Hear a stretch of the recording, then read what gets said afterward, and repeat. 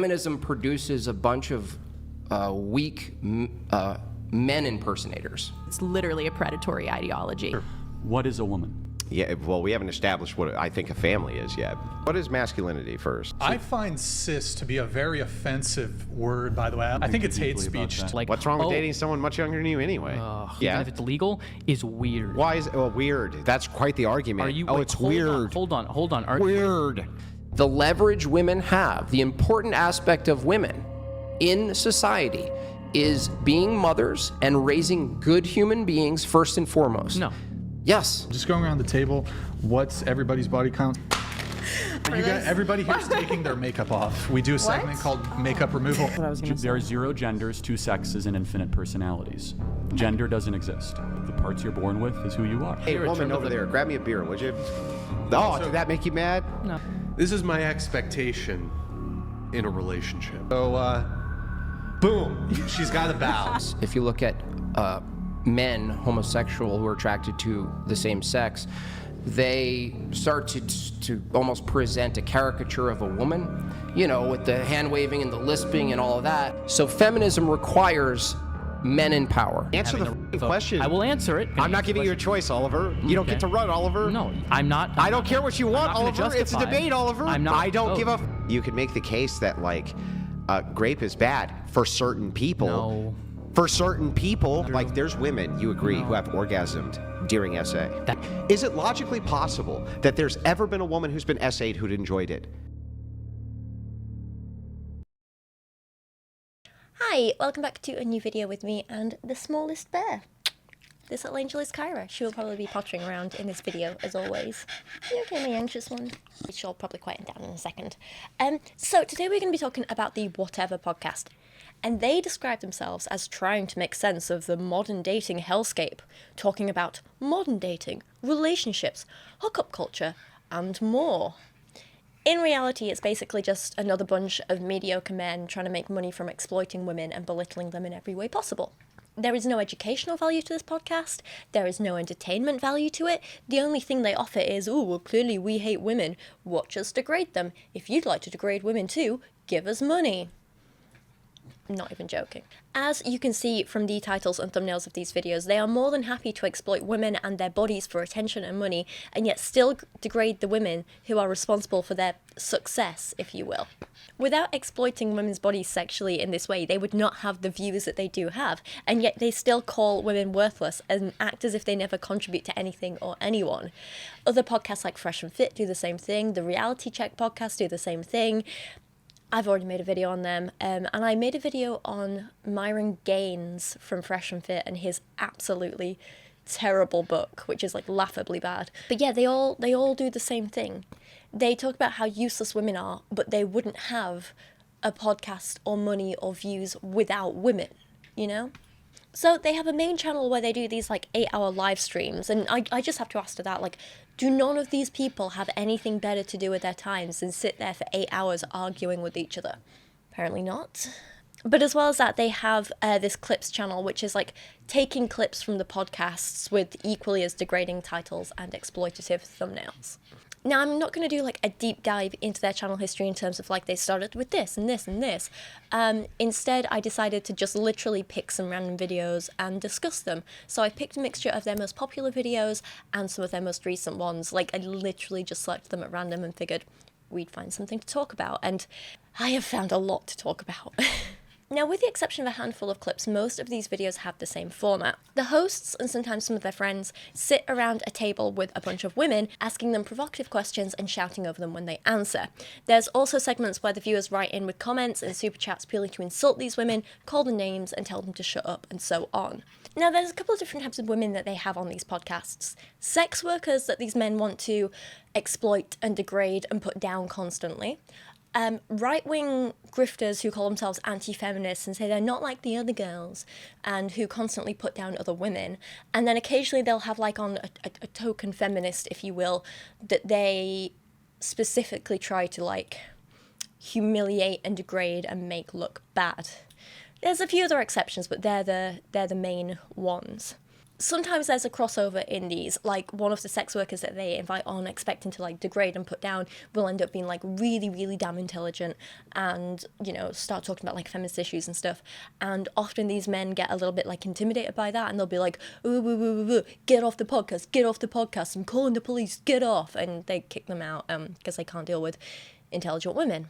So we either see misogyny from the men, internalized misogyny from the woman, and oh god, there's also this really weird thing where they always just have like a silent woman sat in the background, and I don't know why she's there. She just like, she looks like she's dissociating. She's just sat there doing nothing, not contributing. I don't know why it's very odd. I don't understand it. It's very weird. So let's just jump into some clips, right? And I want you to start by watching this one clip, which is just kind of sickening. It's a discussion about body count, which is a topic that I have spoken about before, and I guess I'll quickly summarize my feelings on it now. I hate the phrase. I find calling your number of sexual partners a body count is incredibly degrading to everyone involved. I personally don't give a damn how many partners a person has had, and I wouldn't want them to give a damn about my history as well. I think as long as encounters have always been consensual, and you have regular STI checkups, and you are practicing safe sex, what is the problem? I think the important things are whoever you are currently with, you communicate well, you are honest, you're open, and you're safe. I think they're the main things, right? That's kind of all that matters.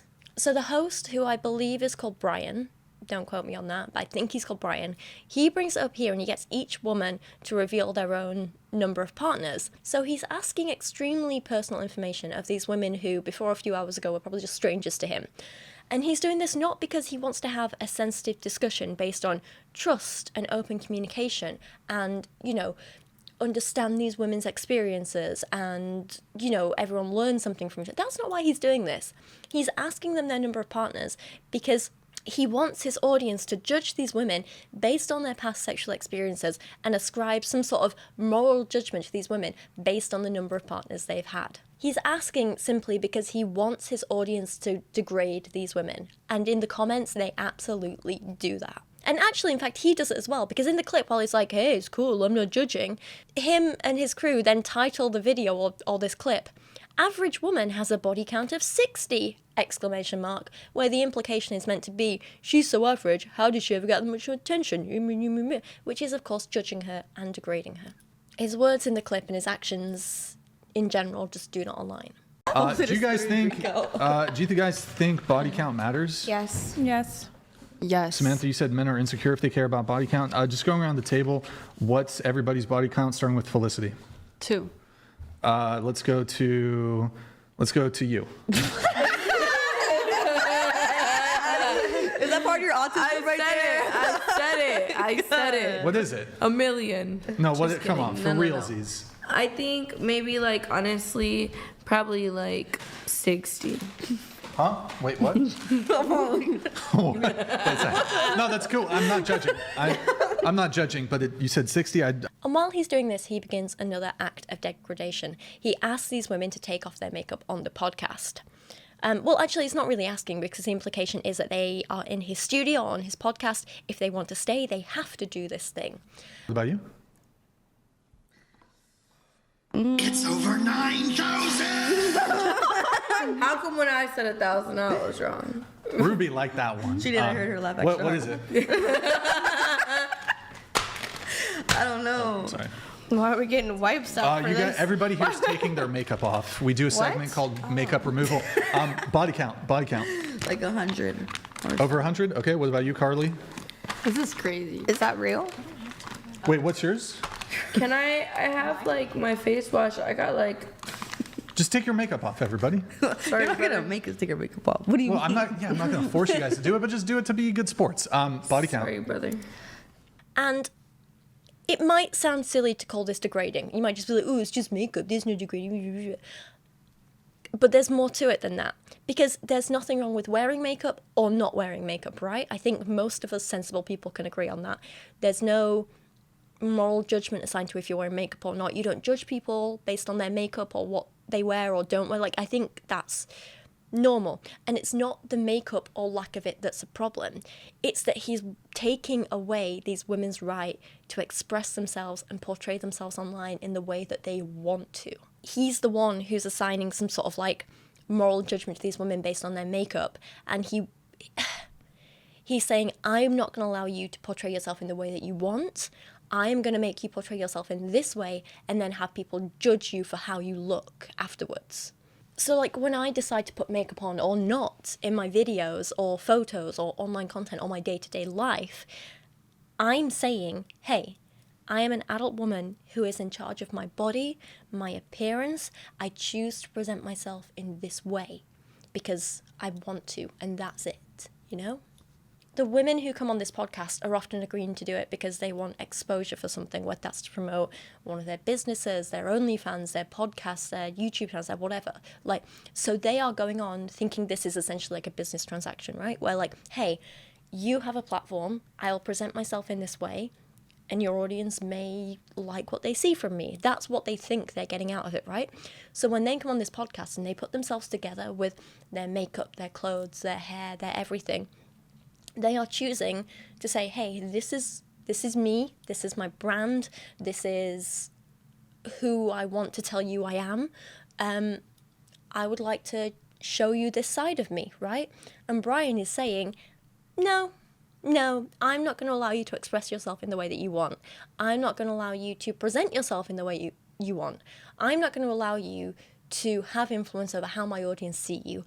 I am going to dictate how they see you, how you present yourself. I am going to make you change your appearance because I can. And that is what's degrading. By saying, take off your makeup or you're not on the podcast, he's saying, I control how you present yourself to the world. I am removing your choice and freedom of self-expression. There is also the wildly misogynistic implication here that he's getting them to take off their makeup because he wants his audience to see the real them, as though wearing makeup is in some way like catfishing or, they're not showing their real selves or whatever it is. And I always say this about makeup, but I'm like, if you really see a woman with makeup and think that's how she really looks, like if you look at me and really think I have shimmery purple and pink eyelids, then that's on you. Because I'm not wearing this to trick people into thinking I have glittering skin. I'm doing it because I'm like, ooh, shiny things are pretty. That's it. Makeup, for most people, isn't necessarily about hiding or changing or faking. It's about self-expression. And in my case, I want to say, oh, you know what? I really like pink and purple sparkly things. That's what I'm expressing. And I don't think that's something to be ashamed of or that men should try and judge me for or control, you know? And then clips like this just end with him going, good talk, and then just moving on to a new topic, because the point was never to have a real discussion. He didn't necessarily care what the answers were. He didn't want to understand these women or their viewpoints. He simply wanted to assign them a number that his audience could use to judge them with and then degrade them. It's about collecting information that his audience can use against these women to put them down. We all know it. It's very obvious from clips like this. I can count on one hand and I still have fingers left, but out of respect for my future husband, I'm not going to talk about sexual specifics with another man. Okay. 0. Body count? I can't disclose it because I have my fans paying for this information. What? Shut the fuck up. Come on, bro. That's crazy. It's Real very piece low. shit. That's I just crazy. made a number up. Standing on business. You see, that's why, you know what? 100%. I love a Nobody's bitch who don't paying say money. nothing. You see what I'm saying? Money for I the actually body just count. had a 20 minutes Here, I'll- video I made for my I fans. just made a number up because you asked me to talk. Oh, It so it's don't higher. matter. No, it was just I'm just making shit up. matter. So it's like 100? Girl, this No. isn't real. It's the internet. This isn't real. Oh, it's the internet. Ruby? I decline to answer. Sorry. Do you want to do a range? A what? Like you don't have to say the actual number, but like a range, is it 10 to 20 or something like that? She said like 1 to 3. Do you want to do a range? I don't. Felicity, you already did it, right? Okay. Well, good talk. The next clip I found that I want to talk about concerns the man versus bear argument, which is a topic that I think a lot of people misunderstand, especially online, and a lot of people just condemn it as like, ooh, mindless man-hating, instead of understanding what it's actually about and why a lot of people give the answers that they do. So for those of you who aren't familiar with this, it's basically a hypothetical thought experiment, right? People are asked, you're walking alone in the woods and come across another creature. Would you feel safer if that was a man or a bear. And strangely, most men answer with man because they find wild animals unpredictable and dangerous, but don't necessarily see a random other man as a threat to them, right? Because generally, men aren't randomly violent or threatening to other men. There is a lot of violence between men, but usually there's some sort of inciting incident, right? It's never really just like random or spontaneous or just like, oh, a crime of opportunity. Like, oh, I've always wanted to hit someone. Let's do it because I can't. That's not very common between men. And there are stats to back that up. Whereas most women, it's been found kind of anecdotally and from casual studies, find that most women answer with bear because while a bear could be a threat to them in the same way that it could be a threat to a man, it's far more likely that a man will be a threat to them. Because if you are a lone woman, the chance of a random man who you don't know and have no way of judging who he is or what he's going to do, yeah, there's a pretty damn high chance that he could be spontaneously or randomly or, you know, just take the opportunity to be violent or harassing or, you know, sexually assault you or whatever. Because that kind of spontaneous violence and sexual violence against women is common. And you don't have to incite it in any way. Sometimes it simply happens because you're there. The average bear will not attack unprovoked, but some men, but plenty of men do attack women unprovoked. So you can see why men may be seen as the bigger threat to women, right? And that's basically the crux of it. It's literally just a little thought experiment to try and highlight the things that women are afraid of, how common sexual violence is against women, how common violence in general is against women, and how even though it's not all men, it could be absolutely any man. Because rapists, people who sexually assault women, people who commit acts of violence or domestic violence or what, like, they don't look a certain way. You can't look at a man and decide whether he's going to be dangerous or not. It's not every man, but it could be any man. You have no way of just like when you see a stranger on the street, identifying which ones are the good ones or not. So, the host, I think his name's Brian, he asked this question and the women answered, right? Would you rather cross paths with a man or a bear in the forest? Depends on the man and depends on the bear. So it's random bear, random man. Oh, okay. He said, so you don't pick. So you might get lucky with a good man or you might get lucky because with a bad. I am a professional athlete, I think that even if the man did attack me, then I would stand a better shot at being able to defend myself against that man than that bear, but also the bear could just leave me alone and the man could attack me. So yeah, and the bear could attack you and the man could leave you alone. Yeah, exactly. So Okay, so which do you pick if you had to pick one? I would say, I guess man this time. Okay, what about you? Well, one time, it's actually funny. It's a quick story, quick. All right. I was on, it's funny. I was on a boat full of lesbians. They were, you know, I was on a boat. We were all friends. It's fine. And it was just ironic because they asked me, oh, what do you think? We saw a bear. I'm from where bears live. So we see a bear. We're like, oh my God, there's a bear. And then they asked me, aren't you scared of seeing bears in the woods when you walk around? Blah, blah, blah. What are you most scared of in the woods? And I literally said, seeing a man. So not a bear. I'd rather see a bear any day. Come across them all the time. Okay, so what? Wait, hold on a second. If you saw a bear, if you saw a bear in the woods, Which would I you have. rather see, the moment you see a bear and you're afraid, a bear that looks like it's going to attack you, would you rather see another bear or a man? Why does it look like it? We weren't talking about looks like it's going to attack you. We just said, would you rather see a bear or a man? If it's a bear, it could attack you, right? It could, Right? and so could a man. You don't know if it's going to or not. If there was a bear, would you rather have another bear there or a man? Another bear. Bear. I've been around many bears. I'm just going to let the rest of the girls answer on this. Okay, sorry. I'd rather it's all be good, around a it's all good. man. You pick men? Okay. What about you? Bear. Bear? I would pick a man. What about you? A man. Okay, what about you? Just a bear. Bear, okay. Man. Okay, so bear. Bear. Right, so this one woman in particular says that she's seen a bear, nothing happened, so she'd be more scared of a man. But men obviously can't stand that answer, can they? Because when do you ever believe a woman when she says anything? I say men, I mean men like this, men like Brian. Not all men. Men are in the minority of my audience. At any point, I only have between like 15 and 20% of men watching.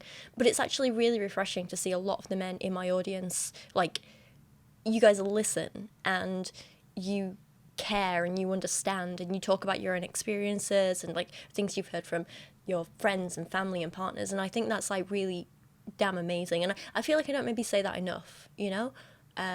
So yeah, I do appreciate that. Like I say, not all men, but these men don't listen to women, and it's very, very frustrating. And again, like, I have to say, I have had many scary experiences with men, right?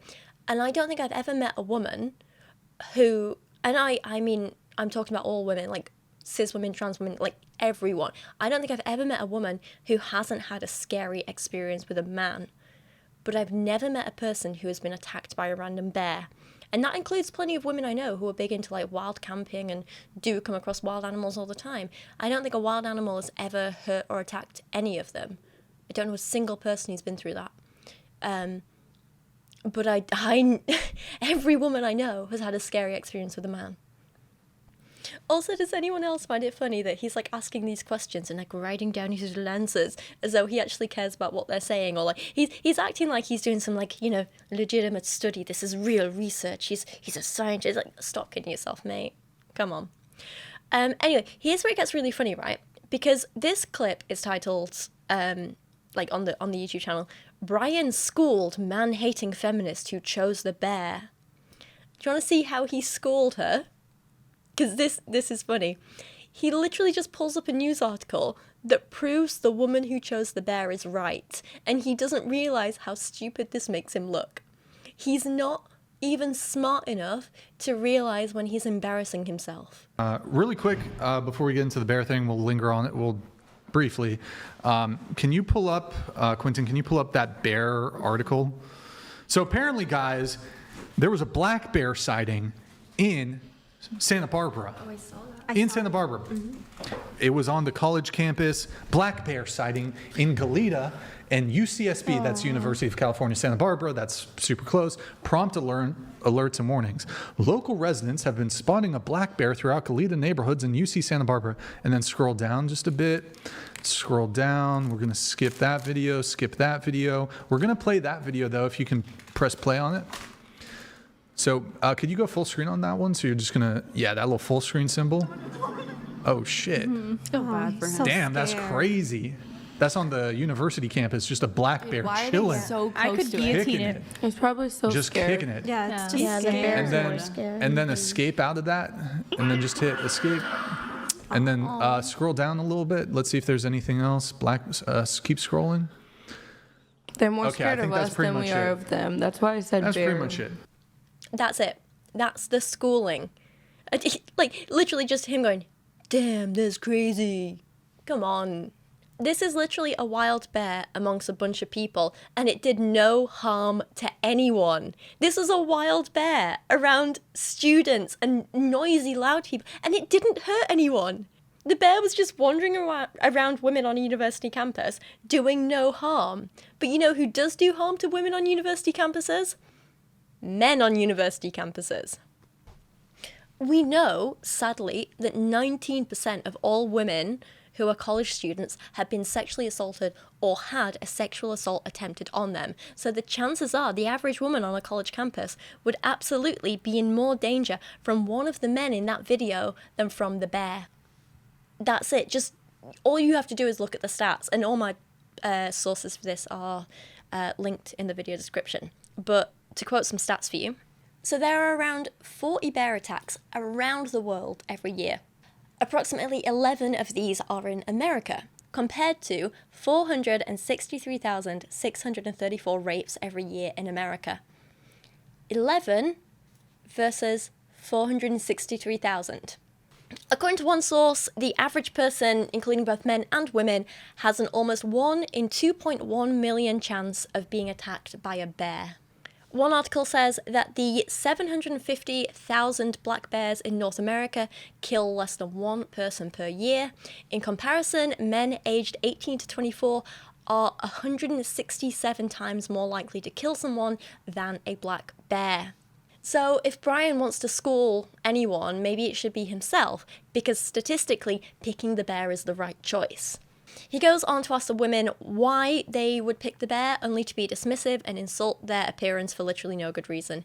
He is petty and stupid. Eaten by a bear than like running into danger with like a man. Like, it's okay, make it quick. Okay, what about you?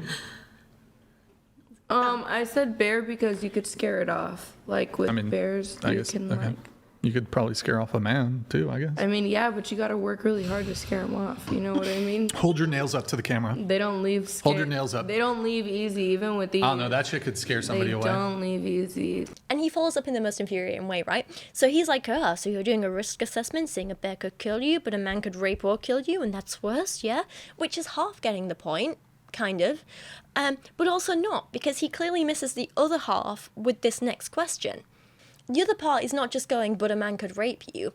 It's that sexual assault and sexual harassment is so damn common, especially compared to bear attacks, but just in general, right? So just take the bear out of the equation for a second. Around the world, 81% of women report to have been sexually harassed. 81%. 1 in 3 women have been sexually assaulted or raped, and 91% of rape and sexual assault victims are women, predominantly at the hands of men. Rape, sexual assault, and sexual harassment is so damn common, and we don't know who is going to do that to us. We just know there's a high chance it could happen, but we don't know who it's going to be by. Because as I said before, it's not every man, but it could be any man. He doesn't understand this, so he doesn't realize how stupid his next question is. Okay. So, I guess just to ask bluntly, what percentage of men do you think are inclined towards like essaying women? Now, once again, this question doesn't really seem that relevant, because if you're in that situation, in that moment, you're not sat there doing the math, you know? You're sat there thinking, oh crap, I'm alone, what's he going to do to me? And there's no visual way of gauging if this man is safe or not. You can't tell. You just think, oh crap, am I going to become another statistic?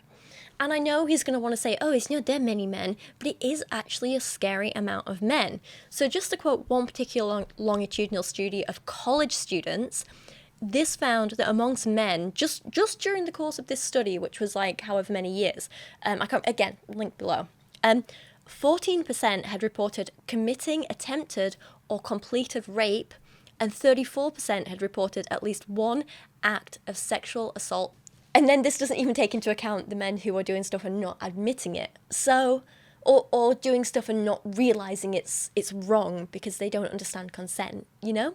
So I think that perhaps more men have committed sexual assault than they are either willing to admit or that they're even aware of themselves. But that said, we have to acknowledge that this is just one study, and that doesn't mean like, 34% of all men have raped someone. That's not what it means. It's just saying it's probably a higher number than we realize.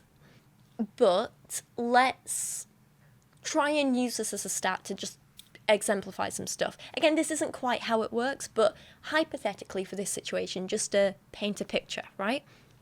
So let's assume you're in the woods, face to face with an unknown creature, and we do have the time to do the maths. If it's a man, you maybe have a 2 in 3 chance of him not being a rapist. But if it's a bear, remember, 11 attacks in America out of around 340,000 total wild bears, so you have a roughly 339,989 in 340,000 chance of it not attacking. Yeah. So as opposed to men where it's like as opposed to men where it's like a 66 out of 100 chance of it not attacking, you know? So are you taking a 99.99% chance of safety or a 66% chance of safety? Because I know which I'm going to pick.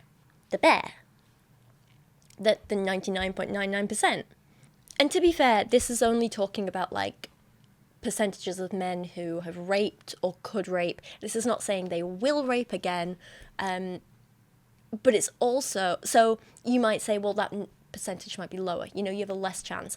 But also, that's only talking about rape. We're not talking about other forms of sexual assault. We're not talking about other forms of violence. We're not talking about sexual harassment. We're not talking about a man who could become obsessed with you and stalk you. Like, there's a lot of things that could go wrong. So I think saying you have a 66% chance of safety is maybe actually perhaps a little generous. We'll start with you, Ruby. I'm sorry, repeat the question. What percentage of men do you think are inclined to essay women? Or kill them, I guess. I don't know. Yeah, just give me, you don't have to be precise. It could be, and if it's off by a few percentage, 10%, 20%, 30%, 40, 50, majority. Okay, just based on I feel like I'm in a bubble, especially since I'm here in Santa Barbara. I feel like I live in paradise. Let's just talk United States. United States. Yeah. Oh, I haven't been to a lot of the... Yeah, that's fine. I haven't been to certain places, and you so can... I wouldn't know how to put a number on that. It's kind of hard to put a number on something like that, to be honest. I think 7%. 7% for you? I wouldn't know a number. No, I think so. I'd have to Out of grab everyone the in the national world, I don't have out a of good gauge. men, I'd probably say like 60%. That's like a little bit more than half. Hold on. Sorry, repeat it. Sorry. Repeat it. Oh, I'd say 60%. 60. 60%, okay. Yeah. What do you think? I'm surrounded by like really good people. It's hard for me to like imagine. So you just think like Santa Barbara is the, hold on, guys, stop. You think Santa Barbara is this enclave of like really good guys, but you step outside Santa Barbara and it's like grape central? No. That's not what I'm saying at all. I'm just saying I don't know any better. I don't know what to compare it with, since I've been always like in a very safe space. I don't know. What do the feminists tell you? This is just so frustrating to watch because he's trying to get these women to give an answer to something which they admit they don't know, just so he can laugh at them when they give a wrong answer, right? When in reality, it's absolutely okay to admit when you don't know something, as this woman here is trying to. And if this guy really cared about having a reasonable discussion and learning from each other, then he would accept the I don't knows. He would maybe offer some actual stats in response, or he would speak to someone who is actually educated in this topic and had had a chance to do the research beforehand. But he won't do that because he doesn't care, because all he wants to do is humiliate these women. With very few exceptions, they generally pick guests who are not knowledgeable in the areas they're being asked about outside of their own experiences. And that's not meant, I say that like not to insult the people on the podcast, but to insult Brian and the people running the podcast, because they're choosing people who they perceive to be easy targets that they can easily shut down.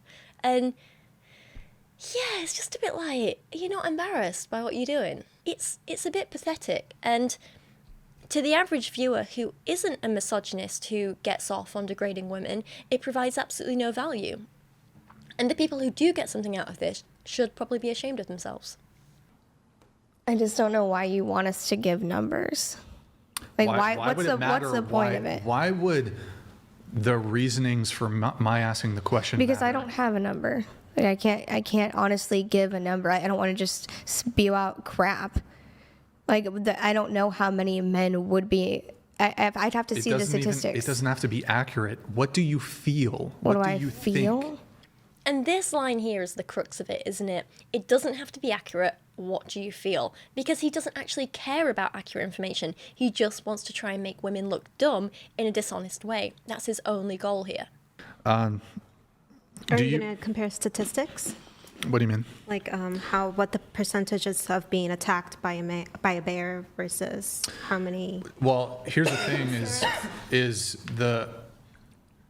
well, let me ask you: do you think that it would be fair to compare all the bear attacks in the USA and compare and say there's more essays and there's more like men who are violent towards women or who murder women than there are bear attacks? Do you think that that's a fair comparison? You're the one who asked the question. We just answered it. You're the one making the comparison. All have been attacked by bears. So, I mean, I would say one, and I don't think the statistics here would necessarily, no pun intended, bear out.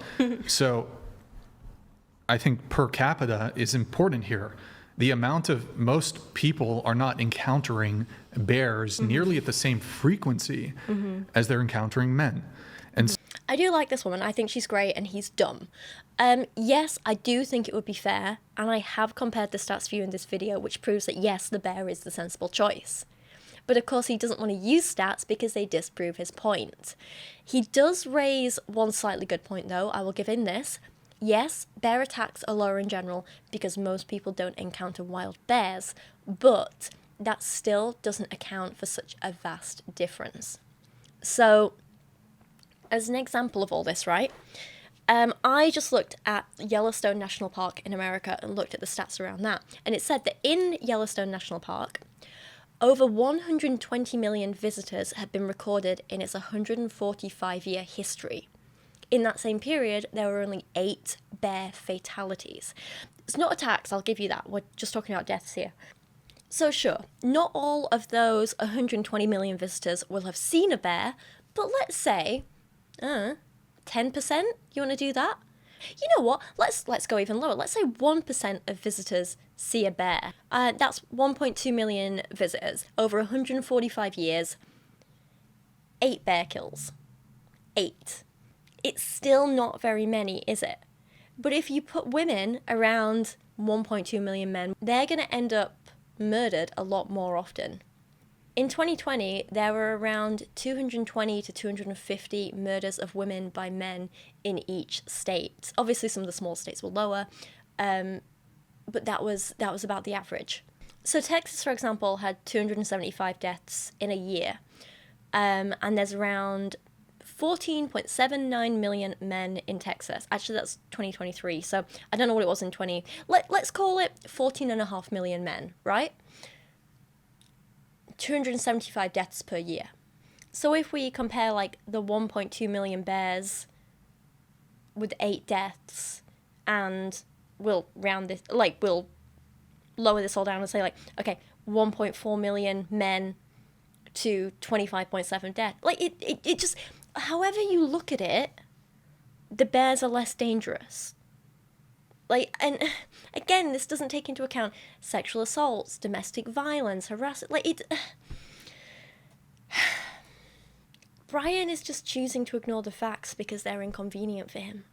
It's sort of emblematic of the degree of feminism and sort of casual misandry, man-hatred that permeates society. So to say, I'd rather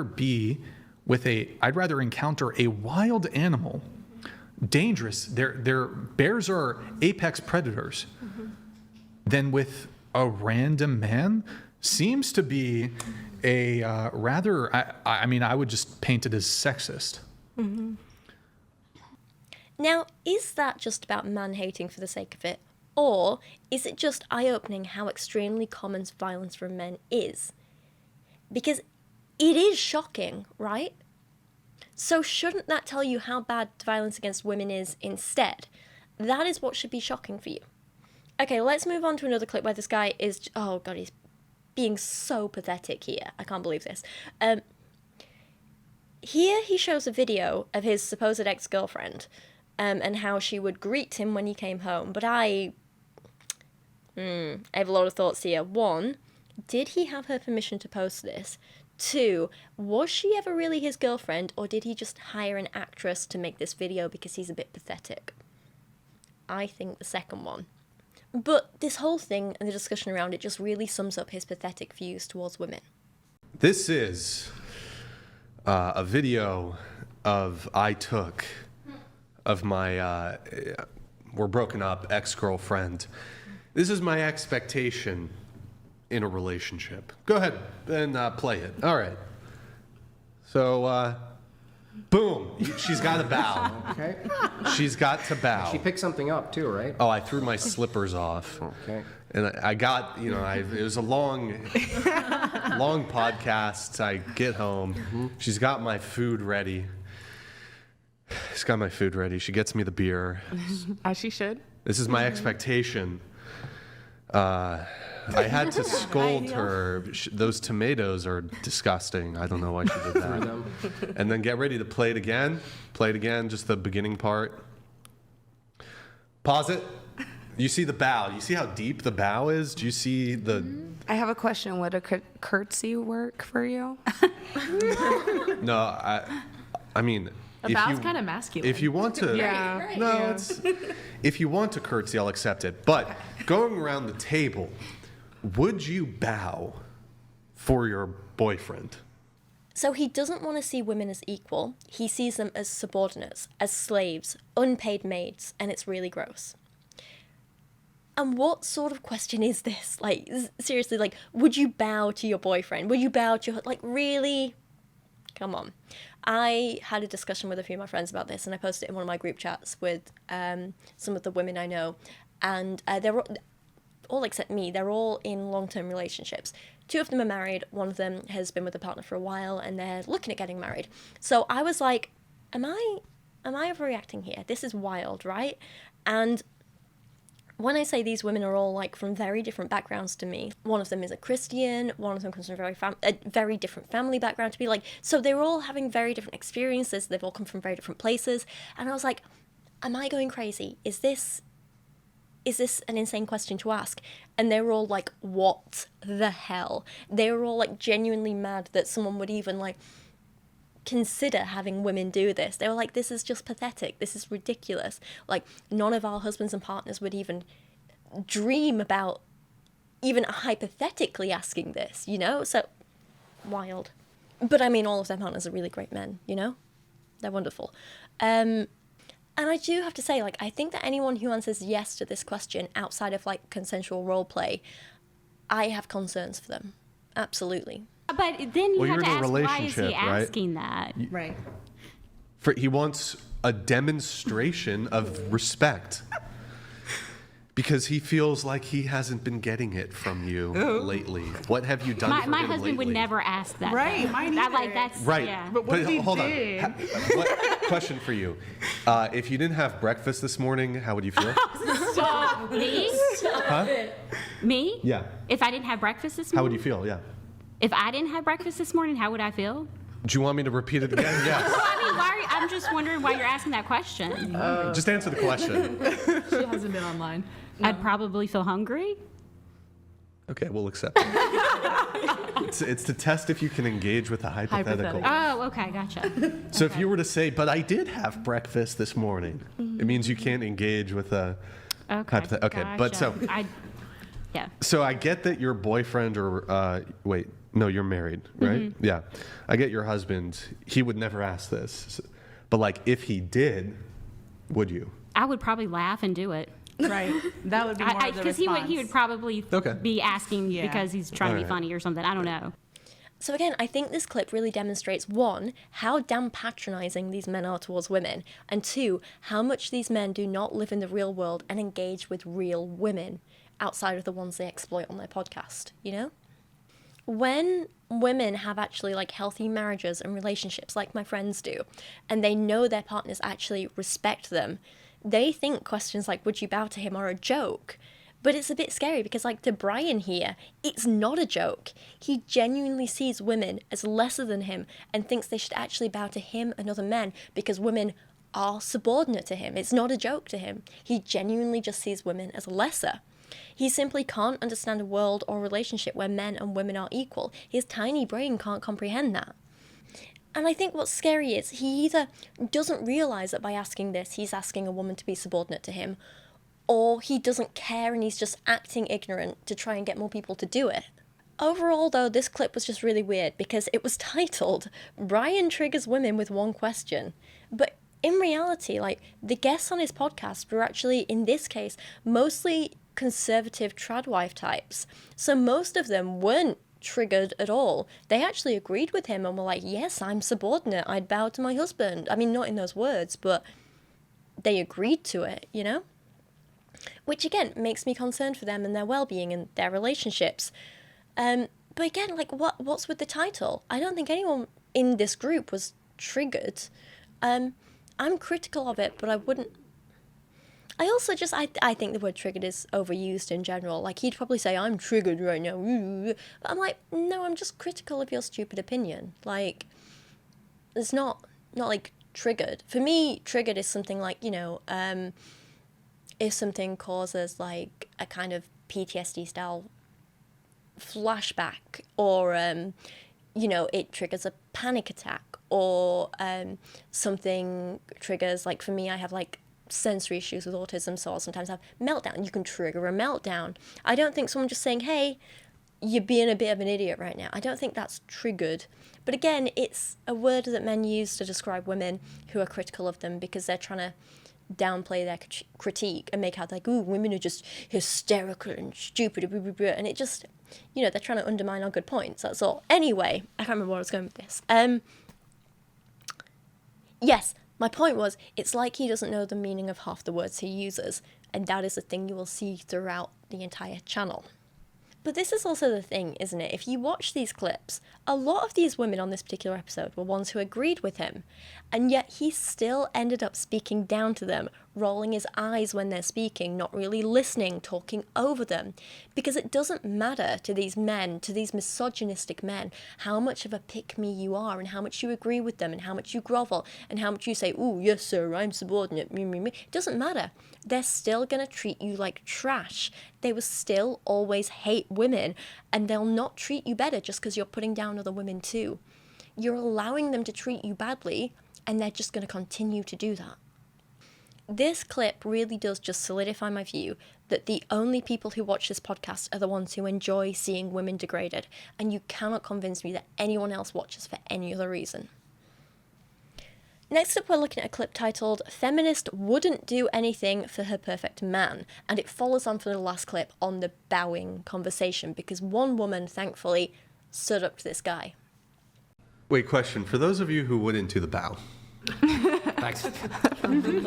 would you bow if you could get the perfect man?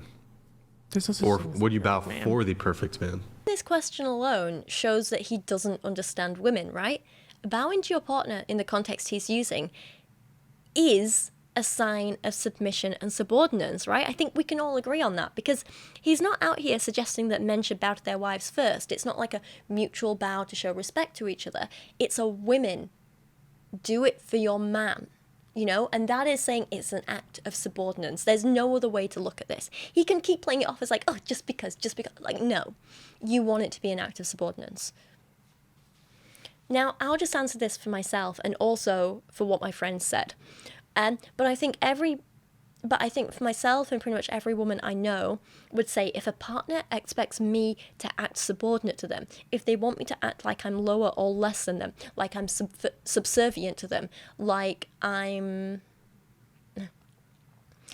subservient to them, then they are not my perfect partner. I don't care what other qualities they have. If they see me as lesser, they are not my perfect partner. So this question doesn't even make sense, because a perfect partner would not ask this in the first place. A perfect partner would not allow me to lower myself for them. It is crazy, isn't it? Because you see all these podcasts where men sit around and talk about, like, ooh, finding a woman who'll bow for them and clean for them, and you never see women sat around doing the same thing, do you? Going, ooh, do you reckon I can find a man who'll bow to me and cook all my meals and be my slave? Like, no. When women talk about, like, finding a partner, like, or when women who are into men talk about finding a partner, it's often things like, oh, do you think I can find someone who's nice and supports me emotionally and is fun to be around? It's very weird, like, the different priorities some people have. That said, I don't think women talk about men half as much as men like this misogynists talk about women, They just get together and they just degrade women and put them down and me. I know, like, a lot of these misogynists like to say that, like, ooh, feminists are just man-hating, but they're the ones who spend all their time degrading women and talking about how much they hate and dislike women and how much they want to make women subservient to them.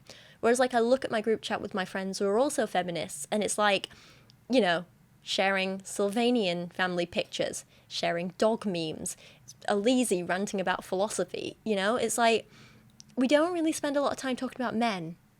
So, again, it's like they're just never around women, isn't it? Yes. Of course. Yes? Okay. Perfect man. Would you bow for him? Perfect? Perfect. Yeah, I would do that. Okay. What about you? Yeah, yes. Definitely, yes. Okay.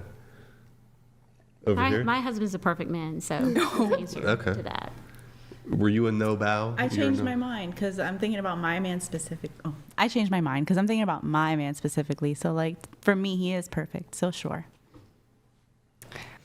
You know, as I always say, I'm all for women and just people in general actually being able to choose whatever they want in their life, including what kind of relationship they want or don't want, you know. But I can't pretend I'm not concerned by these answers.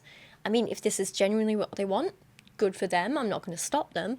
But it does concern me a bit, and I can't deny that I kind of want to just like sit down with them and have a chat and be like, let's work on your self-esteem. Are you okay? Love my man, love you, baby, but no. It's still a no. It's still a no. Wait, you've been in a relationship for 5 years? Mm-hmm. Your current boyfriend, he asks you to bow, you won't do it? No. So what if the ultimatum is, do it or we're breaking up? Yeah, break up. Easy choice. No relationship is worth degrading yourself for. I can't believe that's controversial. It's crazy that it would get to that extent in my eyes. So if you feel so moved as to do so, then I wish you the best. But so just to be clear, for your 5-year relationship, you wouldn't do the bow to save it. Okay, I'm gonna ask him, why do you need me to bow? Why is it so? Me bowing would make or break our relationship, then I think I'm good off you. He just wants it. This is what he says. He's just, I just want you to do it. Again, it's not just a want, is it? It's more than that. But he doesn't want to admit that he enjoys degrading women, because that's saying the quiet part out loud. Couldn't he ask you, why is it so important for you not to? Okay. That's a good. Yeah, he could. And I'd say I don't feel comfortable placing myself in a subordinate position to someone who's meant to be my partner, and if that's the only way for us to stay together, and if the only way for us to stay together is for me to degrade myself, then I don't want to stay together. It's that simple. Well, I think it's also like we can go back to the whole me being masculine, and I have certain views that, you know, I feel like just will never change, and I just think bowing is ridiculous. I'm not doing that. I'll put my life on the line. I think maybe it's a little bit of that, right? Also, I just feel like that is ridiculous. You know, why am I bowing to my man? I will hug you. I will kiss you. I will tell you I love you. She said, "Yeah, I would do that," and she said, "I would just make it fun." Isn't it interesting that her context for it could be empowering and fun, and yours is like it's impossible to reframe the context to be fun or empowering? It has to be. This is abuse. This is not you said abuse, but like this is humiliating. I'm less than. Because some women have internalized misogyny and will kid themselves that, ooh, it's just silly fun for a man to make me feel like I'm lesser than him. Or in the case of some of these women, they're framing it as like, well, I do it as a joke because I know my partner would never degrade me like that. Because they know it's not really their partner asking this question, and instead Brian asking it. I'm pretty sure his name's Brian. I'm doubting it now. I'm pretty sure it is. Sorry. There's a lot of these men on this podcast, and they're all identical. If they know their partner respects them, then they know they'd never genuinely ask it, which is why they can frame it as a joke and be like, ha ha ha, yeah, I'd do it. But in the real world, in like a real life situation, if a man is outside of a joke or a role play or whatever, genuinely asking you, either bow to me, or rather telling you, either bow to me or we break up, that's not just a bit of fun. That's not just a joke. There's not respect there. That is literally a man saying either degrade yourself or we're over. And that is pure misogyny. And that's not something you can just laugh your way around. I wouldn't say all that like, oh, I feel less than. I just really see it as why is that make or break? I just feel like there's plenty of things that I've asked my man to do and he's just like, yeah, that's just not me, and I've respected it, you know. Cool, not a problem. It's not gonna make or break. I'm not gonna put an ultimatum. If you don't do this, then it's not killing nobody. Do you ask him to put the seat back down? No. Does he bow the seat? No, he does what he wants. Listen, he does what he wants. You know what I'm saying? How completely odd is this comparison? You should physically and metaphorically position yourself as being lesser than him because some women ask a man to put the seat down to improve their comfort. they're not even close to comparable. Degrade yourself, think about my comfort. They're not equal. And this is just a personal thing, but I've never really understood the toilet seat issue. Surely it's as much effort for someone to lift it up and put it down every time as it is for you to just put it down before. I don't know. Doesn't make any sense to me. Anyway. Many of you expected, and I'm totally fine with it, is the man standing closer to the disaster potential area of a street. That's like potentially paralyzed, dead, your insides, losing a leg. And that's like a big bow. That's like 30. I think that's equivalent to like a whole year of bowing. Again, he can't be serious with this comparison. He's saying that a man choosing to stand on the outside of a pavement once is the equivalent of a woman having to degrade herself for an entire year. That's just wild. And there's a lot to unpack here. I mean, calling the outside edge of a pavement the disaster area is a wild exaggeration, right?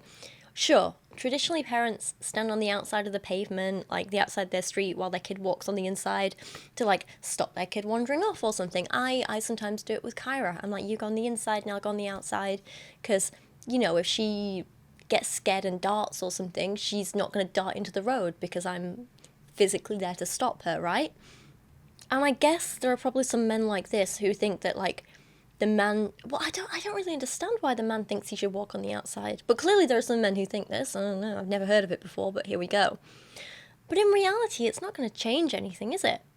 I walk on the outside edge of the pavement with friends or family or Kyra all the time, and I've never lost a leg or risked paralysis. I don't consider myself in the disaster zone, or whatever he said, disaster area. Why do these men act like they're constantly putting their life in danger by merely existing in the same way that the rest of us do? It's like these men who go on about how, like, oh, I'm protecting my family, I'm the big protector. It's like, protecting them from what? When have you ever actually had to step in and protect them from anything? When have you ever, like, stopped them being in danger? Because that's not a regular thing that happens. I mean, sure, there are times when, like, I've had to, like, physically step in and save someone I cared about from violence, from, like, a much, much bigger man. Like, I won't go into details, but, like, it was terrifying and awful, and I did it. And I did get myself hurt in the process, but I saved them, and that was a good thing. But again, I think that's just something you do for the people you care about. It's not like a man does it for a woman thing. It's a people do it for the people they care about thing. And, like, because I mean, like, I was a young girl and I did it for a grown adult man. So it's like, I think it's just a thing where you step in to protect the people you care about. But it's also not a regular occurrence. It's not like a man is having to leave the house every day and, like, fight off hordes of zombies to make sure his wife can live another day, and that's how a lot of these men make it out to be. And it's just, I don't know, I just think they have these, like, it's almost like delusions of grandeur, where they're like, I'm putting myself in the disaster area, I'm protecting women every day, I'm risking my life. And I'm like, you're not. You're walking down the street. I do it all the time. Calm down. And again, I can only speak for myself, but and my friends who are women, because I asked them about this as well, and literally none of us expect a man to walk on the outside of the road. Like, again, it's just not something I've heard of before. It's weird. But there's actually an argument to be made that chivalrous behaviour like this is actually also a form of misogyny. So Kristin Anderson wrote a book called Modern Misogyny that actually calls this like acts of chivalry and stuff like that. She calls it benevolent sexism. And she writes, and I quote, "Benevolent sexism is a thornier concept because it involves attitudes towards women that seem positive on the surface, but in fact are patronising and disempowering. Benevolent sexists characterize women as pure creatures who need protection from men. It reflects the view that women should be adored by men and women are necessary to make men complete." He goes on to write, "Men should be willing to sacrifice their own needs, but not their power, to care for the women in their lives. Benevolent sexists agree with statements such as, in a disaster, women ought to be rescued before men, and a good woman should be set on a pedestal by her man. For women, benevolent sexism undermines women's resistance to male dominance. Benevolent sexism is a subtle form of sexism. People do not immediately recognize benevolent sexism as sexist, and many women are even flattered by the attitudes of benevolent sexism, just as some women are flattered by so-called chivalry. So, yeah, this idea that like a man needs to walk on the outside and protect a woman, it's still implying that women are weaker and in need of protection, and it's still misogyny. It's still sexism. So, yeah, I think whether it's men or women suggesting that women need protecting in some way, it still has its roots in misogyny. And it's not okay, and it's not something I can get behind. What's the difference between a hug and a bow? A hug, that is such a mutual thing. It's just loving. It's very endearing. A bow, what do I get off of a bow? Yeah, to put this a little clearer, generally hugs are a sign of mutual respect, affection, and care, and a bow is a sign of subordination from one party. That's the difference. The fact he cannot understand this and has to ask this question, or perhaps is trying to trick a woman into thinking mutual affection is the same as subordination, is a little bit scary. Let's say you broke up with your current boyfriend. Okay. Is your current boyfriend the perfect guy? Yeah. He's perfect? For me, yes. 100%. So just be, okay, well, I guess I don't even need to ask it then.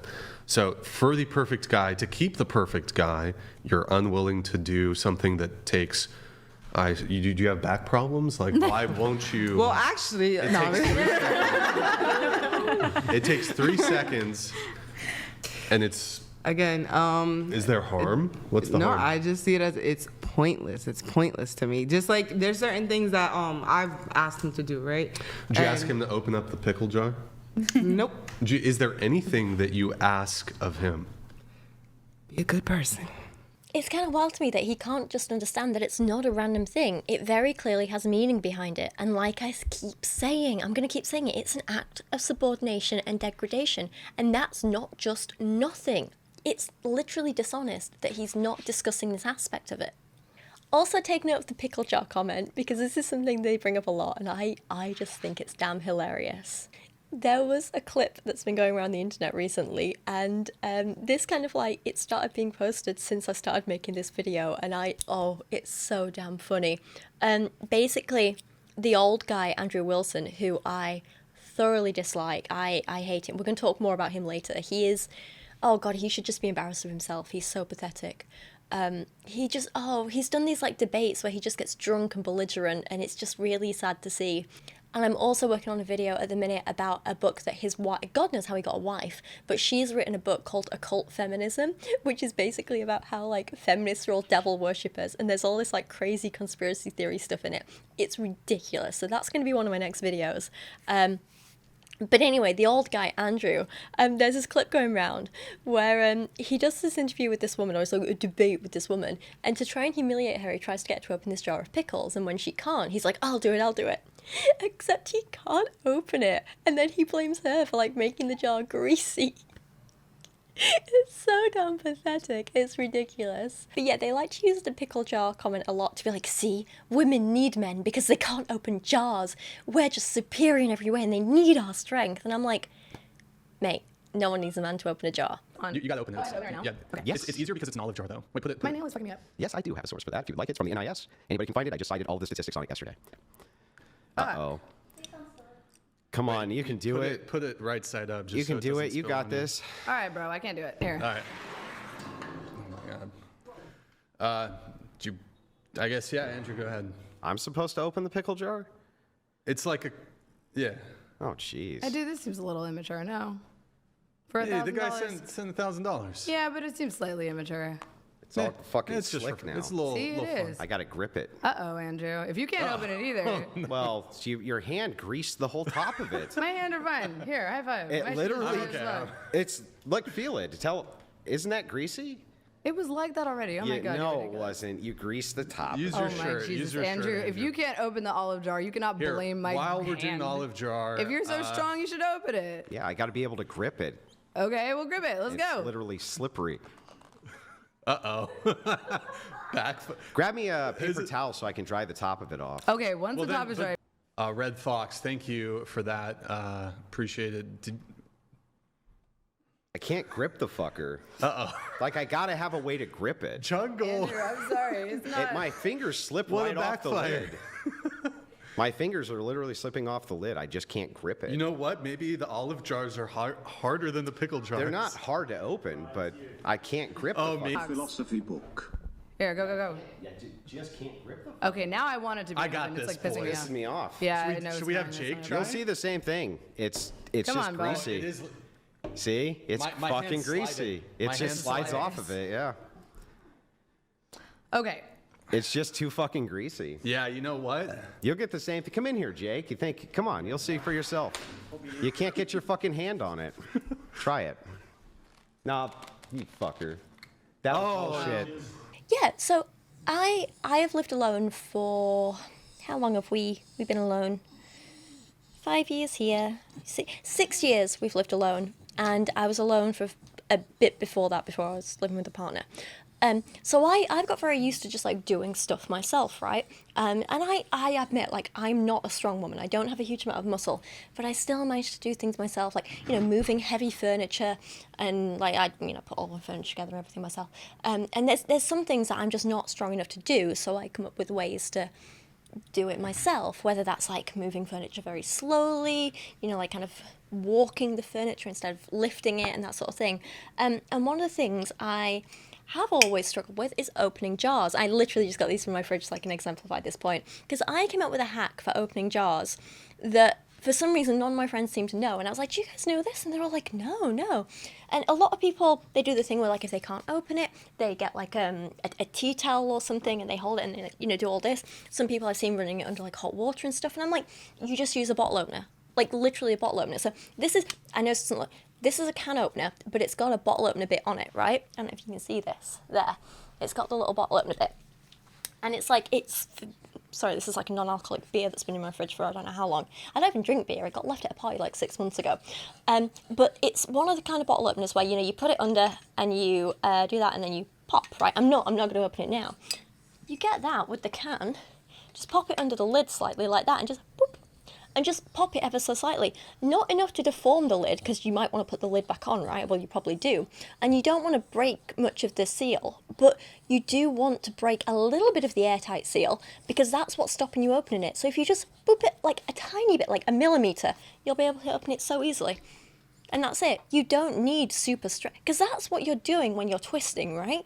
You're ever so slightly kind of pushing in the metal to break that seal so you can twist it. That's all the can opener's doing. And it takes absolutely, or the bottle opener, it's taking absolutely no effort. So you can use one of these that's like a thin point like this, or you can use the ones that are like, you know, the flat tops. Any of it, you just pop open a jar. You don't actually need massive strength.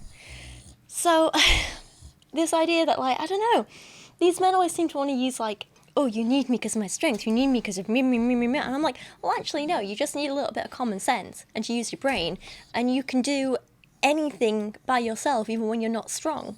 I mean, like, look at me, I've got no arm muscles at all, and really? Yes? But, sorry, Kyra wants to say she's very strong. Yeah? Come here, come sit my knee, babes. Good girl. Okay. And I've managed to do, like, I've got a king-size bed in there that's massive, and I've moved that from room to room by myself. I've moved it all over the place.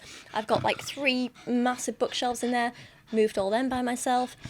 You just find new ways of doing it that don't need just brute strength. You know, you're clever about the way you do things. Anyway. Right, anyway, let's move on. This video is titled, "This Lesbian Got So Tired of Women She Went Straight." So you mean a person who's dated both women and men? I think there's a word for that. I'm very, very tired of just like general bisexual erasure everywhere. Like, can we just not? It's another form of biphobia, which is a type of homophobia, and it's just not okay, is it? Is it, Coops? No. Like, and bisexuals do not stop being bisexual just because they're currently dating a man or woman or whatever. Like, they're still bisexual. I think the other thing to remember is that sexuality is completely fluid and does change over time. So it's not that, like, oh, she just decided she hates women, so she stopped being gay. It's like, no, maybe she just met a man she was attracted to. That doesn't necessarily, like, define her sexuality. That doesn't mean she was never gay. That doesn't mean she hates women. Like, I don't know. It's just, it's very problematic, and I'm just a bit tired of it. This whole clip, though, is so bizarre and full of, like, these super weird stereotypes, and it feels like none of these women have ever met a gay, or men, or it feels like none of these people have ever met a gay person before, or a queer person, and it's absolutely bizarre. I was, like, sat here going, like, what the hell am I even watching? Take a look at this clip, and I'm going to take this little beast for a walk. Yeah? She's a little grumble pig. Is it always like that? Like there's one masculine, one feminine? You know, I would say 9 times out of 10, I think there is, but also I will say from where I'm at, because, you know, all different parts of the world, there's so many different types of people, and I would say where I'm at, New York, New Jersey, it's usually like that. You have the one feminine, one masculine, but I also, with years of, you know, dating women and not dating men, now that I'm with the man, I'm just like, okay, got it. Like, it's not only, I'm like, it's not really supposed to be like that, but I have seen like feminine, or even mask to mask. That's happened. Right. I've dabbled. But it's a thing. Who pays on the date if you? Let me tell you, I was going broke, so I would say. Can I tell you all the questions you guys are gonna have for her? I've grown up asking her, so I can understand. Yes, So, she's why still do you studying me. think that is? Like, if you guys are women and you want to be with a woman, like, why is one trying to look like, or I mean, correct me if I'm wrong, but why is one looking like a man or trying to look like a man? Were you playing that role before you met your, or was that after, or is that a discussion y'all had? You know. With my current man? No, with before the woman that you were dating. Okay. Like, did y'all discuss who was going to be more masculine? Honestly. You know, all of the content aside, does anyone else just find it so weird that Brian just looks so blank and emotionless when a woman is talking? It's like he's doing this podcast, it's his job, but he doesn't want to be there. He doesn't actually want to listen to women talk. He's just... You know, at most, if he ever shows emotion, it's like rolling his eyes or a little bit of disgust or whatever. It's like... But yeah, does anyone else find it odd that, like, a bunch of straight people are sat around talking about queer people like they're the experts on this, and instead they're just spouting a bunch of, like, stereotypical nonsense? It's just really, really bizarre. The whole acting out the traits of the opposite sex is really interesting, because if you look at men, homosexual, who are attracted to the same sex, they start to almost present a caricature of a woman that even women don't even sound like that. It's like it's like a woman that's cast in like a TV show that's over the top, but then you know, with the hand waving and the lisping and all of that, like, what's the equivalent for lesbians? Well, I got you. First, let's drop it. Is it like crushing a can? Sitting with your legs apart. What do you do? Like, so first with the fashion, so it's the look, right? You gotta nail it, right? You gotta sell it. Like Young M.A. Yeah. Hello, so you look like Rosie the Riveter. You're all let's go to the bar. The snapback was a thing. It was a thing.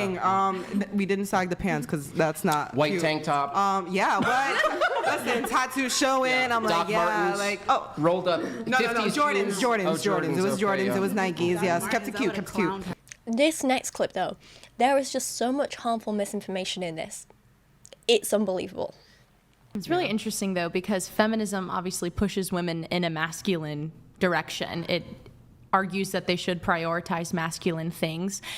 But on the flip side of the coin, feminism also waits for a woman to be hurt by a man. Then it jumps in the picture and promises everything. So a lot of times I'll go to colleges and I'll talk to these girls and I'll say, we've all had bad experiences with men in our lives. Every single, guys have had bad experiences with men, but feminism waits at your doorstep and promises you the world to heal you from that trauma. And it just seeps in at the wrong moment. And that's why I find feminism is so predatory on women who may not have had good father figures or have had traumatic relationships, or, you know, women who grew up with a development of an attachment style trauma. If they had an anxious attachment develop because they were abandoned, or avoidant attachment develop because they were also probably abandoned. A lot of times girls with trauma will end up as feminists, and it's, you know, and then be presenting as masculine because it's literally a predatory ideology. There's also, they used to study it more. They just coincidentally kind of stopped putting in the spotlight, but like early abuse, emotional abuse, sexual abuse used to be studied with both men and women, homosexuality, and they just kind of like No, I was born this way. They kind of skip that aspect, and they're like, no, I'm going to just skip to I'm born this way, which doesn't make any sense still to this day, because can you imagine the doctor, like, raising the child and being like, it's gay? It's like, it doesn't make sense. There's a lot more to these stories, but because it's been sold as, like, I agree with you, that sort of reaction, it's sold as empowerment. You're going to be a feminist and a lesbian, and then they just jump right into the role. But it's like that's why I wanted to ask you, not that you could know this, but would you suspect there are other women who went through kind of similar thing as you, and they are essentially doing a kind of role playing? Yes. Not that you would So, like, where do I even start with this? First up, this is just straight up homophobia, and I can't believe there are genuinely people in this day and age who still think that being gay is a trauma response. That's just wild. How dumb do you actually have to be to think this? And secondly, let's also talk about this bizarre attack on feminism in here that also makes no sense. Have you considered that perhaps people who have more trauma are feminists, not because feminism is a predatory ideology, but because people who have seen injustice and pain want to stop those injustices and pain, both for themselves and others going forward? And even the claim that, like, people with trauma are more likely to be feminists, I don't know how true that is. You know, we're just assuming it is. I don't necessarily think that is a bad thing. I hear stuff like this so often in my videos, and once upon a time I'd have been like, hey, you know what, maybe they're just misinformed, let's kindly show them why they're wrong. But in this case, like, I don't think it's that. I think this is willful ignorance from these people. I think they are purposely spreading misinformation. They can't seriously believe this nonsense, but they're just like, hey, you know what? How do I discredit feminists? How do I maintain this control and oppression? What is the wildest thing I can say to try and get people on my side? I don't think it's misinformation or misunderstanding. I think they are purposely spreading misinformation. There's no way that, especially with the homophobia stuff, a good person would say any of this or genuinely believe it. Like, it just, I don't see it happening. Like, how can you claim that wanting equality is inherently predatory? It makes no sense. And then they go on to talk about how if a woman wants to date other women or have more of a masculine or androgynous style, then that is trauma, and it couldn't possibly just be someone being happy and confident in who they are.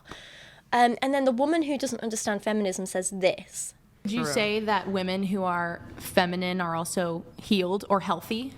Honestly, I would like to lean towards that, because I would say I've been in relationships, whether it's male or female, that I just felt like I always had to be on guard. I had to be the lead, and it was too much. And I'm like, this is not natural. Then going into a relationship where I'm like, oh, like, this is actually great. I like being able to just do my job and be a woman, because like that's what I am, and it is healing. So I would definitely like to side with that, and yeah. And this is one of the stupidest things I've ever heard. Being masculine or feminine or anything in between or whatever has absolutely nothing to do with trauma or healing or anything. It's almost too stupid for me to actually justify this with an answer or bother explaining why they're wrong. It's just a fundamental misunderstanding of the basics of gender and gender expression. That's one of the most egregious from the feminist ideology, is like, it takes what's leverage for women, your sex, your virginity, your chastity, your virtue, and it flips it and says, no, that is your power. Right. And a Christian says, yeah, that's partly is your power. But it says, give it away, basically give it away. Like, here you go, like free. And again, there's a long process here. You go back to the 60s, there's a dedicated movement toward psychedelics, free love, concentrated effort to get that to happen. And lo and behold, just a couple decade or two later, the foundation of the home starts to wither away, and then women are like, I'm not having kids, like, I'm not going to be a slave to the kitchen. Meanwhile, if you just kind of, it could be the case that the truest form of feminism is being a homemaker. He's just really stupid. Like, of course it can be feminist to be a homemaker if that's what the woman wants. If it's entirely her choice and she has this freedom to make that choice, then more power to her, you know? It should always, always, always be about allowing all people, not just women, all people, but, you know, obviously including women, to decide what roles they want to take on in life. I also hate this idea that women need to leverage sex and virginity, and how he talks about sex being something that a woman gives away. It's disgusting, it's dehumanizing, it villainizes women for simply being sexual beings. It implies as well, like, this is something that I mean, obviously, like, I've mentioned asexual people a lot in my videos, but I don't know if I've ever touched on this topic, but, like, do you not find that when people are like, oh, sexuality is the only thing women have going for them, it's the only way they have power and leverage, like, is that not just really damn insulting to asexual people? Like, you're claiming that an asexual woman can't possibly have any power in this world because, well, they don't want to be sexual beings in that way. Like, that's really damn insulting and obviously just not true. But in regards to women who do want to have sex, we absolutely need to stop framing a woman choosing to have sex with someone as her losing something or something being taken away from her, because that is absolutely not true. It's an enjoyable activity she is choosing to participate in. She is gaining pleasure and joy and closeness with a partner. That's not losing anything. That's not giving away some part of you. That's gaining a meaningful experience between two or more people. Get a grumpy beast here. But that's the thing, isn't it? Men like this don't want women to gain anything from sex. They want to be entirely taking from people and not allowing women anything in return. They don't want a woman to choose or have freedom. They don't want her to gain in any way. They just want to oppress. That's what men like this do. And sure, there absolutely was an increase in people talking about sex in the 60s and 70s, but it wasn't just all of a sudden overnight, all these women are going around sleeping with everyone all the time. But it was true that during this time, birth control became more readily available, became safer, became more affordable, and therefore people were using it more. They were more able to enjoy sexual freedoms they weren't before. And overall, with that shift, sex did become less stigmatized for women, and I think that's only a positive thing. And here's something really interesting for you. This is a bit of an aside to the topic, and I want to take you down a little history lesson here. If you're not interested in this, that's okay, you can skip to the next chapter, but it's something that I do think is going to be really fascinating for those of you who are interested. I was recently looking through old issues of Cosmopolitan magazine from, some were in the 20s, they were really damn old, but most of the ones I want to focus on in this video were from the 60s to the 80s. And Cosmopolitan's interesting because it's always been a little controversial. It's always kind of pushed the boundaries, right? Hasn't it, babe? Yes. And I thought that by looking at a magazine like this that was kind of aimed at the average everyday woman, it would give us real insight into what a lot of the attitudes around food, body, sex, relationships, femininity, work, education, views into what all of that was like at the time for the average American or English woman. I think most of the issues I looked at were the UK versions. But yeah, it was just really, really fascinating. Now, what's really interesting is that there were things in these magazines that would be considered really controversial today. So, for example, there was this story from 1962 about how useful fasting is for weight loss. Okay, why are you anxious? Now, this, of course, is incredibly dangerous, with the article saying things like, you can eat to your stomach's content, but after you feast, make sure you fast for 1, 2, or even 10 days straight. After the first day, you don't even feel the hunger pangs. Literally encouraging an eating disorder. So damn dangerous. Or there was this article where actors give their dieting advice, including, every girl has to worry about her figure. I do a series of pushbacks. I push back from the dinner table before it's too late. I have a rather unique diet. I can eat anything I want, I just don't swallow it. Nowadays, my only problem is getting enough energy to keep me going through my hectic and demanding schedule. I live on vitamins, yeast tablets, plus occasional glasses of tiger's milk. Bikinis are a girl's best friend. I wear one as often as possible. Then if I look down and see my stomach sticking out, I immediately pull it in. Another trick is to not put on much weight when you're pregnant. It's too hard to lose. This is scary, this is dangerous, but this was just the norm at the time, and it was just published so freely without consequence because everyone thought like this. And it was a cyclical thing, you know? People thought like this, and then it got published, and people read about it, and then more people thought like this, and, you know, it just got worse and worse. But it wasn't just dangerous dieting advice either. It was really interesting to see the changing attitudes towards relationships over the decades. This article from 1962 was shocking just because it suggested that some couples out there were cohabiting before getting married, and Cosmopolitan were like, whoa, whoa, this is immoral. Can you believe people are doing this? Seriously, Cosmopolitan called it a disturbing trend and warned that religious leaders point out that trial marriages violate Judeo-Christian traditions and are immoral, inhuman, and ineffective. This was also the same year they published the article that says, I was raising a homosexual child. What mistakes do parents make that can turn their children into abnormal men and women? Doctors now assume that most homosexuals are born with the capacity to be normal. They may turn to homosexuality out of fear and inhibition of normal sexual expression. And obviously this is like shocking to us today, but like I say, it was normal at the time. But isn't it funny that we're like, oh my God, can you believe they were saying this in the 60s? But then this is also exactly the stuff we literally just heard on the Whatever podcast. So they're living in the past. Like not in a good way either.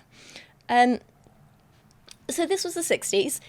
They were still quite conservative, you know. And Cosmopolitan were controversial for the time, but still conservative by today's standards.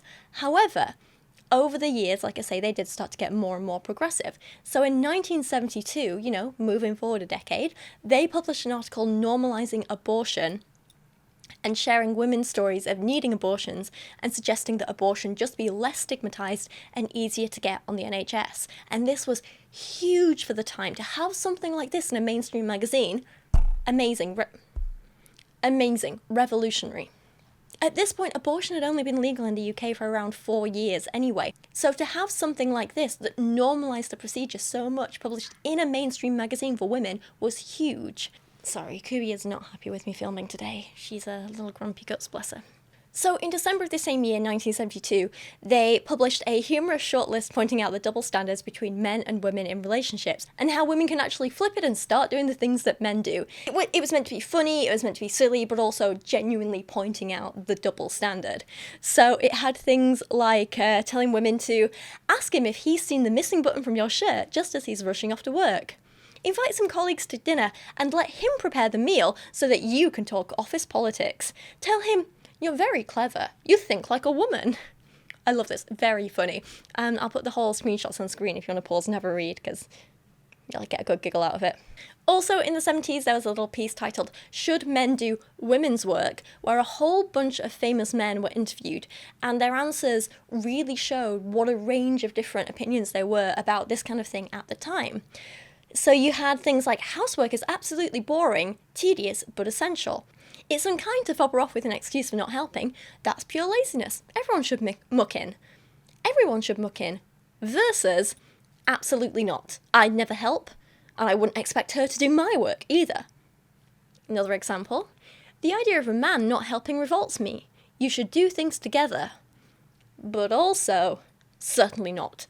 Men should give their orders in firm, clear, but kindly tones.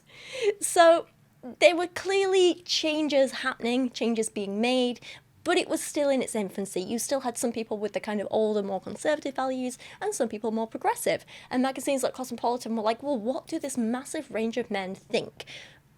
Let's show both ends of the spectrum, you know?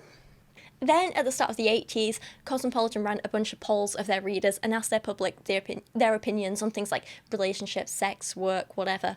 And I couldn't find the entire article, but I did find a segment of the bit where they basically were asking people about their opinions about sex. And they found that most women in the start of the 80s, so this was end of 79, 1980-ish, most women believed a woman should be as sexually experienced as a man before settling down, but half of men disagree. Their study found 64% of women aged 16 to 24 approved of women being sexually experienced before marriage, and the figure rose to nearly 3/4 among women over 25. But only half of the men aged 16 to 24 approved of a woman having equal sexual experience, with that figure rising to 60% for other men, as in over 25. It goes on to say, only just over half of men agree that a woman needs early sexual experience, and almost a third of younger men actually disagree, while 18% weren't sure about it. Does this mean that half the younger male population, aged 16 to 24, still want to marry virgins? Apparently so. And then they actually quoted some people who gave the answers. One male student said, I'd like to marry a virgin, but I know I won't. I can't help it. I think it must be the way I was brought up, but I would prefer my wife to be a virgin. I'm not, but I would like her to be. I just would not like the idea of marrying a second-hand woman. I know. Oof. As they got older, however, men become keener on the idea of women being experienced. 60% of men over 25 approved of women having varied sexual experience before marriage, which may be the result of a realism gained from experience. Another question found that people thought women should be free to take the same sexual initiatives as men. Their study found that over half of all people questioned, including men and women, thought that women should be free to make the first move. 58% of women and 65% of men. This seems, they wrote, to represent quite a major shift of opinion from the old idea that women should confine themselves to a passive role in the sex game, and it's interesting that men are in the vanguard of this revolution. So, should women be pleased by this, or is it just that men are getting lazy? Or dare we suggest, a bit frightened by the new breed of women? Women like a 21-year-old beautician who said, I do take the sexual initiative. I'm not blatant about it, but I always return signals if I'm interested. So again, this showed a massive shift from the 60s, and it's damn fascinating.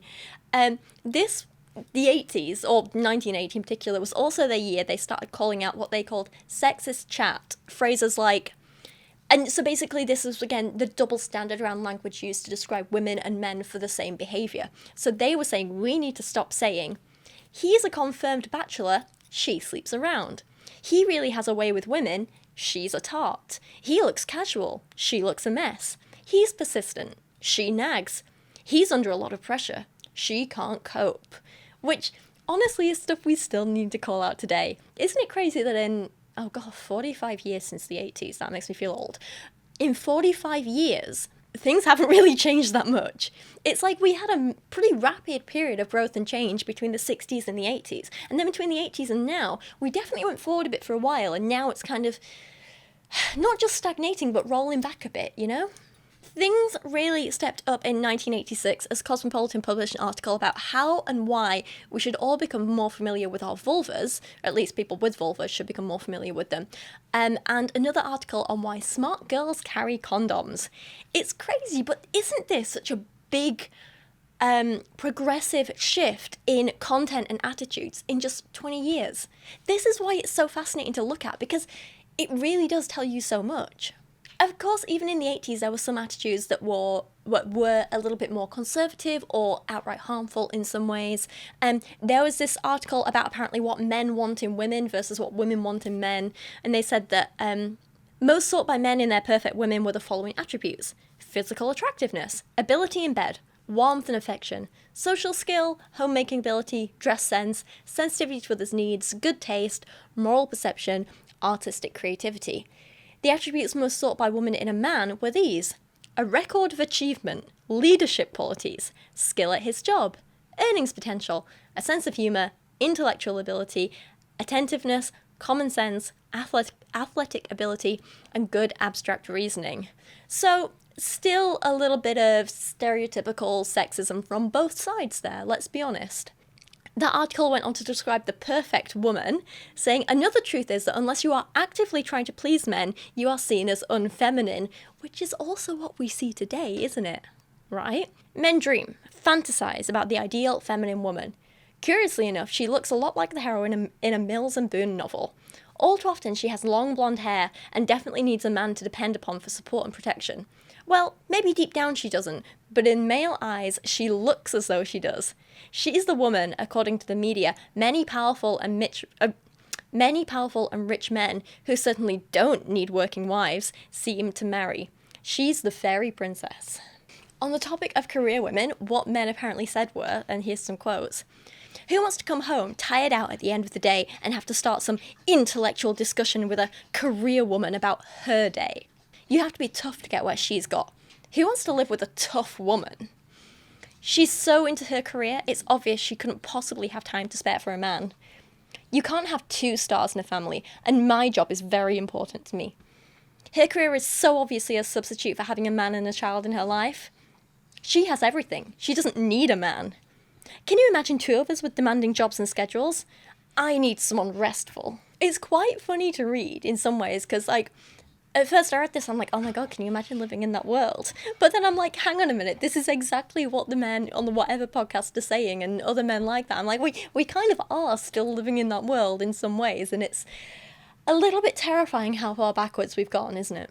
Anyway, sorry, I know this was a bit of an aside, but I just thought it would be interesting to take a look at what the average young women were being told and what the average young women and men's attitudes were at the time as told through an average magazine. You know what I mean? I thought looking at the actual 60s, 70s, 80s opinions and views and, you know, what was being put in the media would be interesting here, because it's one thing to be like, oh yes, here's a summary of what people thought, and it's just kind of off the top of your head like they did on the whatever podcast, but it's another to be like, no, you know what, let's actually take a look at some of the material and find out what real people were saying. I think it's interesting, so thank you for coming on that little journey there with me. Let's take a look at another clip. Feminism produces a bunch of weak men impersonators. They're not even strong men impersonators. They're weak men impersonators. Yeah. And it's just not, I think it's, God willing, it's starting to fall apart now. The other silly thing that feminism does is it makes women hold two completely contradictory ideas in their mind at the same time. Mm-hmm. And specifically relating to how they view sex, it's either super casual and I relate to it the same way that a guy does and it doesn't affect me at all, or on the other extreme, don't look at me the wrong way because you're sexist, I'm going to take you to court. And so if someone, and feminism is full of these, I'm writing a book right now called 100 Ways Feminism is a Failure. And I was so damn snarky when I was writing this script. I said, I'm sure that book will be just as stupid and uninformed as you are. A little too far from me, I'm sorry, but, I think I was right. But I maybe could have said it in a politer way.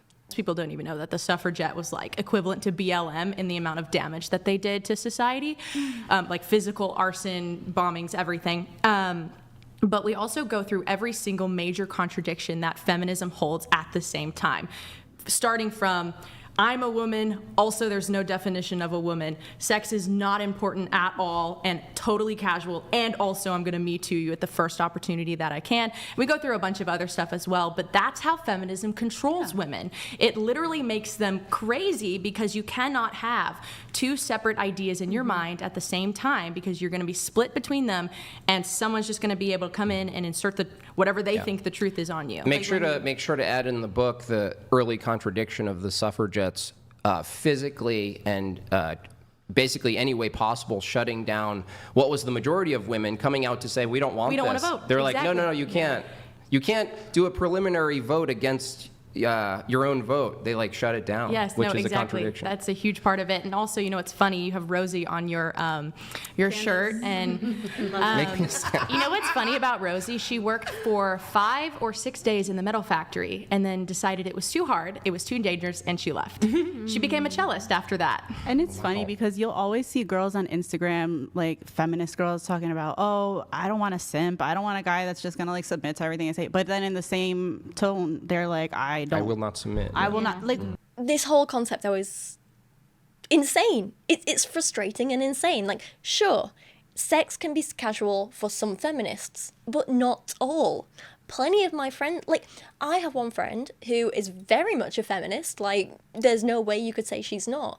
And she's had the same partner since she was 18. I think, like, they've only ever been with each other. They're married. They're very happy. Like, that's not someone for whose sex is casual. You know what I mean? And she's very much a feminist. Once again, feminists aren't this hive mind who view sex in the same way. But one thing we do all agree on, at least I hope we do. Actually, no, this is... Again, no, actually, this isn't true for all feminists. But I think what all feminists that I agree with and myself believe is that no one should be shamed for however they want to safely express their sexuality, whether that's waiting for marriage, having multiple partners, not wanting to ever have sex at all, or anything in between. Personally, I draw the line at anything that portrays or glamorizes or utilizes non-consent. That's where I'm like, no, this is where it gets dangerous. But that line is different for everyone. But I think overall, most feminists would agree it's an individual's choice, and that's okay, you know? I also don't see what's contradictory about, hey, I will happily engage in consensual sexual activity, but please don't assault or harass me. That's not contradictory, that's not hypocritical, that's a completely normal and rational stance. It's like these anti-feminists just don't understand consent, and that is scary. It's like I see a lot of them talking about things like how it's totally okay to harass or insult or degrade sex workers, for example, because, oh, that's their job. I'm like, just because they do that job for X hours a day, and that is their job in that context, that doesn't mean you can sexualize them in all contexts, especially outside their working hours. And if someone quits their job, then they shouldn't still be sexualized or degraded or treated badly once that job's over, you know what I mean? Because one, you don't know why they had to take that job, and maybe they didn't even enjoy it, but it was out of necessity. And two, you don't do this to anyone else in any other job. If someone works as a waiter for 6 months, right, they don't come home from their shift and have their housemates start saying, excuse me, bring me this meal, bring me this meal, bring me a drink, do me this. And if they quit their job as a waiter, they don't have random people on the street going, excuse me, get me food, get me food, get me a drink. Because people can draw boundaries between other jobs, but when it comes to sex work, for example, they don't allow those workers to have those boundaries, and that is completely unfair. Right, I was going off on that. I was going off on a tangent there. Where were we at? Right, okay, we're moving on to a different clip now. This one, they have a guest called Charlie Kirk, and apparently he debates radical feminists on what is a woman. He's an idiot. That's my summary of him and his views. He's an absolute idiot. It's quite funny in some ways because he's pretty delusional. He thinks so much for himself. He has the biggest ego. He thinks he's very intelligent and he's very well spoken. He thinks he's very charismatic as well, and he's like, I can do anything. In reality, he comes across as creepy, smarmy, dumb, ill-informed, just... oh, he's not a very nice person, and he's not very smart. And the points he makes are really damn stupid. So, yeah, let's enjoy this. Oh, and also, warning, lots of transphobia coming up, if you couldn't guess, from, you know, debating a radical feminist on what is a woman. Of course there's going to be transphobia. Okay, let's first start with some misinformation. Feminism is just simply the advocacy of equality, both social, political, economic, on the basis of all genders everywhere. So that's what feminism is to me. Do you concur? I concur. Do you concur? Concurred. Okay.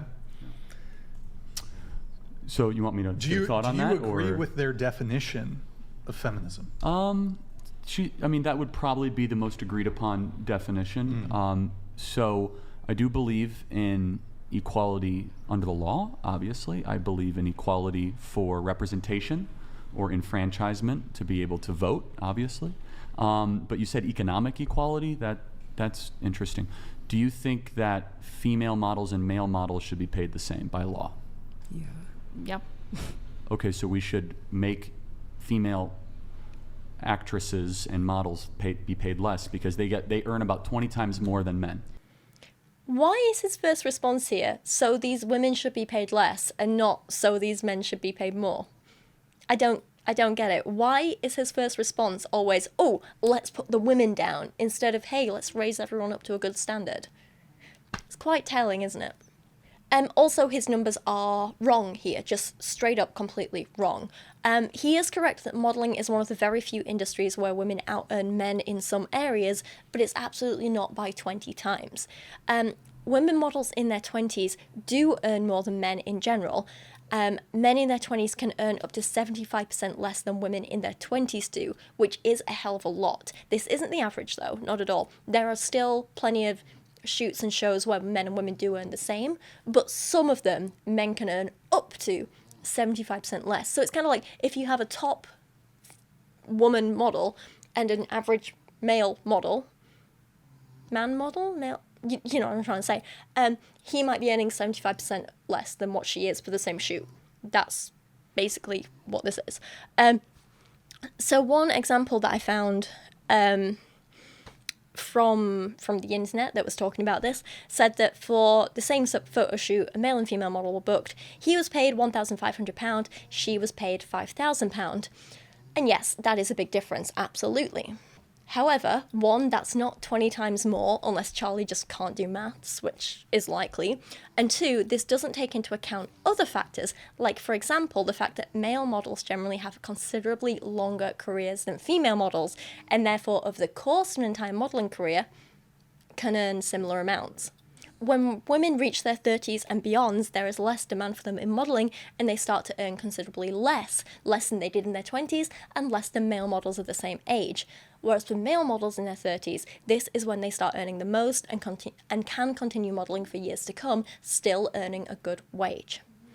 He also mentioned acting for some reason, which I absolutely don't understand, because yes, women out-earn men in their 20s in modelling, but in acting, in all areas of acting, men still out-earn women, and they always have. Like, it's quite common, so I don't know why he's bringing that up. And again, I don't know why he's advocating for women to be paid even less, because they already earn less than male co-stars. Anyway. And as I say, we have to remember that this is just one industry. It is still standard that overall men out-earn women. I think when so you get women would get a pay cut. You're okay with that? I think when it comes to creative fields like that, it's going to be very difficult to look at it on the basis of like sex or gender, how you would pay somebody, because that's going to have so many more factors than simply that. But if we're talking about equal economic opportunities, like for example, should like a man and woman doing the exact same position at a corporate office be paid the same if they're doing the same amount of work? Then well, it yes. Depends on what they study, depends how long they've been there, it depends if they're equally as good at the job, it depends but how... all else being equal, I'm saying if all of those things are equal, can we at least agree they should be paid the same? That's already the law.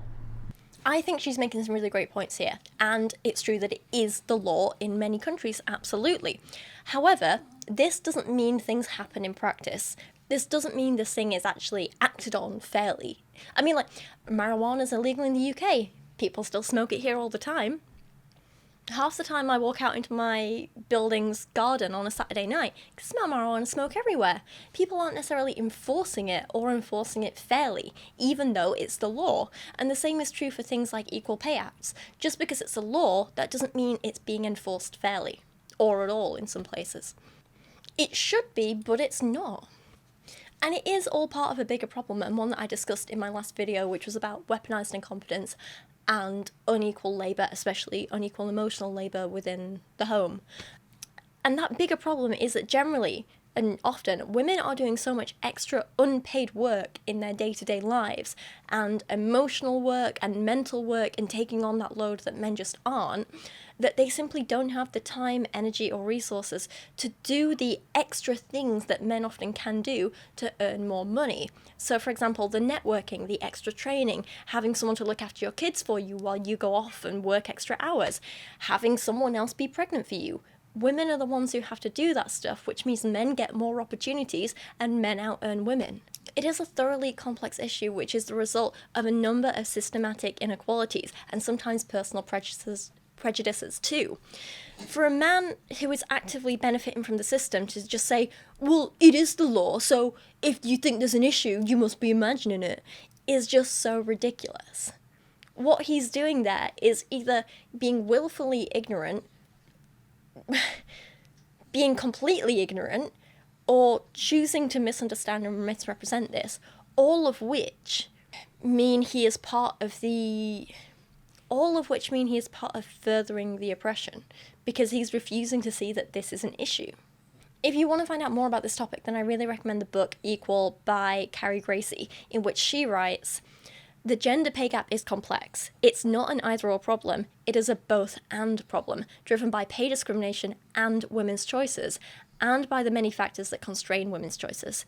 In fact, the very employers who say there is no such thing as discrimination in their workplace often perpetuate the problem because they are unconscious of the way their own gender bias, and often ethnic bias, operates in recruitment, promotion, and pay. They have choices too, as do male colleagues."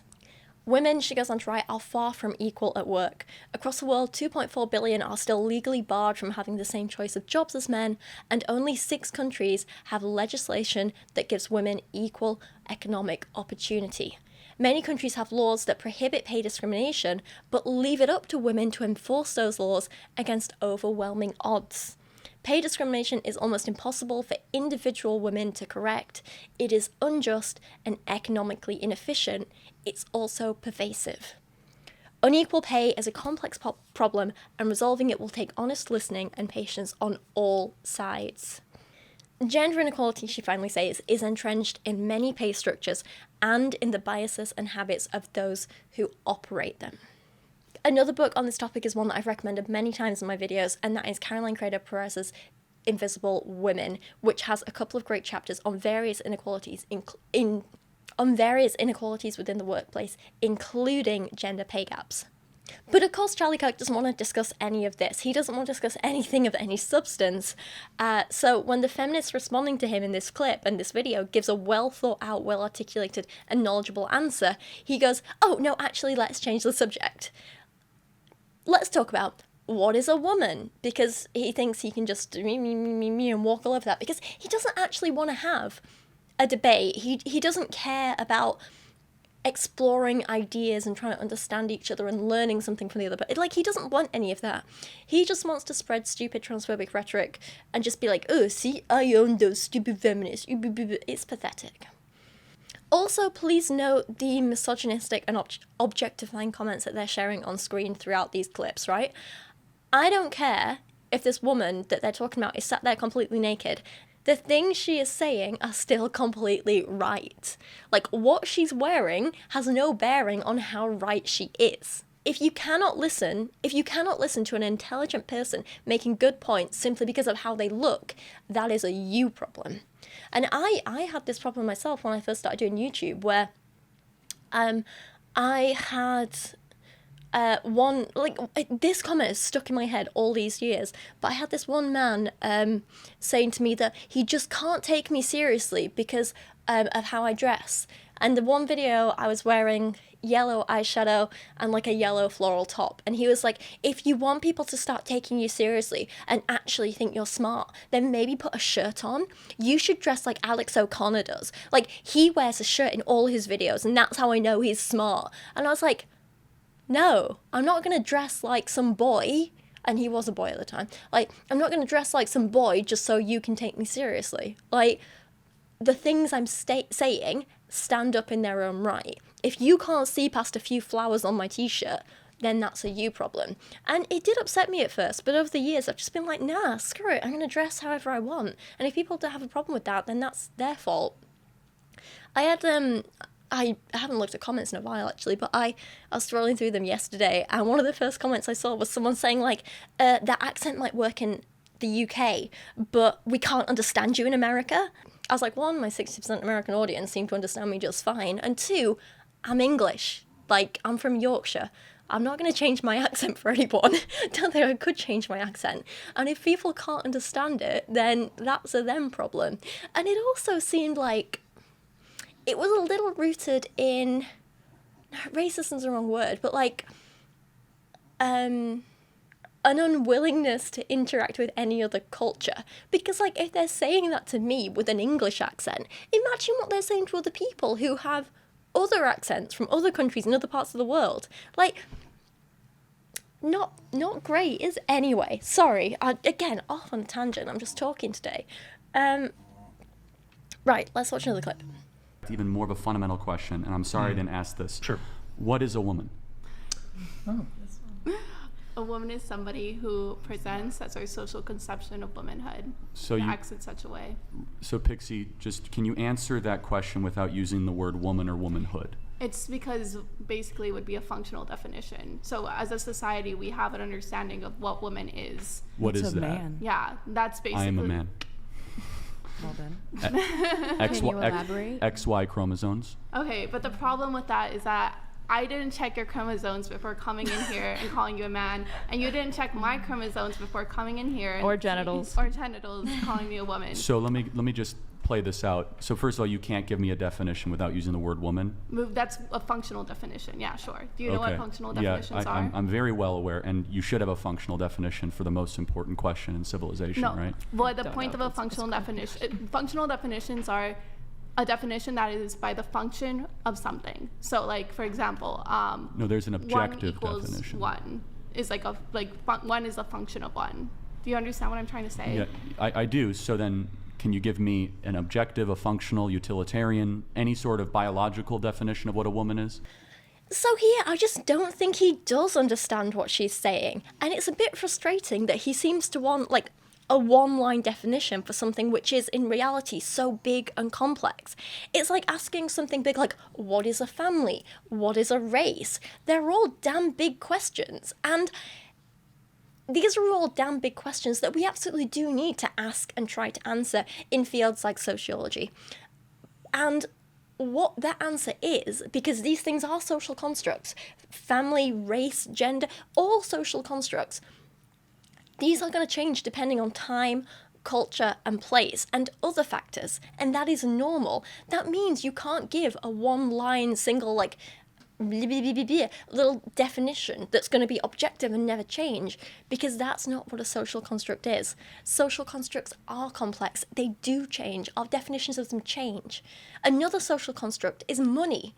Our concept of money or currency or finance, that is something big and changing depending on culture.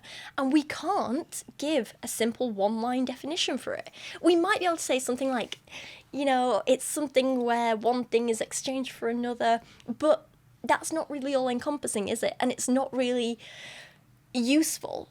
If you want a good definition of what money is, for example, you have to look at, okay, well, in this specific time and culture, here's what money is, here's how it functions, here's how people use it, here's what it means to people, here's the cultural significance of it.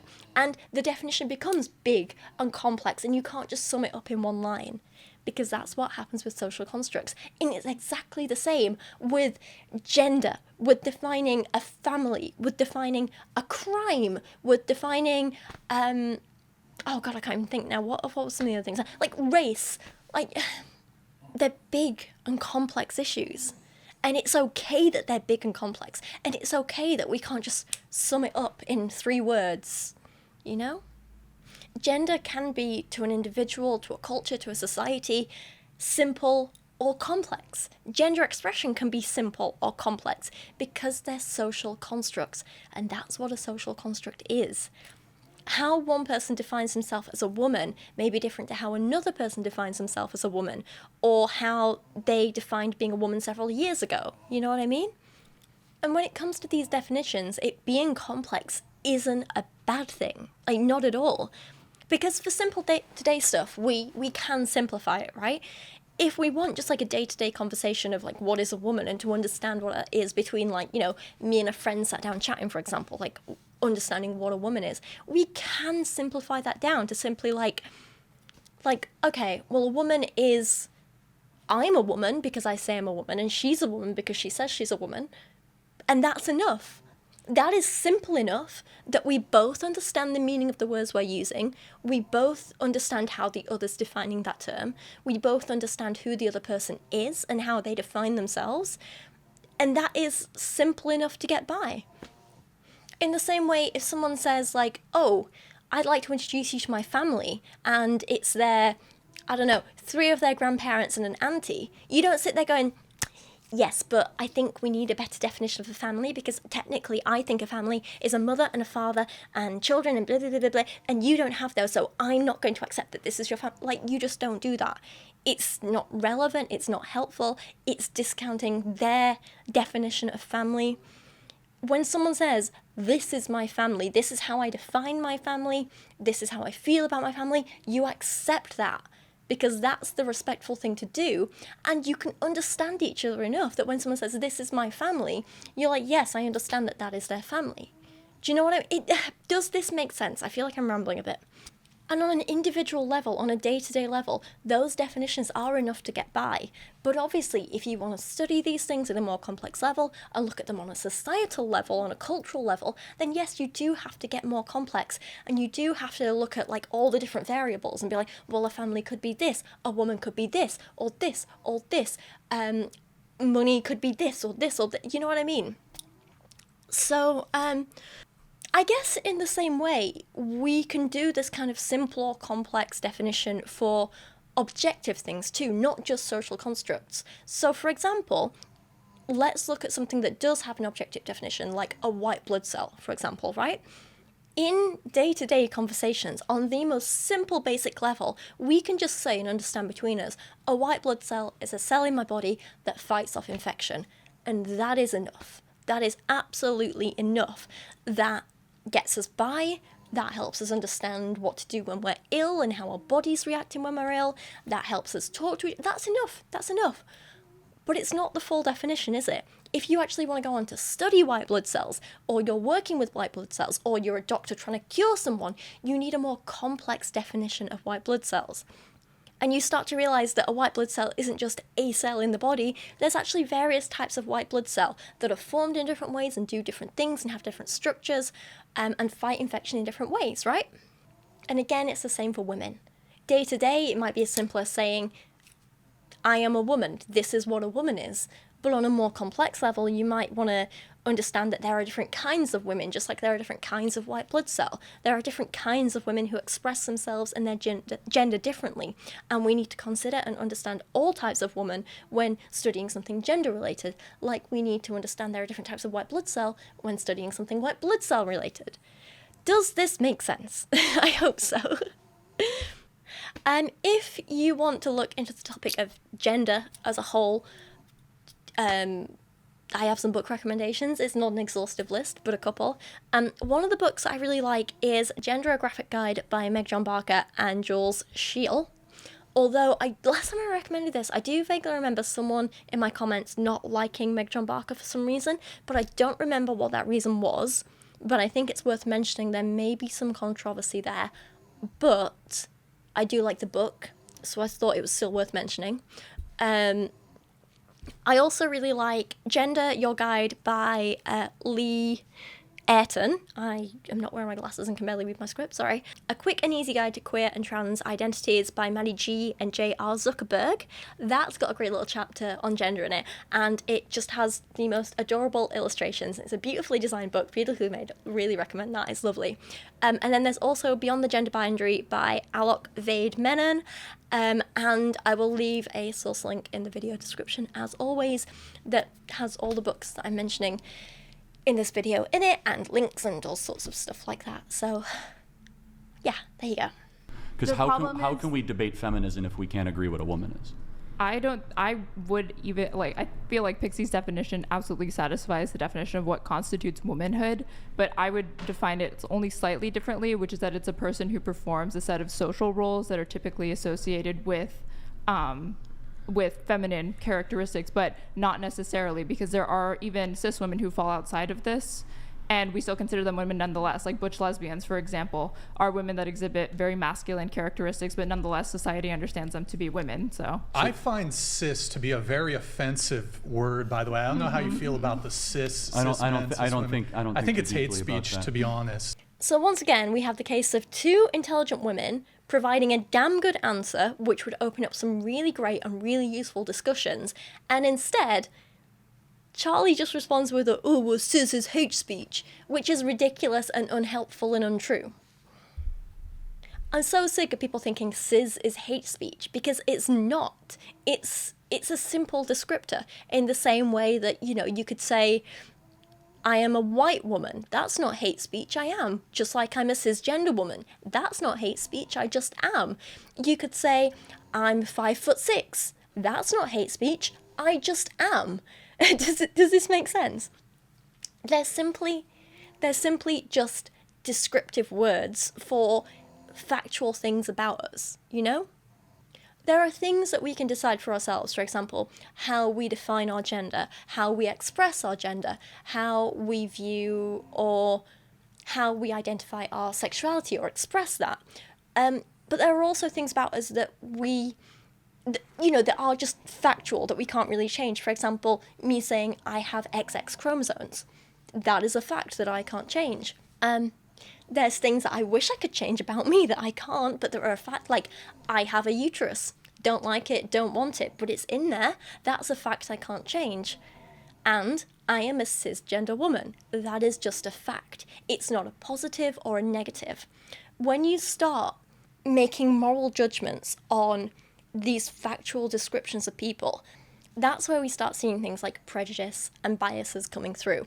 That's where we start seeing intolerance and bigotry towards people with certain characteristics. Understanding whether someone is 5'6" or 5'10" shouldn't come loaded with a moral judgment about them, right? Just as seeing someone as cisgender or transgender shouldn't come with some loaded moral judgment about them. But the problem is when you have transphobes, they hear the word transgender, you're a transgender woman or man, and they make a moral judgment about that. They assume, oh, trans is bad. Therefore, if someone is saying, I'm cisgender, that must also be loaded, and that's bad, and oh, this is hate speech. It's not that describing someone as cisgender is hateful in any way. It's that these people have their own prejudices towards, for example, trans people, and they're just projecting it onto other people and assuming that people must be judging them for their gender because that's how they're judging other people. Do you know what I mean? The other big issue, I think, is, and I really hate when I see people saying things like, oh, I'm not a cis woman, I'm just a normal woman. And I'm like, excuse me, trans women are normal women too. If you're a woman, you're a normal, like, there's no such thing as a normal woman. Do you know what I mean? We're all normal. We're all okay. I don't know how else to put it. But people generally who don't want to use the descriptor of being cisgender because they just want to be seen as normal, the default, it's because they want to other trans people. They want to say, I'm the normal woman. I'm the normal woman, and trans women are the abnormal ones. They need another label because they're different. They're not me. They're the wrong ones. They're different. They don't fit the norm. They want to other trans women and make themselves the women. And it's a bit like, and this is going to sound really, really silly. Have any of you been watching Doctor Who recently? Spoilers for this last season, in the third to last episode in it. But there's a scene where the Rani bigenerates, right? And so you have like the new Rani and the old Rani, who we knew as Mrs. Flood. And the new Rani comes out and she's like, I am the Rani. She is just a Rani. And that's basically how transphobic cis women see themselves. They're like, I am the woman. They're just a woman. If they even call them women at all, you know what I mean? And that's the problem. There's no such thing as the woman and a woman. We're all just women. There's no cis being normal or the definitive woman. We're all just women. We're all just different groups of women.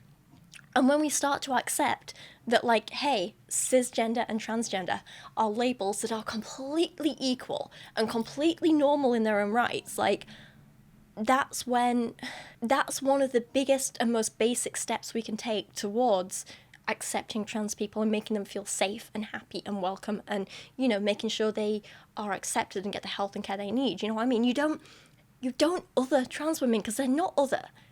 They're just another type of woman. Do you know what I mean? Sorry, this... It's like, let me give you another example with dogs, right? You've all seen Kyra pottering around. Kyra is from a group of canines. She is a canine. Within that, she is a dog. Within that, she's a Staffordshire Bull Terrier. Now, we know that all breeds of dog are dog, right? Just as cis women and trans women are women, right? Staffies are dogs, Chihuahuas are dogs, Pugs are dogs, German Shepherds are dogs. They're just categories within this umbrella of dog. we don't start assigning well, actually, some people do, but we shouldn't start assigning moral values to the breed of dog.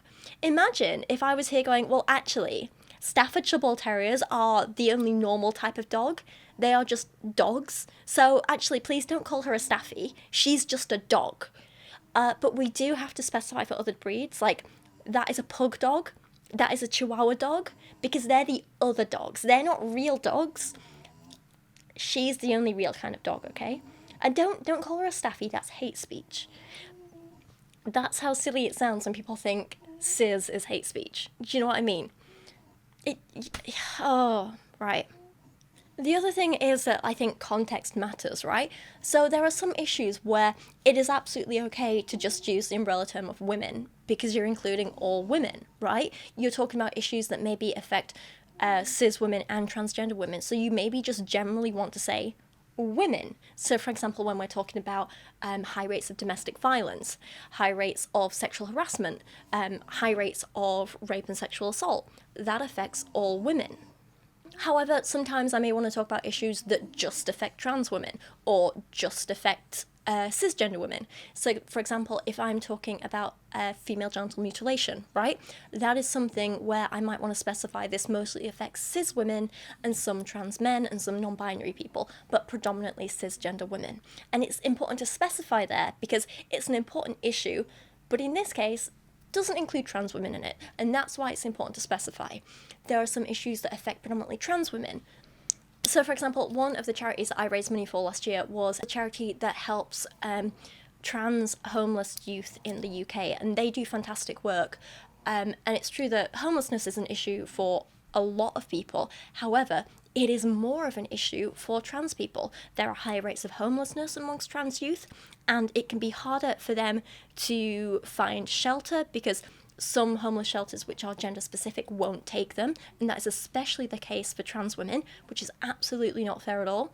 It can be even harder for them to get things like social care and benefits and find jobs because, for example, if they've changed their name legally or things like that, that can cause issues as well, especially if they don't have access to paperwork that, you know, if they've been kicked out by their parents, for example, they might not have access to like birth certificates and things like that. So that can be a real big problem.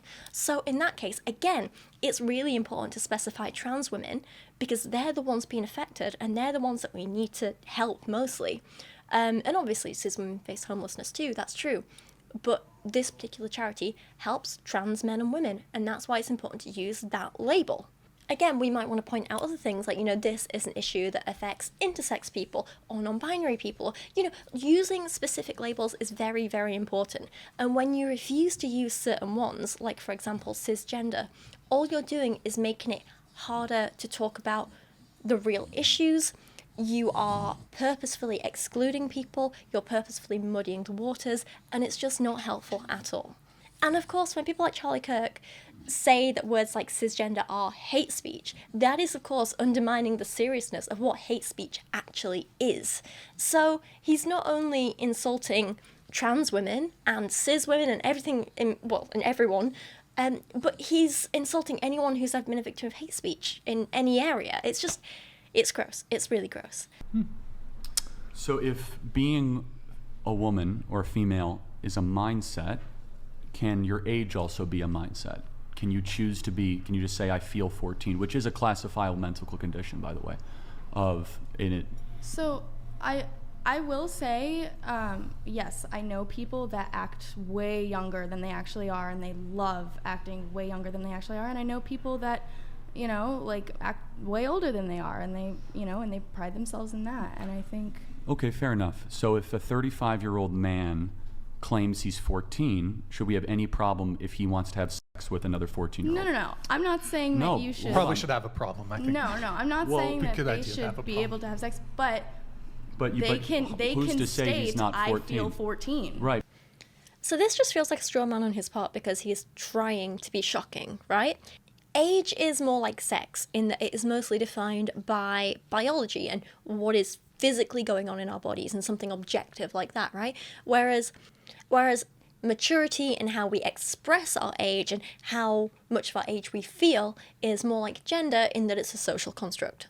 So a person cannot physically change how long they've been alive any more than a person can change their chromosomes, for example. But a person can change how they express their age, just as a person can change how they express their gender. If a person is 35 but wants to act 14 or has the maturity of a 14-year-old, then they are more than entitled to do that. That's not a big deal. However, as with everything in life, this doesn't overrule basic consent, and a child simply cannot consent to having a sexual relationship no matter who that is with. So this argument of his just doesn't make sense. I'm also so confused why, with right-wingers like this and anti-feminists like this, their go-to is always like, yes, but what about pedophiles and predators? Like, they're the first people they think of. Like, can we just not? Well, but sex and do you gender agree? is At different. least acknowledge that sex and gender are two separate things. That's what I was going to say. There are 0 genders, 2 sexes, and infinite personalities. Okay. Again, this isn't even close to being true. It's like he's entirely ignoring the fact that intersex people exist, and he's so smug about it, it's ridiculous. As an explanation, I want you to look at this adorable little panel from A Quick and Easy Guide to Queer and Trans Identities, in which they say, historians and biologists such as activist Julia Serrano and science journalist Claire Ainsworth are finding that the sheer number of variables involved in determining somebody's sex can be very inconsistent, and it would be far more accurate to classify people by those individual variables instead. Chromosomes, hormones, genitalia, and internal anatomy can vary in so many different ways that lumping people into male and female sexes doesn't make much biological sense for humans. And it comes back to what we said earlier. Day to day, it might be easy to just kind of like, and very simply talk about sex in terms of, well, we have males and females. But if we do want to go in depth and study it further and really understand it, we need to understand that the definitions are so much more complex than that. The variables are so much more complex. And in a lot of cases, just using male and female isn't helpful. We need to say, okay, well, people with these chromosomes have these problems. People with these organs have these problems. People with this have this benefit, and so on. You know what I mean? Gender doesn't exist. What do you mean? Okay. Sex does. So the parts you're born with is who you are. How does gender not exist? It's a 1960s clinical term, largely made out of the Academy of John Clinical? Money and Alfred Kinsey and many postmodern child psychiatrists, many of whom, by the way, were not really great people, but we don't have to go into that. Again, he's just straight up wrong here. The word gender has been used in the English language since at least the 1400s. Some argue it was even earlier than this. However, he is right to some extent that the idea of gender being a social construct, separate from biological sex, didn't start to be used more frequently until the 50s, 60s, and 70s. However, since gender is a social construct, our understanding of it and the way we define the word absolutely has changed since even then and continues to evolve and change, because that's what social constructs do. And also, just because we weren't necessarily using the term gender or gender identity or gender expression much before this era, this doesn't mean it didn't exist. People were still expressing their gender identity in various ways throughout clothing, hairstyles, makeup, and so much more, and have been throughout the entirety of human history. Transgender people have always existed. Non-binary people have always existed. Even if we didn't necessarily have those words for them, or we had other labels instead, they have always existed and been an integral part of society. Hell, even things like drag performances or using kind of performances of gender in general in entertainment and plays and music and theatre and all sorts of things, like I said plays, that has literally been around for thousands of years. Using gender as a form of entertainment, if you will, performing gender in that way, has nearly always been a part of human history. This is just basic stuff that he's either choosing to ignore or purposely misrepresenting.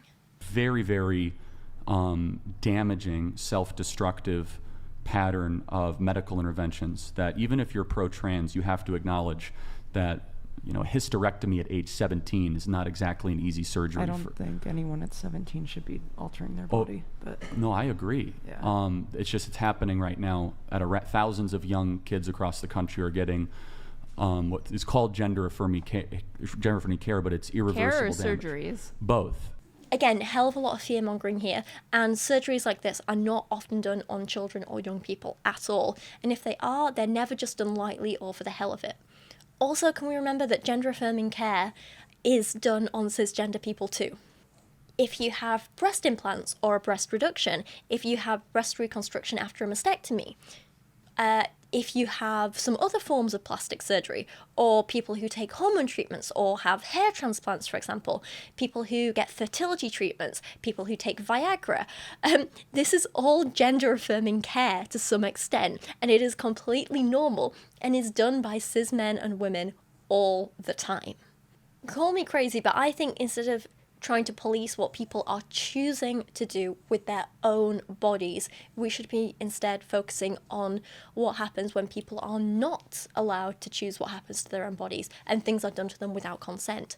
For example, when people actually mutilate children without their consent, like the unnecessary and unsanitary genital cutting that is done on girls as young as 4 years old and often leaves them in constant pain for life. People want to talk about trans kids all the time, but why do they never speak out about the millions of young girls who are having their genitals mutilated in the name of religion or purity or just controlling women's bodies and their sexualities?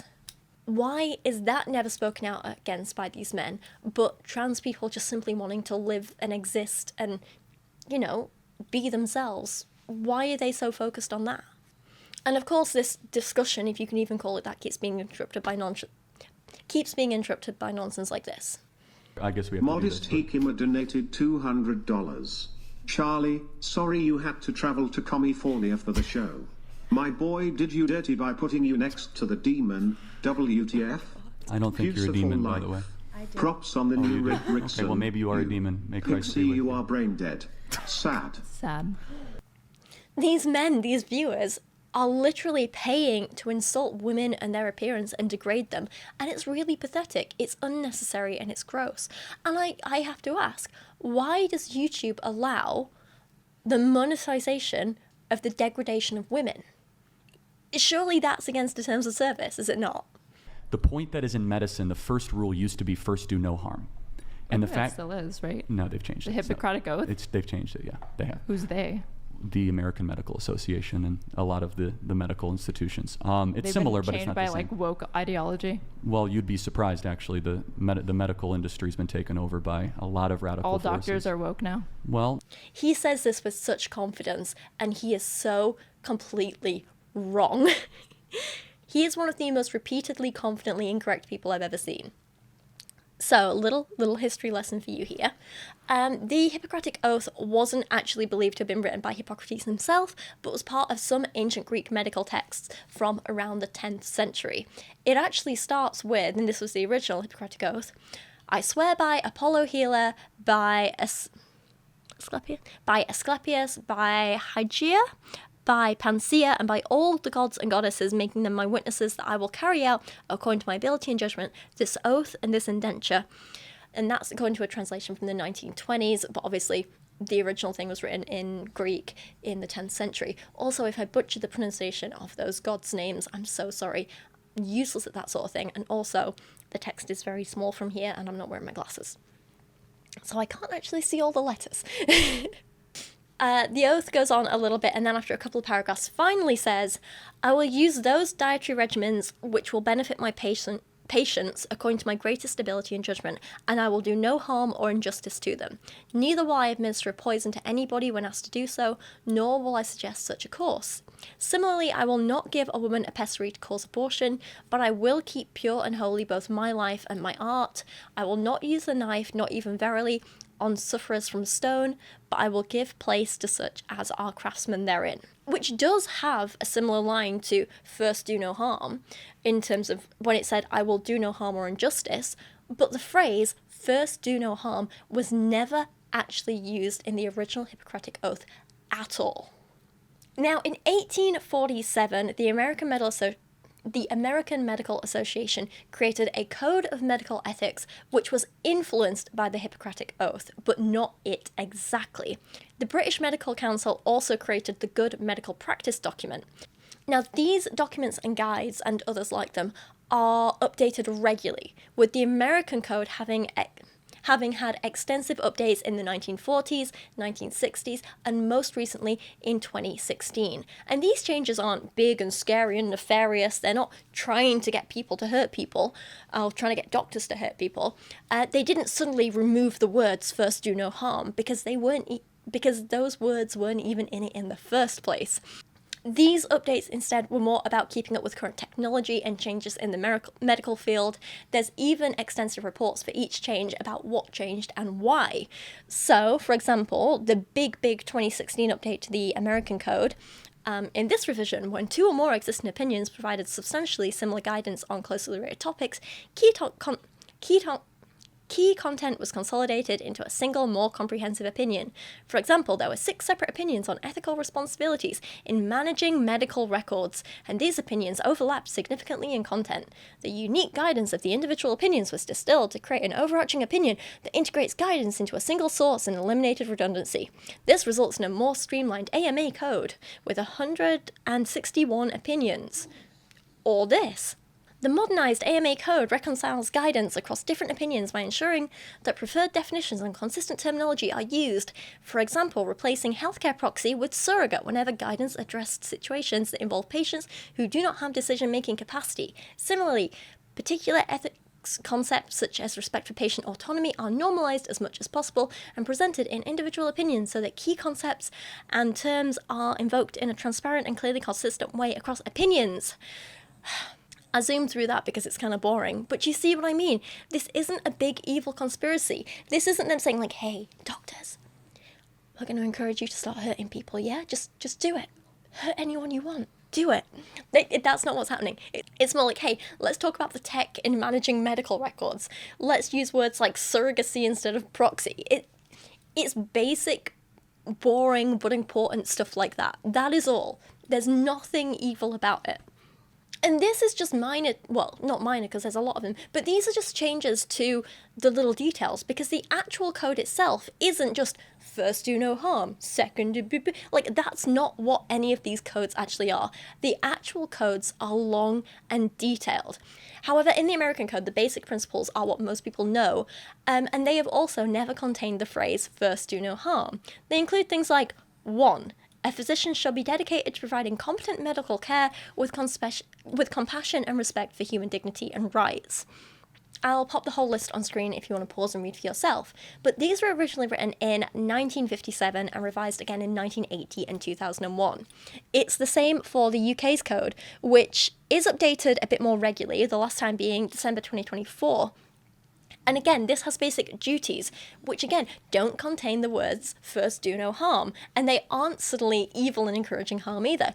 It includes things like patients must be able to trust medical professionals with their lives and health. To justify that trust, you must make the care of patients your first concern and meet the standard expected of you in all 4 domains. Knowledge, skills and development. Provide a good standard of practice and care and work within your competence. Keep your knowledge and skills up to date, and so on and so on. Again, you can pause and read if you want. So these are the codes of medical care.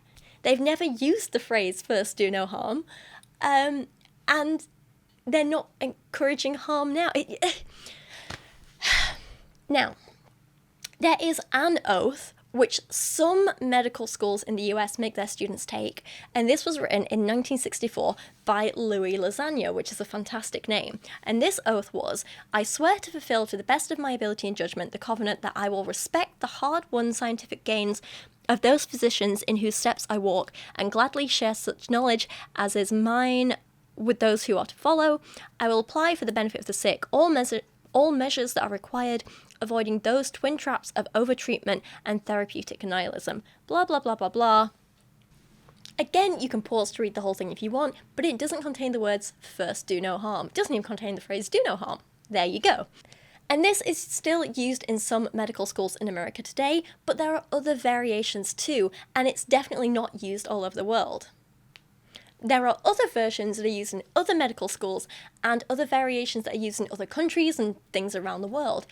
None of them contain the phrase first do no harm. So this isn't something where they've had some big conspiracy saying, we need to remove this phrase so we can encourage people to start hurting their patients. That's just not happening. I'm not sure why Charlie is just straight up making stuff up as though people can't just easily fact check him. You could even look on Wikipedia and find this stuff. You know what I mean? He then goes on to rant about how all medicine is pulled immediately if it causes any side effects, which is, again, just a flat-out lie.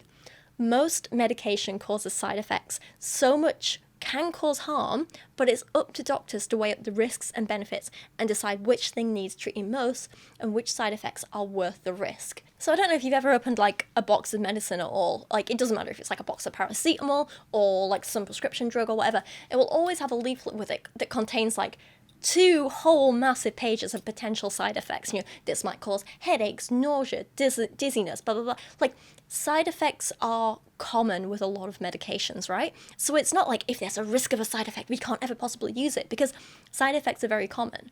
Take another example. Chemotherapy for cancer treatment is horrible and causes horrific side effects, but it's still better than having cancer. So a doctor has to weigh up, what's worse for this patient? Cancer that will kill them, or nausea and hair loss, for example? I mean, obviously it's a bit more than that, but you know what I mean? And they're like, oh, okay, we need to treat the cancer even with these side effects. And it's up to the doctor and the patient to work together to think, what is best for me, you know? It's like Charlie just doesn't understand how any of the medical field works, and yet he still tries to lecture on it so damn confidently. It's bizarre. And then weirdly he starts to rant about how most people aren't even transgender, they're just autistic. But thankfully he's cut off before he can get any further into that nonsense. It is just bizarre as hell, isn't it? No longer call it gender dysphoria, unfortunately. I just want to, I would actually make your argument for you. They call, they don't even call it a medical condition. They call it, I actually don't even know what it's actually called. Gender dysphoria used to be the clinical term, but they've changed it since. So yeah, that's right. But I can go deeper into. Okay, here's finally one thing that he's right about. The term gender incongruence is more commonly used now, as it is believed to be more accurate. I don't see anything wrong with language changing as we understand things more. I think that's perfectly fine. I don't know why he's using this as kind of like a, ooh, gotcha, this is why I'm right moment. It's more of like a, as we learn more about the world, language changes to keep up. It's a very normal thing. Do you think that male brains and female brains, or men and women brains, are different, wired differently? There are differences between male and female brains, but I believe it's a matter of like statistical averages of like gray matter. There's not going to be like distinct anatomical features that differentiate a female brain from a male brain. Really? Yeah, no, you really. really think that? Well, no, it's proven, like scientifically. Well, like no, when we it's take, not. yes, it is. When we take a brain scan of a male and female, the average doctor can't look and be like, that is a male brain right there. Not true. Now, No, hold on. Wait, if let me you do a finish my SPECT sentence, please. scan, okay, if you do a SPECT scan, you can see what parts of the brain light up. And in a woman, the basal ganglia and the amygdala is far more active, which is the inner thought matrix. Women have a far busier inner thought life than men do. Would you guys agree with that? I agree. Right, I was going to say it's very... So that's not true. Again, he's so damn patronizing here for someone who is mostly wrong about what he's saying. So, he is right to some extent. There are absolutely trends that suggest women are more likely to have X feature in brains than men. But this is a trend, you know? For example, men tend to have larger brains than women. Women tend to have a larger surface area of their brains, which other examples might be that some areas of men's and women's brains are more active or responsive to certain stimuli than others, right? But this is just general trends. Overall, male and female brains are more similar than they are different. Hey, editing me here, and you have to excuse my recording on my laptop webcam. My phone battery's dead. I'm in the middle of editing. I just want to jump in and kind of correct another little bit of, I don't know if I can necessarily call it misinformation from Charlie, but definitely slightly misinformed, not quite giving the full picture. And for some reason, this didn't register in my head when I was watching the clips the first time, or when I was writing my script or filming or anything like that. But I find it very interesting that he says the basal ganglia and the amygdala are responsible for internal thoughts, because that's not quite true. So the basal ganglia is kind of, and you'll have to excuse me here because it's been a long, long time since I studied neuroscience at uni. Like, we're talking nearly 10 years, so bear with me on this. But there is a slight argument to be made that the basal ganglia can be involved in relaying information involved in emotional processing, but that's not really its main function. One of the biggest things that it does is control things like executive functions and motor control and stuff like that. So it, gets you moving or stops you moving and things like that. And the amygdala, that is involved in emotional processing. It can be responsible for things like the fight or flight responses and stuff like that. But again, I'm not really sure if I would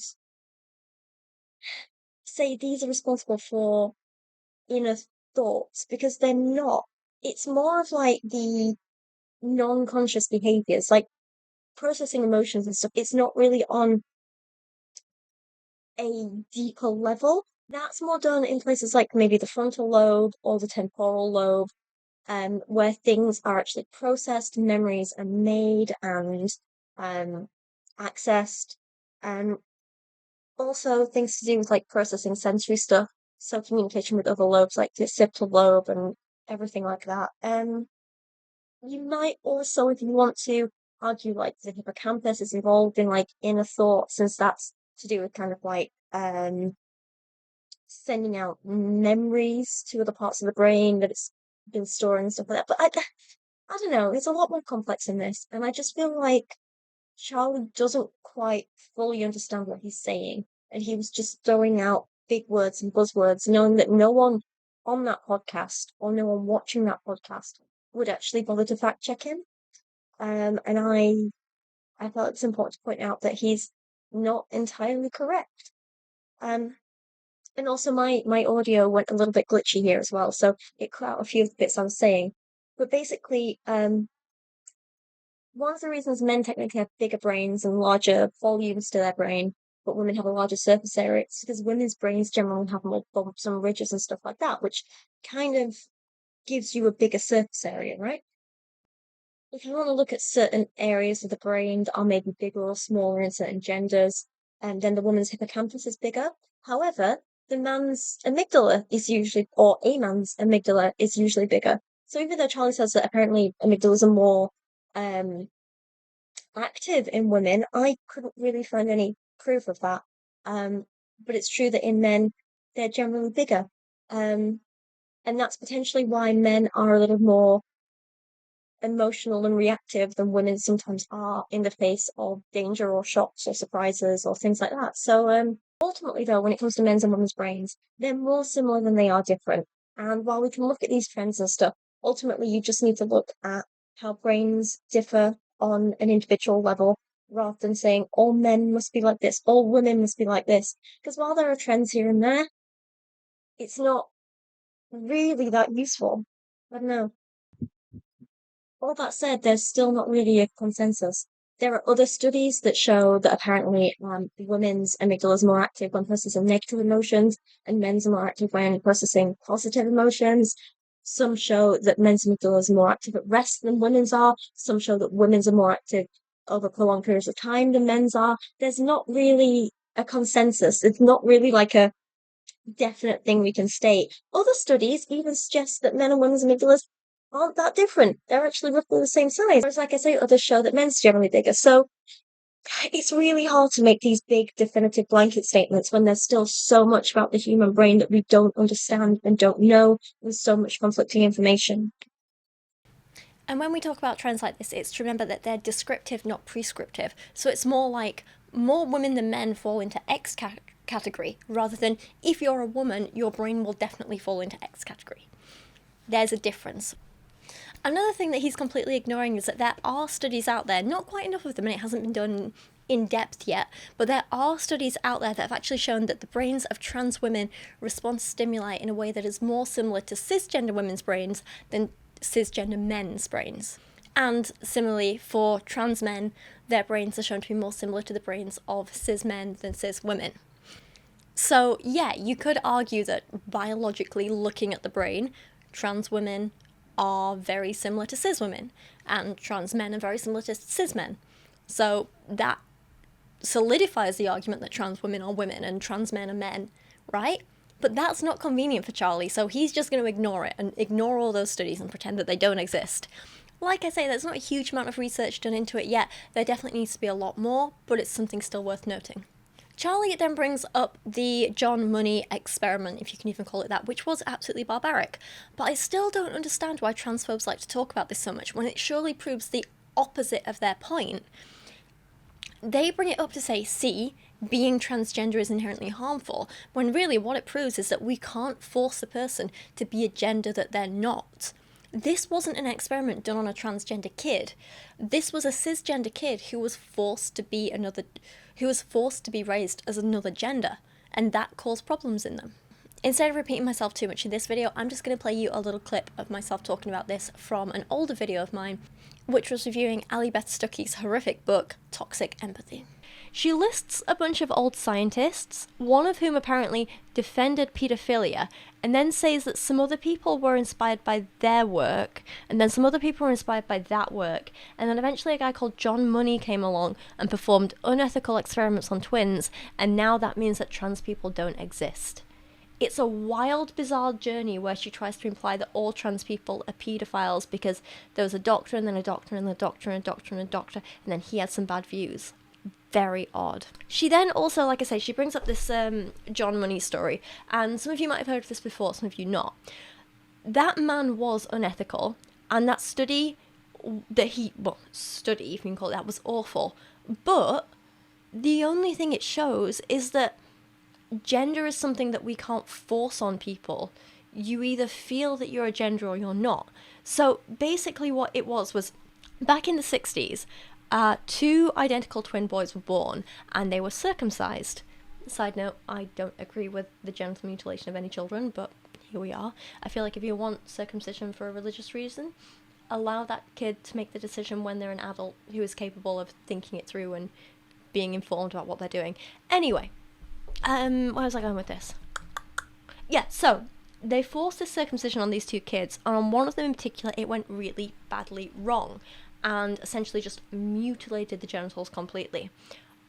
Money, the doctor who did this, suggested that the parents essentially raise him as a girl instead and tell him that he's got female parts, blah, blah, blah. Raise him as a girl. Ali even acknowledges this and says, except it was all a lie. Brenda was never comfortable as a girl. Despite the surgery and hormones, she always knew something was wrong. The little boy was obviously masculine and grew up wanting to be a mechanic. He didn't want to play dolls and hated dresses and wanting to pee standing up. So yeah, Money was horrific for trying out this experiment on these kids. But Ali and other transphobes always seem to quote the study as though it's some like gotcha moment of like, you know, oh, see, trans people aren't really their gender, when that's not what this study's showing. This kid was cisgender, and they tried to force him to live as the wrong gender. The only thing this proves is that we can't force someone to be a gender that they're not. We can't train or trick or pressure kids into being transgender, as Ali literally goes on to try and claim we can in later chapters. Like, if a person thinks they're transgender, it's not because they've been influenced into it, it's simply because they are. You cannot turn a person trans. This study that Ali acknowledges and references proves that, and yet she goes on to say the exact opposite in just a few pages. You go into African villages, like very poor third world African villages, they don't even have a term for transgender. The idea that a man can become a woman or a woman can become man, this is a uniquely Western phenomenon that is born out of the academy, born out of college, that I will say, and I think we could agree, is largely they prey on people that have other underlying issues, and then it gets built on top of that. Autism spectrum disorder, depression, anxiety, some other sort of bipolar, schizophrenia, trauma, things of that nature. There's a couple of things to push back here. Brian. If you can, quick. I don't mean to monopolize. I'm sorry, Pixie. No, it's okay. There's a couple of things. I do want to push back on that because like there are like communities and cultures that we could search up right now in China, India, various like Native American like histories that have recognized the idea of like third gender or outside gender that doesn't fit into this binary. So I wouldn't say it's just Western. That is and then true. on top Wait, of that, let him answer. No, but no, no. You please continue. You are right. I can address that at length. I don't think it's fruitful. Okay. Keep going. Go ahead. She is in fact completely correct here. I've said it before and I'll say it again. Transgender people have always been a part of every society and in every culture throughout human history. As long as we've had humans, we've had trans people. That's just a part of life. We can't deny that. I just find it annoying that he says that he can address that, but it won't be fruitful. Because I think he should address that, because it will be fruitful. It is worth discussing because it entirely contradicts what he just said, but he doesn't want to because it's too hard for him, and he doesn't want to admit that he's wrong and just talking out of his bottom. So let me ask another hypothetical. I'll just tell you, if I sit down with men, what do they always talk about? They talk about macro concepts, big things, stock market, sports, things that are very, like let's just say bigger than individual. Women, if you sit down, they'll talk a lot about conversations or relationships, their kids, very micro. I don't believe that this man has ever spoken to a woman before this day on video here. And also, does he not realise that he is on a podcast run by a man whose entire selling point is we talk about relationships? Like, the irony. It's just so silly.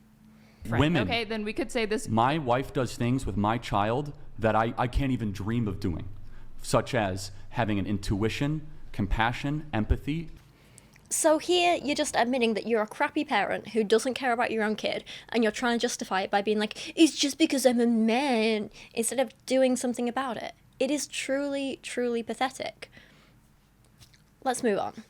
Okay, next up, I want to look at a few clips from a debate, if you can even call it that, between this old guy whose name I keep forgetting, but he's just old guy, and this feminist guy called called Oliver Niehaus.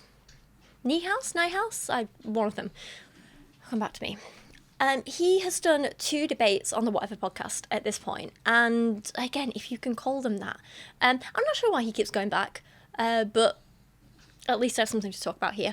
And generally, I like Oliver. He's smart, he's well-spoken, but I do have to say there's something a little infuriating about watching 2 cisgender men debate the rights of women.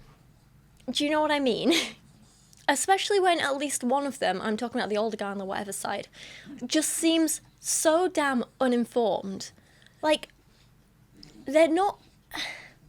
Like, I'm trying not to be disrespectful to Oliver here, because like I say, I do quite like him, and he seems nice, and he's still quite young, so he has a lot of learning to do, and I think he has a lot of potential. But in general, there's something about seeing 2 cisgender men who are not necessarily, like, experts in their field. So it's not like this is something that they're...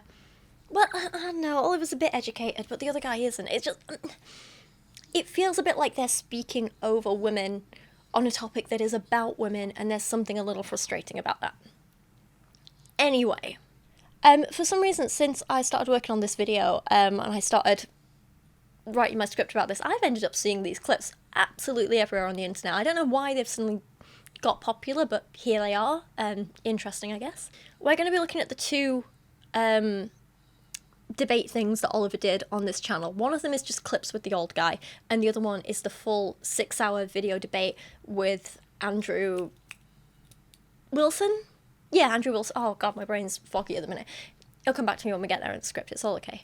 The first one though, the one with old guy, I don't have the full video of this, I just have all the little clips that they post on their second channel. And this is, it's actually quite funny, some of the titles, because the old guy keeps like, or at least the marketing department for Whatever keeps calling the old guy a Chad. And I'm like, come on. Look at him. But anyway, and they keep calling Oliver a soy boy and other stupid insults. So it's like, you can't take this stuff seriously, can you? How can you expect me to believe this is some sort of serious intellectual debate when it's like Chad versus soy boy? It's like, come on. I hate this stupid podcast. But let's take a look at a handful of clips.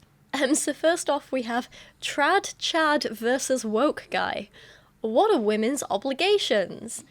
Already this title is exhausting. So the beginning of this clip is just stupid because it's just what's his face going on about how men are superior and strong and women only have rights because men allow them to, and we should be grateful that they aren't using brute force against us, and how apparently women have never really wanted the vote anyway. It's like, come on, I'd say speak for yourself, but you're not even a woman, so you can't. I know I want the right to vote. I know my ancestors have always wanted the right to vote. Again, like, can you not just speak for women? Anyway, it's partly concerning the stuff that he's saying, partly he's just talking in circles, and mostly it's just all very boring. He then starts going on about how men have always built everything. Everything is down to men, which is just completely incorrect. And again, I've spoken about this many, many, many times. in past videos, so I won't go into details. But I will just say in summary that it's not that men have always built everything, it's that the working classes have always built everything and been exploited by those in power with the money and the influence, right? And that working class includes men, women, and children.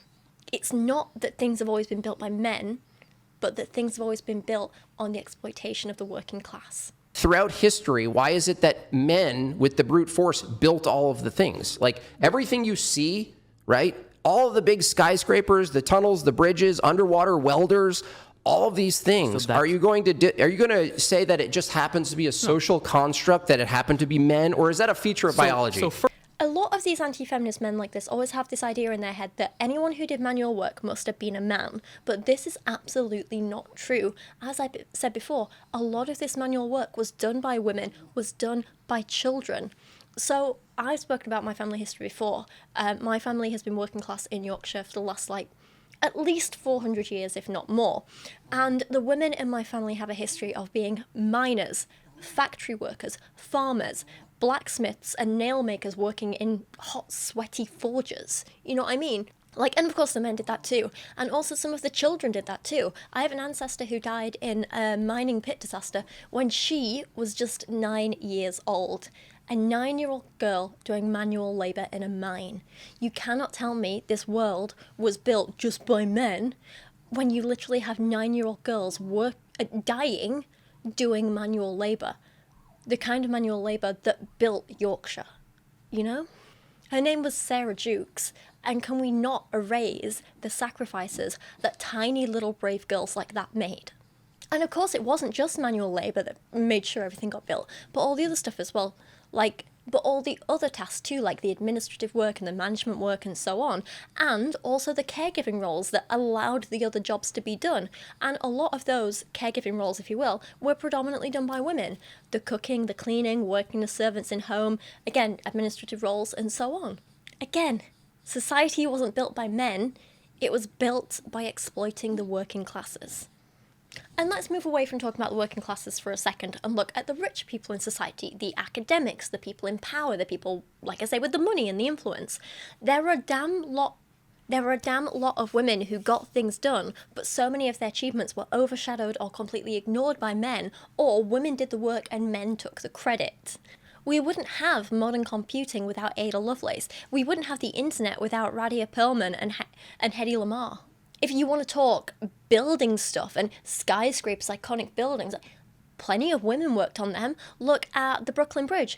That would not have been built without Emily Warren Roebling.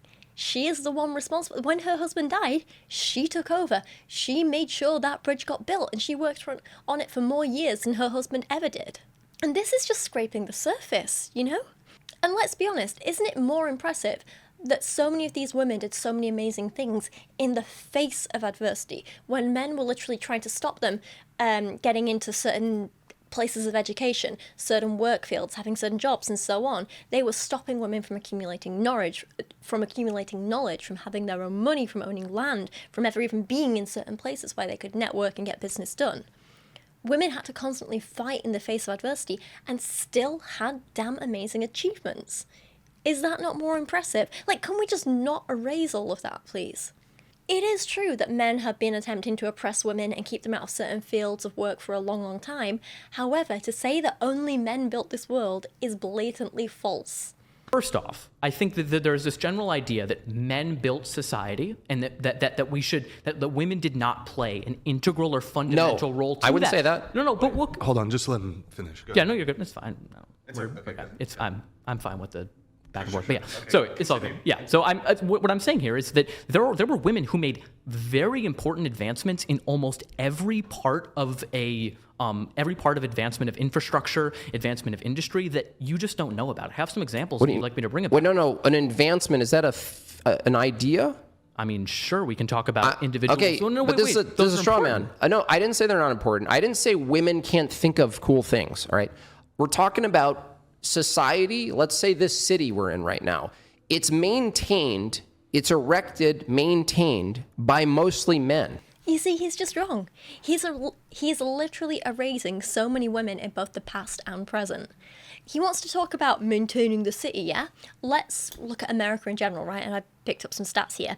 Yes, there are a lot of professions where women are the minority in their field, but this doesn't mean that there aren't hundreds of thousands or millions of women working in those fields anyway. Sanitation workers, yes, predominantly men, but 17% are still women. 10% of construction workers are women, 5% of welders, between 16 to 20% of engineers, depending on what type of engineer, between 41 and 61% of urban planners are women, 35% of EMTs and paramedics, 12% of police officers, 88% of housekeepers and cleaners. Do I need to go on? If you took these women away, societies would fall apart because these women are just as fundamental in maintaining the city as any man. Even when they're in the minority, their work is still essential. Just like, for example, men are in the minority of nursery workers, social workers, nurses in hospitals.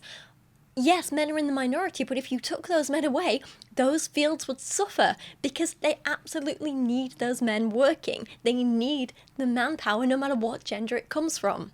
To suggest that the world only functions because of men is just so damn stupid. There's no need for it. That's fine, but without the brute force, you can't have the management of the roads. For instance, this is why I talk about leverage, okay? Men who run the city, who actually use their force and their will to get in tunnels and get dirty and die doing these things, right? Okay. To maintain. If they suddenly said, no, I'm not doing this, do you really think women could just step in and do all the same work? Not immediately, because everyone needs training, but eventually, yeah, why not? No one is born knowing how to weld or fix plumbing or build a house. But when there's necessity, people can and will learn those skills. In that hypothetical, there's absolutely nothing stopping women from learning and doing it. Now, in the real world, it is a bit different because there's a reason women are minorities in a lot of those fields. And it's nothing to do with the fact that women have some innate inability to, lift a power tool, is it? No. It's more to do with the fact that in those workplaces, in those industries, there can be a lot of toxic culture which is harmful to women. There can be a lot of inherent or subtle misogyny. It can not feel safe or welcoming for women. Take the army, for example. There's been tons of debate over women being soldiers in America and taking on the same roles as a lot of men. And one of the reasons for this is literally because the more women that enter the army in America, the more reports of sexual assault against those women there are. Now, this isn't anything to do with the fact that women are less capable in those roles in the army, and more to do with the fact that men are creating a toxic workplace that makes it unsafe for women who would be capable of those roles otherwise. So Kristin J. Anderson actually wrote about this in her book Modern Misogyny and quoted an anti-feminist Fox News person called Liz Trotter, who, and I quote, claims that feminists are to blame for women wanting to be in the military and then being raped, and feminists are blamed for creating a bloated bureaucracy of support services for the rape victims they themselves have created, and feminists are responsible for the rapes, and feminists are bad because they insist on rape being taken seriously as a crime. Third, Trotter's last sentence suggests that women complain about being raped when they are raped too much, as if there is an optimum level of rape, and sometimes that number is exceeded. Finally, like many anti-feminist victim blamers, Trotter believes that when women and men are put in the same place, rape is inevitable, as if men cannot help themselves. How ironic is it that feminists are accused of man-hating when it is anti-feminists like Liz Trotter who hold such demeaning and dehumanizing attitudes towards men, believing they have no control over themselves and cannot be responsible for their behavior. So, men are creating environments that are not safe for women to be in, and then women are blamed if they don't go into those environments because they don't feel safe, and they're also blamed if they do go into those environments and aren't safe. But no one blames the men for actually doing the hurting or creating those unsafe environments in the first place. It's ridiculous. It's like there's no way for women to win. You agree with me. Women and men can both withhold something that is essential that they provide to society. Oliver, you agree with me. The opening statement that I made was this: the leverage women have, the important aspect of women in society is being mothers and raising good human beings first and foremost. No. Yes. No, that is one of the things that they can do. That's the most important. What's the most important thing then for under feminism? Then the most important thing: people having the choice to do what benefits. They don't have the choice. What do you mean they don't have the choice? What person has full choice in doing what they want? None of us have choices then. It's crazy to me that when these anti-feminists complain about stuff like lack of choice, what they're really angry about is capitalism. But they jump straight to blaming women and feminists instead of seeing what the actual problem is. We are all a slave to the person who's stronger than us. That's right. So then, where does this get off the ground? All you're claiming is might makes right. No, I didn't say right. I'm saying descriptively it's the case. I'm asking you from your perspective. If we agree that the leverage men have is brute strength, such that they could basically hit a button called "I'm not going to work tomorrow" and the city collapses, and I asked you point blank, could women do the same job immediately and get the city moving again? You said no. Yeah, and similarly, if women hit a button and just decided not to work tomorrow, the city would collapse as well, and men would not be able to take on their roles immediately either, because that's how society works. People train for their roles, they do those roles, and it functions. If any giant group of people decided to quit one day, things would fall apart. It doesn't matter what gender they are. I feel like he's just not aware of things like there were these protests in Iceland in 1975, sometimes called Long Friday or the Women's Day Off. And did I say it was in Iceland? It's in Iceland. I don't know what I just said. It was in Iceland in 1975. And for one day in October, 90% of women went on strike. I hope I'm pronouncing this name right. It's Icelandic and it's hard to say. Give me a second. But Vigdis Finnbogadóttir, I probably butchered that. I'm so sorry. She would go on to become Iceland's president a few years later. And she said of that day in 75 and of the protest, it completely paralyzed the country and opened the eyes of many men. Basically, what happened is 90% of women, they were like, we're not going to do anything. A lot of us are going to go to marches and protests, but other than that, we're not going to do anything. We're not going to do our jobs. We're not going to help around the house. We're not going to look after our kids. We're not going to do anything. And what happened was shops and businesses all had to close, and with no one to take care of the kids, even the men whose jobs weren't directly affected by this had to take time off to look after their own kids, something they weren't used to doing. They were so damn lucky that this only lasted for one day, and yet it had such a massive impact. And it did end up playing a huge part in improving gender equality in the country. When the protest happened, there were only 3 female MPs in the country, but just 5 years later, they literally had a woman as president. It also led to the 1976 Gender Equality Bill being passed. At the time, the New York Times wrote of the protest, the strike, which many Icelandic men treated as a joke when it was first suggested, was reported nearly 100% effective. The biggest problem was communication, with telephone services at a virtual standstill. In addition, newspapers closed because the typesetters are women, and theatres shut down because actresses wouldn't work, and many school children were left untaught, since 65% of the teachers are women. The national airline had to cancel flights for lack of stewardesses, and banks managed to remain open only because the executives staffed the counters instead of female tellers. But that wasn't all.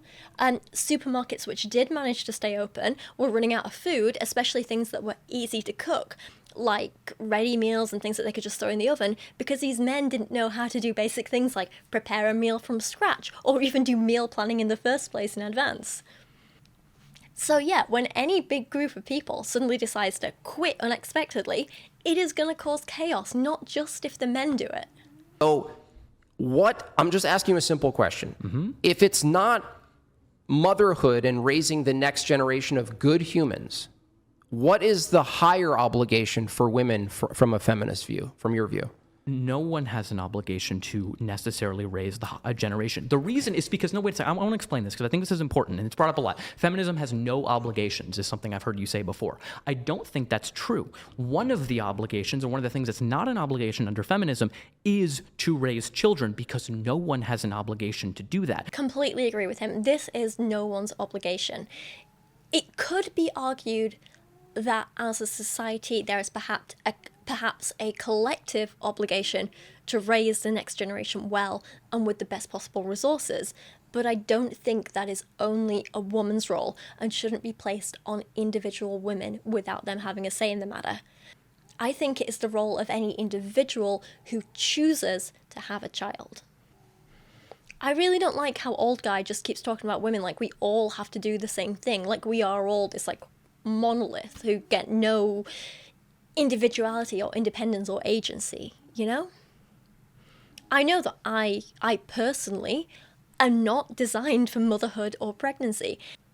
I don't have the physical capacity to it. I likely couldn't carry a pregnancy even if I wanted to. And mostly I don't have the desire to. That idea of being pregnant physically repulses me. It's not where my natural skills are. I'm not a homemaker, but I'm still a woman. And I still contribute a hell of a lot to society as a whole through creating educational content, raising money for charities, doing volunteer work, being a good friend, adopting animals in need, paying my taxes, creating art, hopefully entertaining people. I don't see why my path needs to be defined by my gender and not by my individual skills. He admits in an earlier clip that, and I quote, no, not every man needs to use brute strength, which is almost an acknowledgement that not every man has that, and that some men have different skills, right? I mean, look at him. He's not using brute strength here. He's not contributing to society. He's not maintaining a city. He's not helping anyone build anything or keep the world running, is he? But he still claims that men are the ones who only do all that, and that, like, men can only be the ones to do all that. And then he still goes on to say that women somehow, all women have an obligation to be homemakers and mothers. It's like he's able to acknowledge that men can have individual strengths and not need to go down set paths, but women can't. Women all have to go down the path that he wants them to go down. He simply can't wrap his head around the fact that women are individuals and not one collective thing to be controlled. Anyway, listen to how he tries to sum up and conclude this clip. He's just basing it all off the fallacious idea that enforcement of rules and obligations can only be done by men, and that is a fundamental flaw in his reasoning. If you're saying, aren't you arguing tonight that feminism would assume, if you thought it was good, that it would be ordered? Sure. Okay, if feminism is good for society, and society, the way you're referring to it, is ordered, it requires force, which is gendered, and it requires duties that are tied to that force, which are gendered. No. Why? Yeah, because you're arguing for women's rights. No, I disagree with the first part, that this idea of enforcement is inherently gendered. Give me a counterexample. Men don't have to enforce the law. That's right. Is that the society you want to live in? Men will enforce the law, and women will enforce the law. People step up. In an entirely different clip, he falls back into the typical, if you want equality, why can't men hit women nonsense, but with a slightly new spin on it. Enjoy this. So why is it, in your ideal feminist society, why is it that if you're fighting for equality, why is it you still have separate prisons? Now, I'm not personally an expert on prisons and prison systems, so I can't possibly give the best answer for this. Please go see an expert who is. But I would argue that in general, we want safe spaces for men and women, right? And this sometimes means creating spaces which are men only and creating spaces which are women only. The goal of these spaces is not to be exclusionary, but to be as inclusionary as possible and as safe as possible to the people it's designed for.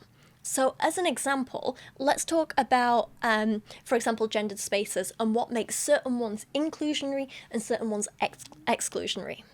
So, as an example, we've all heard about old clubs that used to be for upper class white men, right? Where they would socialize, but also do a lot of business, talk about politics, all that nonsense. These clubs didn't allow women. Poorer men, or men of colour to join because they wanted to keep it exclusive. And so other people were excluded from the benefit of networking and were kept oppressed. This is a gendered space and also a space segregated by race and class that was exclusionary to others because they were saying, you are not allowed in here because you are not allowed these basic opportunities that we are.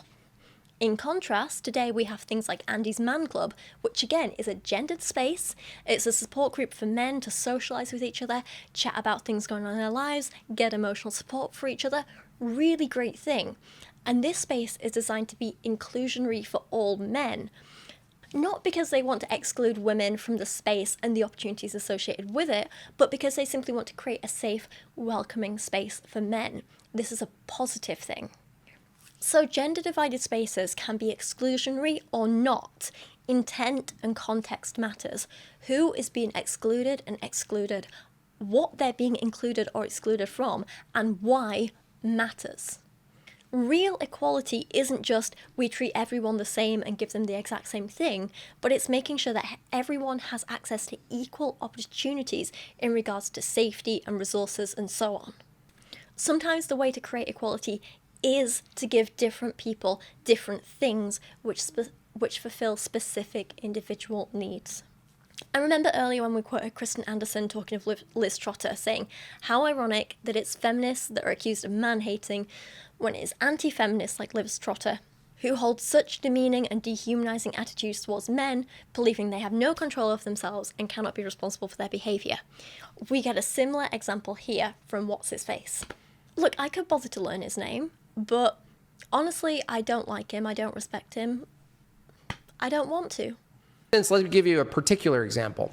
Is it better in your ideal feminist society that a weak woman is at home with her children and her husband at 11:30 p.m., or signing out of her penthouse office with her lanyard coming down the elevator at 11:30 p.m., potentially the victim of a male crime? It is a fact that she could be at risk in either of them, though, to be fair. Women are attacked randomly on the street regularly. Similarly, women are attacked, hurt, and killed by their husbands or their partners in their own homes even more regularly. But surely we can see that the person in the wrong here isn't the woman for being here or here, it's the person doing the attacking, right? Why are we not targeting the attacker and what to do about him? Why are we trying to police the victim in this scenario? You cannot punish an innocent victim for the crimes of others. It's like, as another example, when people talk about the whole, I don't even know why there's a transgender bathroom debate. It's ridiculous. Let people pee where they want to, okay? People are just trying to use the bathroom and get by. But one of the arguments is like, oh, if you let trans women in the bathroom, then what's to stop a man putting on a dress and going into a woman's bathroom? And I'm like, okay, but a man might do that anyway, right? The issue there is with a cis man putting on a dress to commit a crime. It's not with trans women merely existing and needing to pee. You don't punish innocent trans people for the actions of cis men who are predators. Do you know what I mean? And it's the same here. You don't punish women for merely existing in a space for the actions of a man who attacks her in those spaces. In the example given in this video, it doesn't matter if you're a feminist or not. The reality is that neither one of those situations is better for all women. Do you spend your night with kids at home or working late? I know what I'd much rather be doing, and it's not spending it with kids. But I also know there are plenty of people who would prefer the opposite. They want to be at home with kids and do that sort of thing. Some people want neither. Some people want a little bit of both. All is okay. None of those scenarios is worse than the other. We shouldn't be making moral judgments on people because of how they want to spend their time. There's no one choice which is morally superior. In an ideal world, the examples given in that clip there of working late, being at home, would both be equally safe for women. And if they're not, then we should look at what is causing the danger in one or both of those situations. And it's not that a woman is existing in a space which is causing harm, it's the existence of another person who is looking to attack a woman that is the problem, right? And again, I just want to reiterate this point as well. What's-His-Face seems to think that a woman at home on an evening with her husband, partner, kids is inherently safer than a woman working late and potentially around strangers, right? But statistically, this is not true. Most women are hurt, attacked, assaulted, raped, murdered by someone they know. One of the most dangerous places for a woman to be is in her own home. Just statistically, this is true. Thankfully, Oliver has a sensible answer to all of this as well. And I would rather not have a woman get assaulted, of course. Hold on. What's more likely, though? No, but the solution to that problem is not to say, okay, we need to keep all women in the home because men can't stop raping them. Like, that's not really how we should operate Well, society. no, well, This next clip highlights just how harmful misogyny and patriarchy are for men as well as women. Take a look at how Old Guy basically just erases the idea that men can be victims of abuse and assault too. He completely ignores and forgets about it, and that is harmful to men. But no, I'm saying generally speaking, we don't structure society in a way that gears toward the concern of women aggressing men. It's usually the other way around, right? I mean, I think we should do both. Like, I don't know. Like, I feel like a consequence of the patriarchy and these norms that we have is that men can't be victims of abuse. Men can't be physically abused by women, and I think that's a problem. We should not have that. If a man is persistent is subject to persistent physical abuse, that should be taken seriously. He then just keeps going on about how, like, well, if you really want to fight the patriarchy, take down the patriarchy, you need the strongest people, and that's men. And he keeps bringing everything down, and he keeps bringing everything back to physical strength and violence and aggression. Like, literally, it's the only thing he keeps going on about. Except most of the problems these days in the world aren't solved by one person punching another, being physically aggressive to another, right? We don't still live in the 1400s where men would hit each other with sticks and swords to fight over land. These days in society, other skills and strengths and ways of dealing with opposing views are more common and just as valid these days, if not more valid. Look at America, right? Donald Trump. I hate him, not afraid to say it. He is physically weak. He is stupid. He lacks charisma. I'm sure that in reality, a much bigger, stronger man could come and knock him out, right, if they disagreed with him. And if physical strength and aggression is all that matters, then why doesn't someone just do that? Why haven't they done that? Because that's not how things get resolved. You can't just go and punch someone and be like, well, I'm the new president now. Sorry guys, I punched him, I'm stronger than him. This is me, I'm the president. These days, there are other forms of power than just physical power and violence. If you want to, get him out of the presidency and become president yourself, there are processes you need to follow and things you have to do and elections you have to win, and there's a due process, because there are other types of power that matter other than just physical strength. I would recommend that what's-his-face here just go and read some super basic theory around power, right? Like even just read like French and Raven's forms of power or something like that. It's basic stuff, but it's like he doesn't understand that other types of power exist that aren't just physical. Clips like this are super concerning and just make me feel like he is just a violent man who I would be scared for anyone to be around. So no, I don't think that we should raise our sons to be aggressive, to show their, I don't know, like that aggression is a good way to get what you want or something like that. Well, I'm not saying that, but ultimately aggression and violence is an excellent way to get what you want. It works better. It's more critically, it's a critical path. Violence is great de-escalation. No, it's not. Yes, it is. Are you serious? He also has this fundamental flaw in his thinking, which is this. So feminism requires men in power. Feminism requires men to support feminist goals. In power. It's an allowance system. Everything is an allowance system. We're bargaining with people who are stronger and have more power than we do in order to get what we want. So that means feminism, the way you're describing it, relies wholly, every aspect that, any kind of cherries you want to put on top, like any amenities, extra whipped cream on the feminist boat, ultimately you're asking, and women today are still asking, please, stronger collection of men, allow us to do X, Y, Z, right? And this is exactly the point that he doesn't seem to understand. Women don't want to be allowed by men to merely exist safely. We just want to be able to exist with all the rights and freedoms that men have. We don't want that to be allowed. We don't want that to be given to us. We just want to have it. Because we, as individuals, as humans, deserve it. The fact that he thinks men would have to allow women the right to safely exist shows that he thinks men have some inherent power over women, and that is just pure misogyny. Anyway, I'm tired of him. Let's move on to the other debate that Oliver had, this time with another old guy called Andrew Wilson, I think. Oh God, this debate has some unintentionally hilarious moments, like this one where this 50-something, actually no, he's not in his 50s, is he? He just looks in his 50s. I think he's like 40 odd.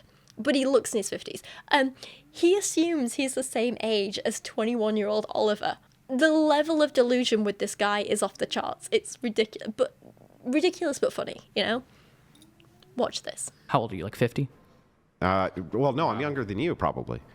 And then even just the intro to the debate is just, oh my God, they're so dramatic, they're so ridiculous, they're so pathetic. Like, do these men just not have any shame? The topic today is feminism.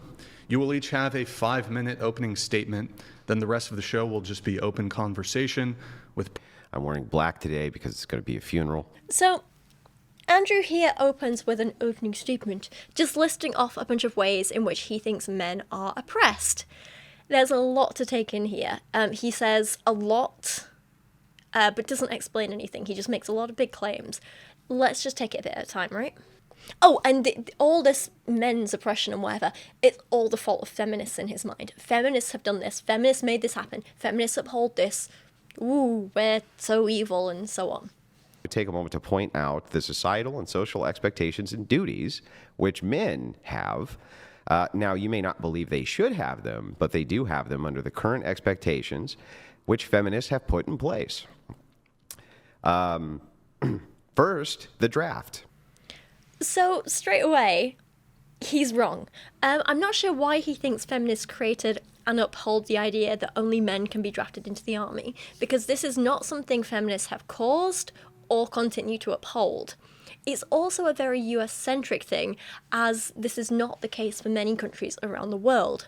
Regardless of what you think of politics, it is a fact that in many countries around the world, including but not limited to North Korea, Israel, Norway, Niger, Bolivia, Chad, and so many more, women are absolutely drafted. They are. This is just a fact. However, currently in many countries around the world, there is no draft at all. So a lot of these anti-feminists like to be like, but the draft. There's no draft in a lot of countries. There just isn't. This includes the UK, France, Dominican Republic, Canada, Pakistan, Slovakia, South Africa, Spain, Kenya, Sri Lanka, many, many more. And what's that other? The United States. There is no draft in the United States. And yes, this means men are not drafted in the United States. Women aren't drafted there, but neither are men. There are a few countries around the world where there is a draft, but only for men. These include countries like Finland, Turkey, Lithuania, Singapore, and South Korea, but women can still volunteer for military service here. But the groups of countries that only have a draft for men are actually in the minority. The majority have no draft.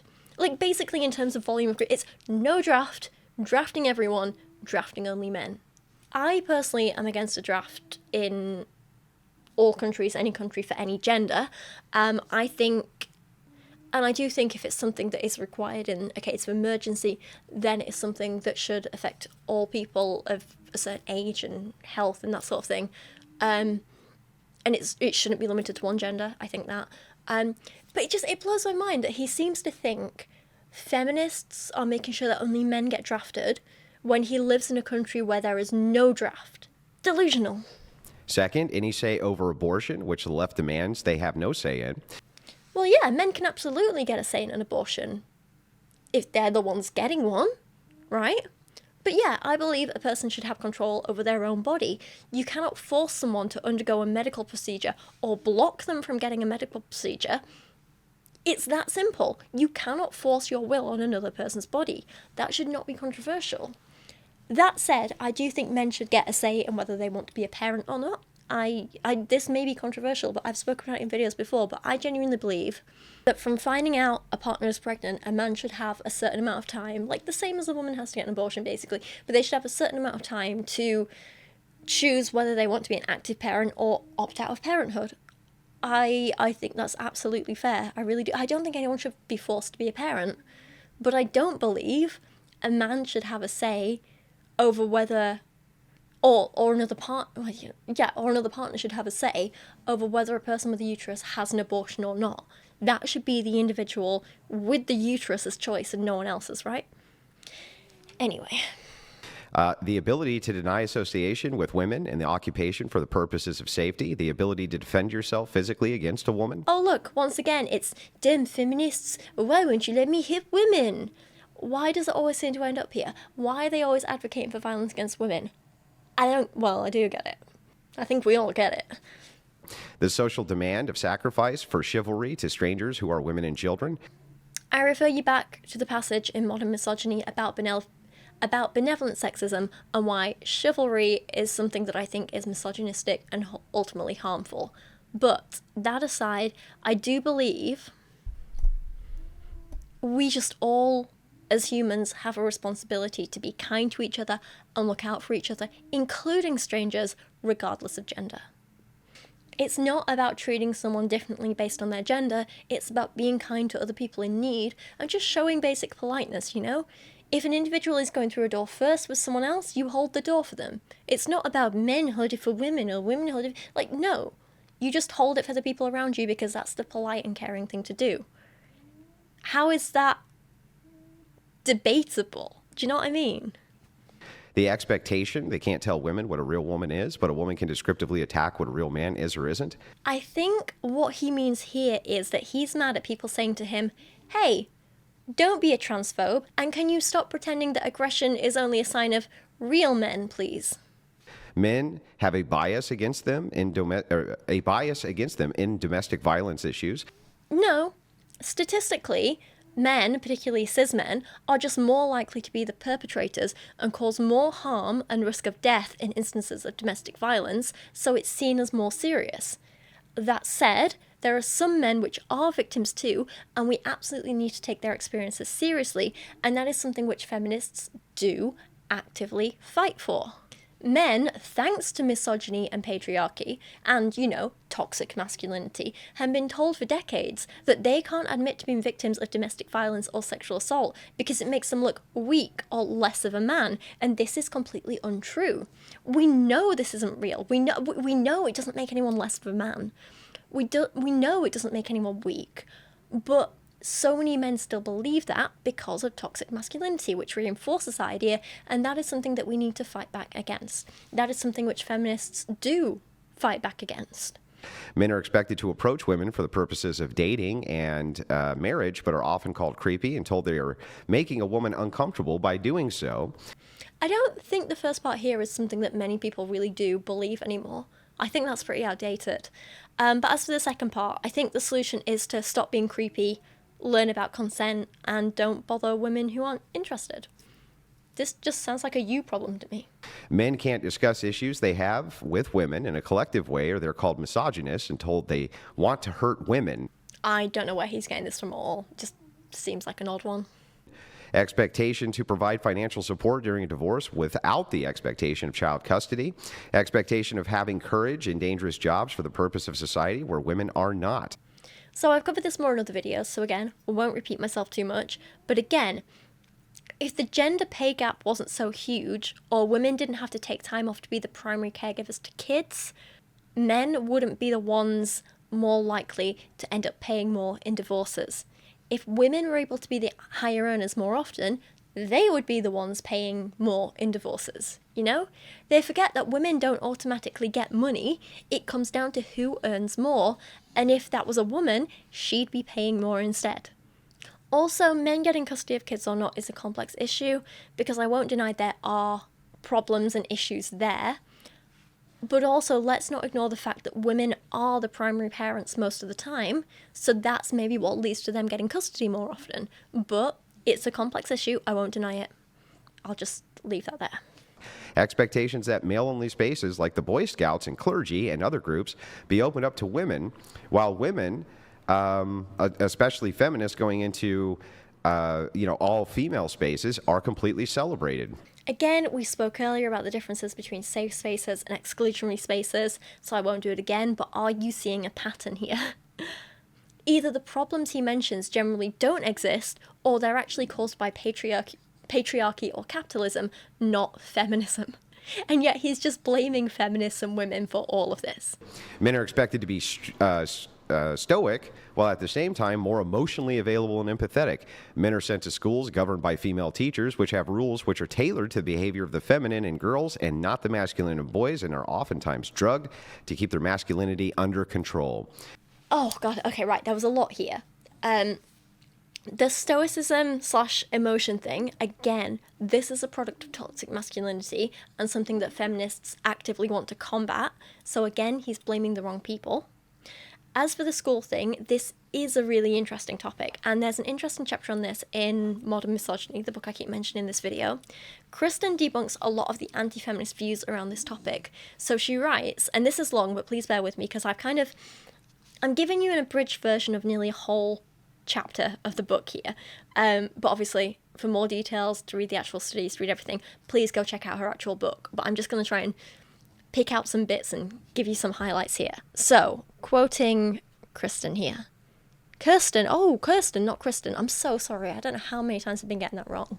Sorry. Because without my glasses, all the letters blur into one. It's completely my fault. I'm sorry. Kirsten. Right.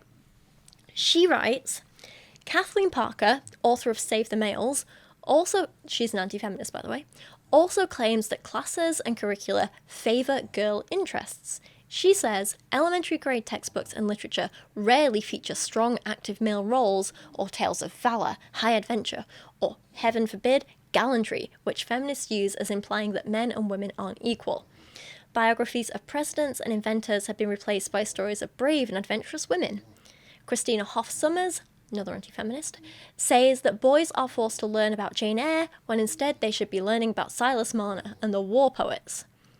Kirsten asks, do classroom materials privilege girls and marginalise boys? Let's take the context of textbooks. There are more male than female characters in the first and third grade children's developmental reading texts, 54% to 46%. Much has been made in the last 2 decades about getting girls more interested in math and science.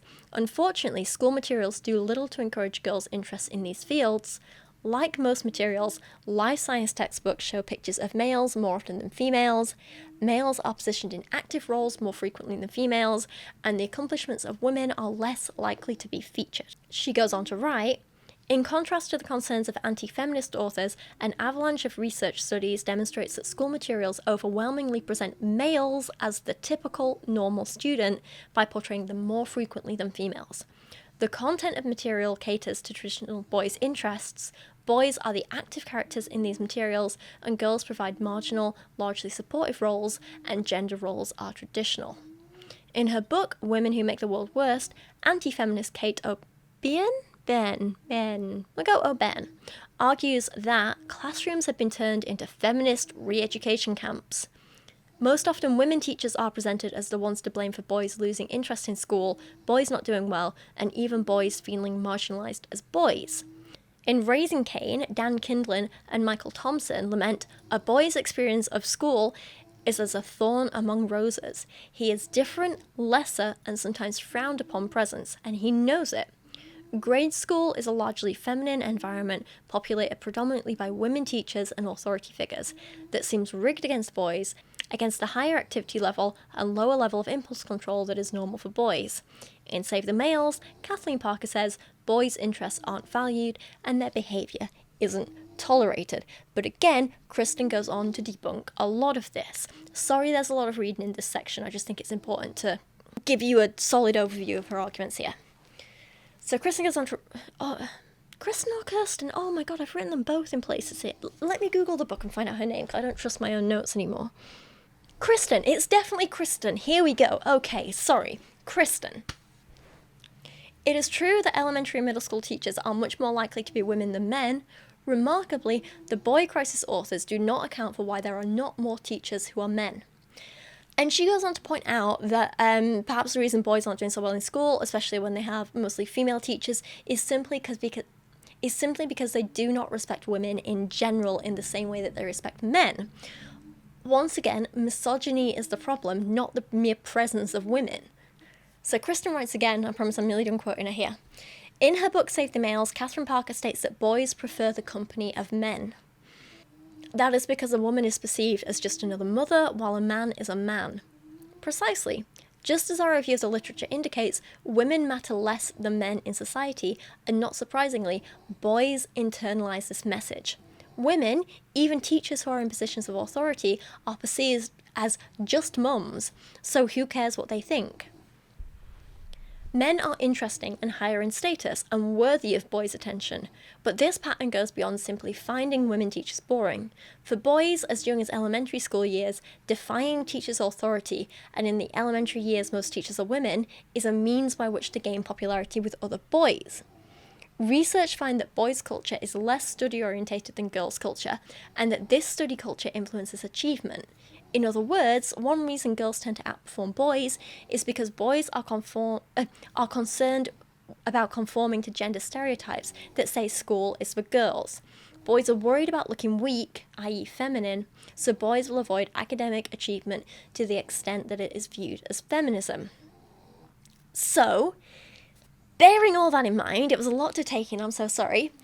Does this mean Andrew is right? Are schools just catering to girls and ignoring boys? Or is it that the whole culture is so busy teaching boys to disrespect their female teachers, never going to teaching themselves and see education as too feminine for them, and that's why they're not performing as well? Is the problem perhaps with toxic masculinity and patriarchy and misogyny rather than just there are women here? It is definitely a much, much, much more complex issue than Andrew either chooses to understand or can possibly understand, because he's got a tiny little brain. To celebrate male increases in powerful jobs is bigotry and oppression, but in females it's celebrated as glass ceiling breaking. Well, yeah, that's because you don't necessarily celebrate oppressors oppressing more people, do you? It's easy for people in power to get more power as a general rule, whereas it's a bigger deal for an underdog to achieve something.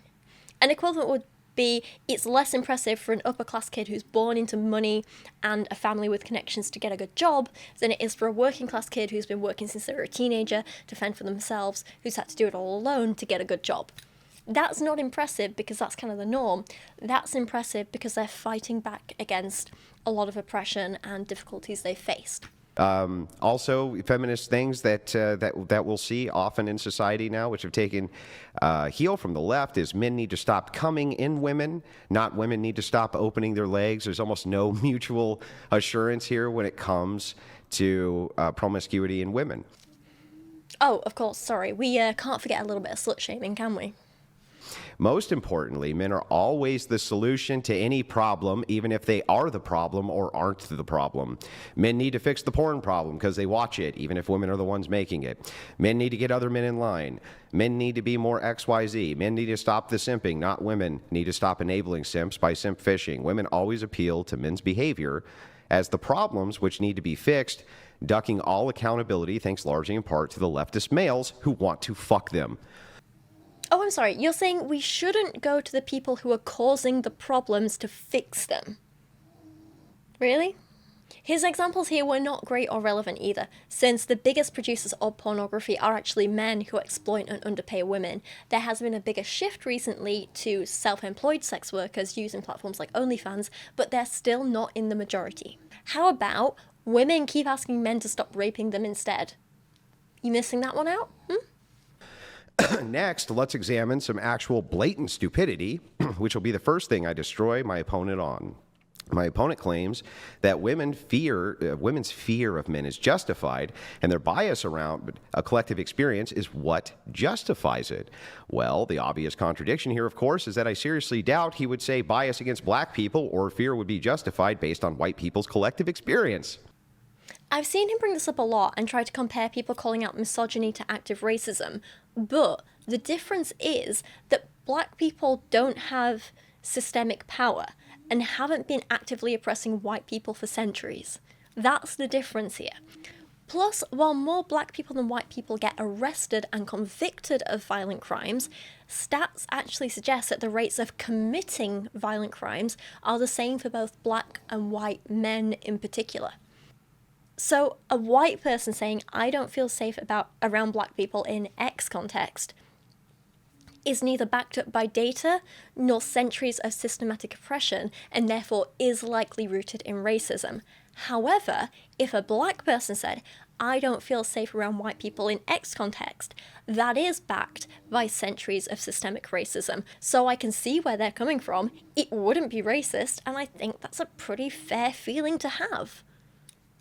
Because in this society, black people have been systemically oppressed by white people for years in the same way that women have been systemically oppressed by men. So a black person expressing fear of a white person in certain circumstances is damn reasonable, just as women expressing fear of men in certain circumstances is damn reasonable.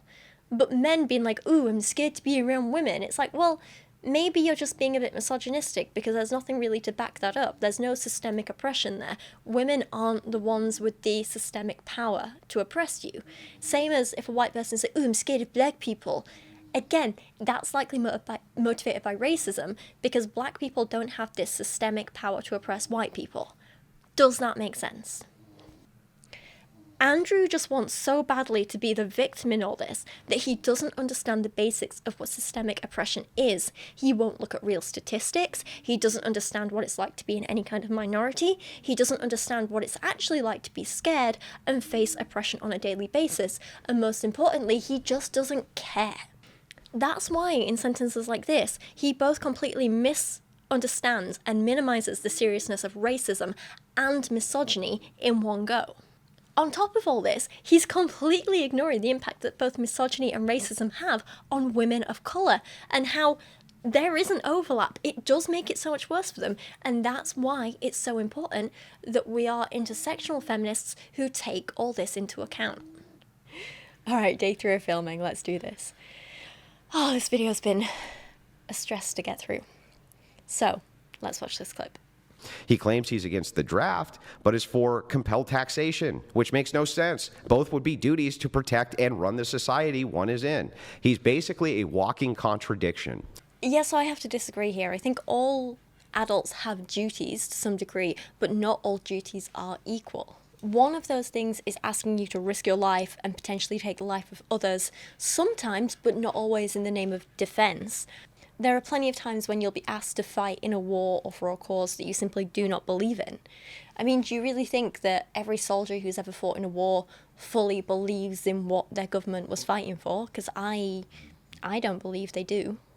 However, paying taxes whilst also a duty does not cause you physical harm or cause any detriment to your emotional, mental, or physical well-being. And while there is an argument to be made that maybe, sometimes taxes are used to fund things that you maybe don't agree with, like, for example, there are plenty of laws that my government in the UK have passed recently that I don't agree with, but that's why democracy is important and why we have the power to, use our vote to try and sway things in the direction that we do agree with.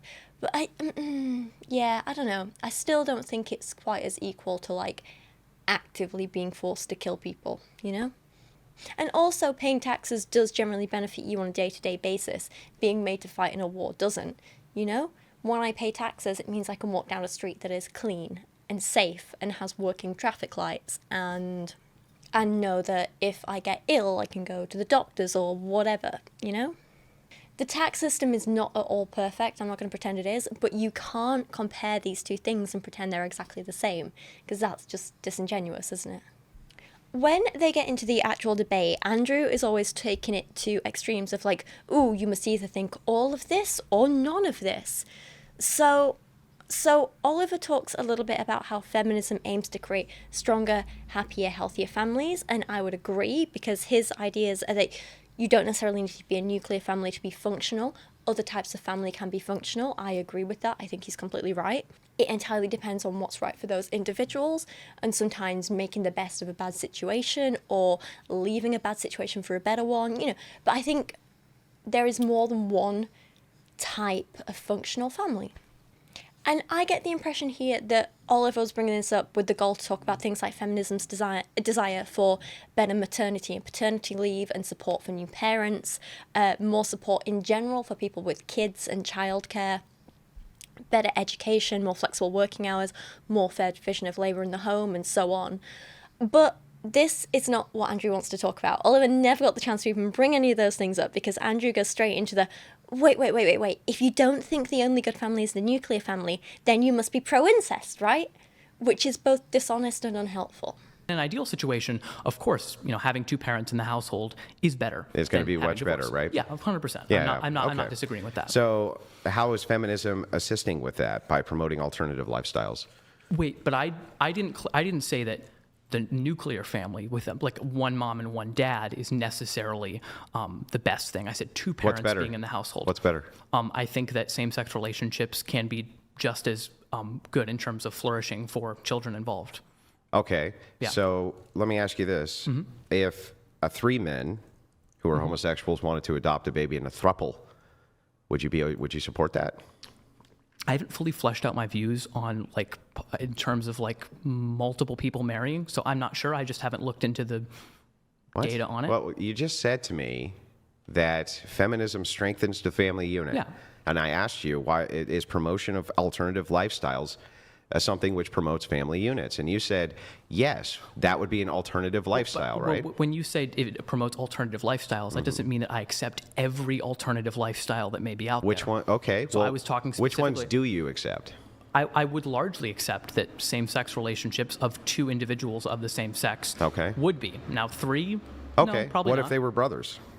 What if they were brothers? Yeah. No, I don't. Yeah, I'm not a fan of incest, Andrew. You're not going to... Well, I don't understand. You just said if two same-sex people had a child, right? You would be fine with that, right? No, not if they're related. Just because, wait a second. Why? Hold on. Why not? When you ask me a question like that, there's so many presuppositions surrounding it. For example, do you think two men, but they both abuse their children? Do you think they're good? That's a good what family? presupposition did I add? You added a presupposition, or you added something to it that they're related. Of course, then if they're related, then they shouldn't be in that relationship. The same way that if they're like abusive, no, you wouldn't then they even. shouldn't be No, in it. that standard wouldn't even apply. Like if somebody was fourth cousins to somebody or third cousins, you probably wouldn't care. So it's not just the relational aspect. In this case, though, there's no harm which is applied that I can detect if it's two consenting adult men, right? And they're in a relationship and they're both brothers. Why shouldn't they be able to adopt, dude? Well, I mean, if you want to get into a conversation, I don't want to get into a conversation around the ethics of incest. I think that It's gets not farther a conversation around the ethics of incest. It's a conversation around the idea of alternative lifestyles being somehow better because you promote alternative lifestyles, right? You don't have justification to stop other alternative lifestyles. So, like, not all feminists are pro-polygamy. Some are, some aren't. It's, again, not a monolith. But I don't think any feminist is pro-incest. This is just a straw man and misunderstanding of feminism. I think there may be some people who think that in very specific circumstances, incest is not a moral issue. For example, if the family members haven't grown up together, so there's no power dynamic there, they're not planning on having children, there's no issues with consent. One could argue if there's no issues with consent or health issues, then it's not really an immoral thing. But again, I don't think that's not going to be everyone, and I think that's just one stance. But I don't think there's anyone who's going to be like, yes, pro-incest, woo incest, let's all be incestuous. I don't think anyone is like that. It's absolutely, like I keep saying, not a case of either it's all okay or none of it's okay. Context matters. Nuance is important. So Andrew tries to get Oliver to say why he's against incest. And obviously being put on the spot, Oliver struggles a bit. And I think that's fine, you know? Like I say, I like Oliver. He's very intelligent. I think he makes some very good points. But he is quite young, and so he maybe hasn't thought about all these issues fully yet, which is absolutely fine. That's not a bad thing. And also, debating is hard. Being put on the spot is very hard. I'm not a debater. I cannot debate to save my life. Like, I'm just like, no, I don't want the confrontation. I don't like that. I'd rather have time to sit back and be like, no, well, hang on. Here's an idea that you're presenting. Let me go away and research for 10 hours and then come back with a conclusion. You know, that's more my style. So Oliver struggles a bit with this answer, and he maybe doesn't give the best answer, which, you know, it happens. And Andrew is just like, so you're just making up your own opinions based on nothing but stigma. But I think there's more to consider here. And the big thing which Oliver didn't mention is, like I just brought up ever so slightly, the issue of consent. One of the reasons that incest can be a problem is because of the lack of consent. If it's between siblings, for example, or a father and child, a mother and child, an aunt or uncle, grandparent and child, is there some sort of power dynamic there which is causing the younger party to be unable to consent? Is there such a large age gap that the younger party is unable to consent? Is there some form of grooming going on, especially if they were brought up together as a family unit? Are there health problems that would arise from having an incestuous relationship? These and more are all factors which determine if that relationship is okay or not, and these are not things that either of these men are considering in this debate. Kyra's drinking, sorry. Sorry, it's a small flat. She's a noisy girl. The noises echo, I'm sorry. You would say that two brothers should not get married. Two brothers should not get married and adopt children, right? Yes, because they're based brothers. on shared intuition. Yeah, because they're brothers. Yeah, because they're brothers. Because I think most people So would- if there's a would agree with shared intuition against homosexuals, you would have to bite the bullet then that you don't think homosexuals should adopt. That's not necessarily what I'm arguing. I'm saying that I Okay, think can they you should. make this Hold on. logically follow? Because the argument against incest is that it can be harmful for a number of reasons in certain circumstances: emotional damage, physical health problems, lack of ability to consent, concern around grooming and abuse, and so on. It's not just that people generally think it's bad, so don't do it. There can be arguments made that there is harm directly caused by many, but not all, incestuous relationships. And that's something that Oliver probably should have brought up here, but he didn't. I think, in contrast, there are no good arguments to be made that any consenting gay couple in a healthy relationship is harmful in any of those ways. Again, the same rules would apply here, though. You know, if there's grooming, an age gap, abuse, lack of consent, they would also be bad things. So they're the factors that are important to consider here, not necessarily who is in the relationship, you know? So overall, I agree with Oliver, but I think he just missed an important part of expressing why one of these things may be considered wrong, but the other isn't, or rather why both of these things could be considered wrong in certain circumstances, but not others. Does that make sense? The deciding factor should not be the identities of the people involved, but instead based around consent and health issues and the functionality of the relationship and so on. At least Oliver went on to call out this nonsense, though. Because you don't want to take an actual position. No, I am taking an actual No, position. no, you don't. You say Yes. these are conditional positions because I don't want my worldview to be investigated on these Andrew, positions. the reason I don't want it is because, no, listen to me, because this is what you do is you go down a meta-ethics rabbit hole where you try to reduce a view to absurdity, and then a conversation the that was, view is hold absurd. on, because a conversation that was meant to be about feminism, It is about feminism. Then is dragged out into a 3-hour debate about the fundamental precepts of reality, and I think that gets so away from the conversation. He's right, but I think that's what Andrew's doing intentionally here. He doesn't actually want to look at real-world stats and how the rates of femicide are increasing every year. So, for example, in 2023, 85,000 women and girls were killed, with 51,100 of them being intentionally killed by someone in their family, mostly men in their family. This is up from 81,000 total murders and 45 of them being intentional by someone in the family in 2021. Every single year, femicide rates are rising. That is 140 women and girls killed every single day by someone in their own family in 2023. Tell me how that's acceptable.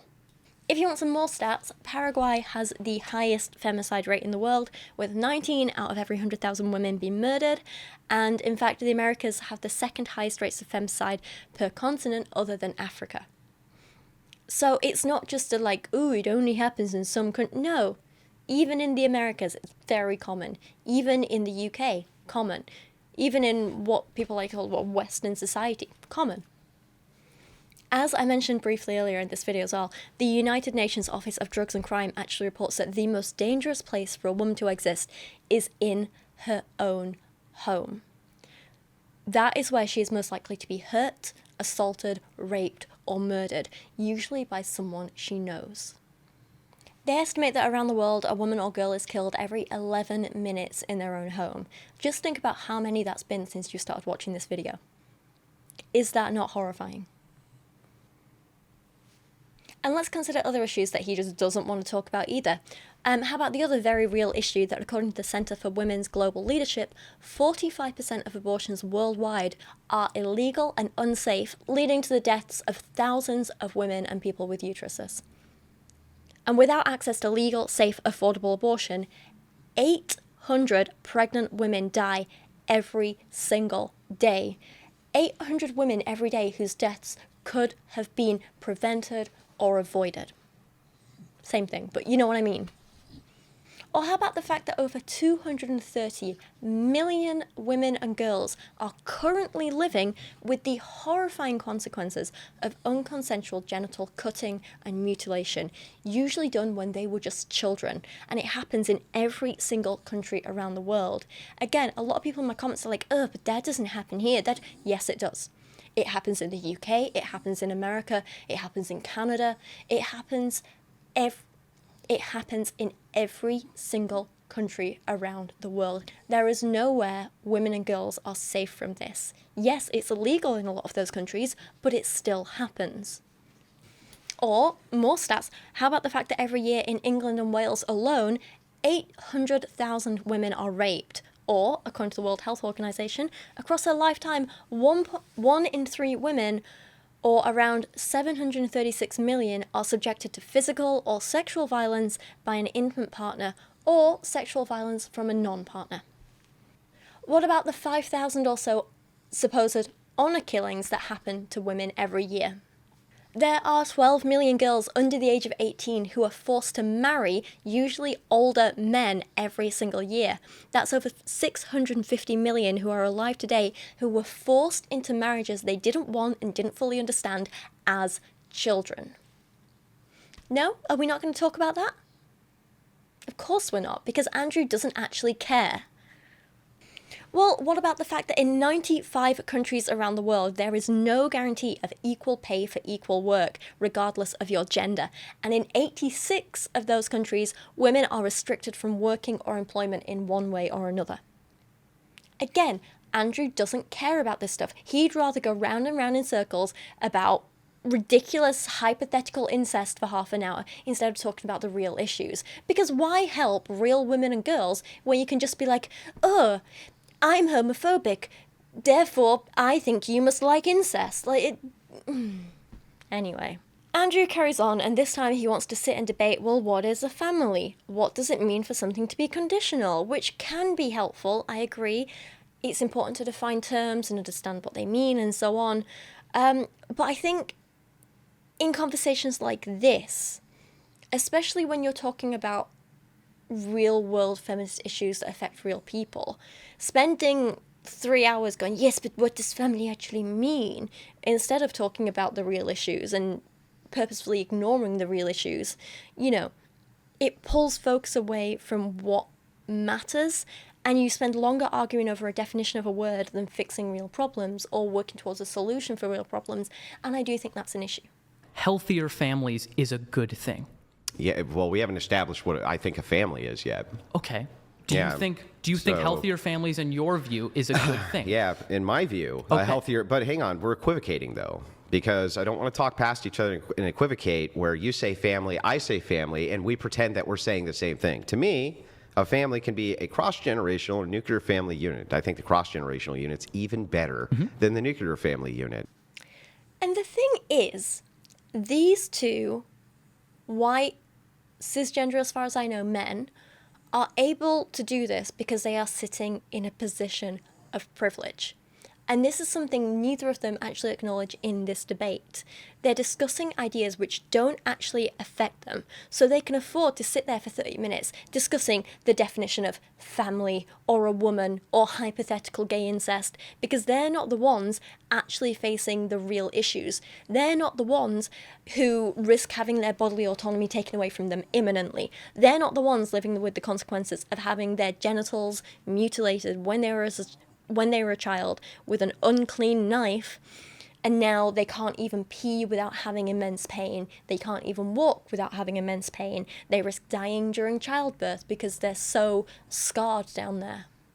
They're not the ones who go home every night wondering if their partner is going to kill them. They're not the ones who are actually affected by these issues. So yeah, they can sit there going, oh, I'm being so intellectual, I use big words and I want to define all these terms right down to the minutiae, and because they can do that.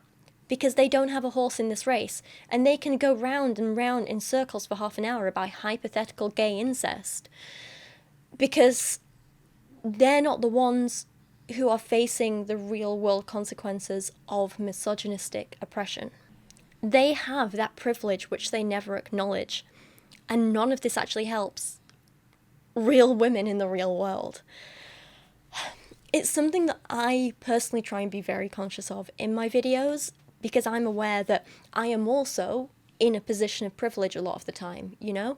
I'm from a very working class, very low income background, but I'm not struggling in the same way now that I was as a child. That's a position of privilege. I understand that I'm a white cisgender woman. That's a position of privilege. I have other areas where I'm not, you know, like I have my walking issues that affect me like day to day. I'm an autistic woman. I'm a woman. Do you know what I mean? And there's lots of other things. Like, there's lots of facets to my identity, and some that I don't talk about online, which do leave me at a disadvantage.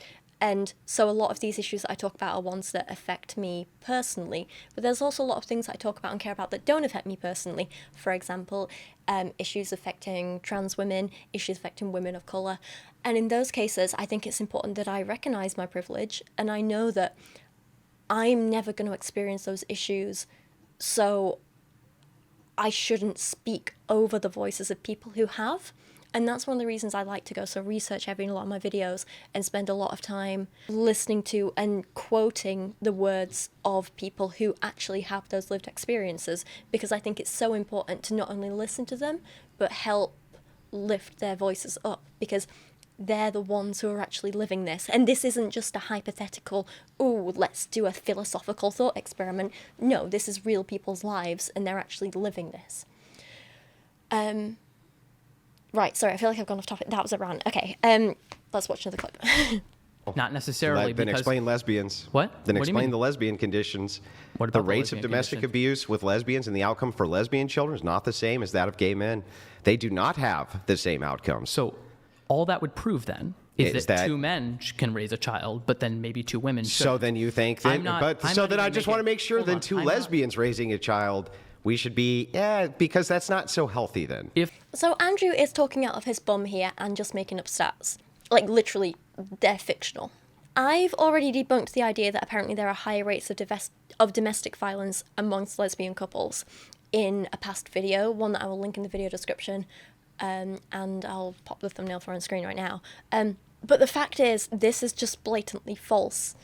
There are not higher rates of domestic violence amongst lesbian couples.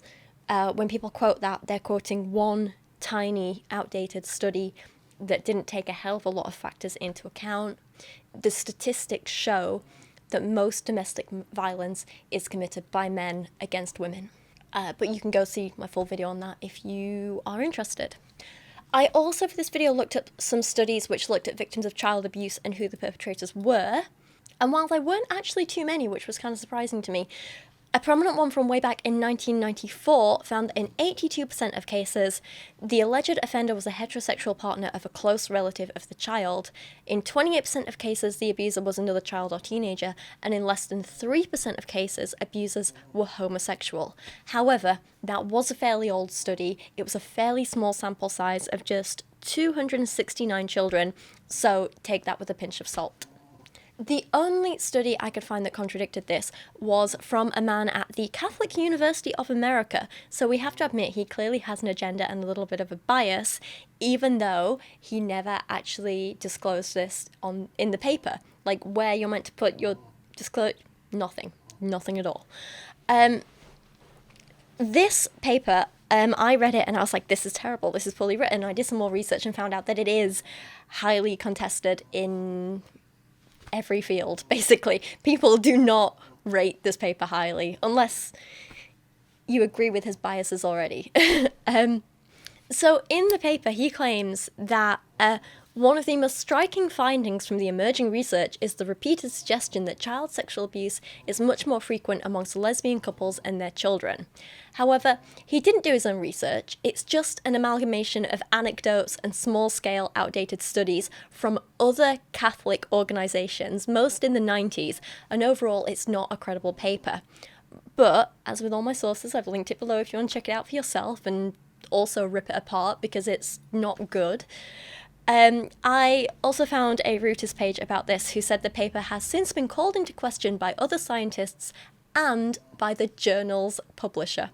They went on to write that publisher Hindawi Limited added an expression of concern to the paper in 2017 after receiving complaints about its methodology and potential bias, definite bias, by its author, a Catholic priest.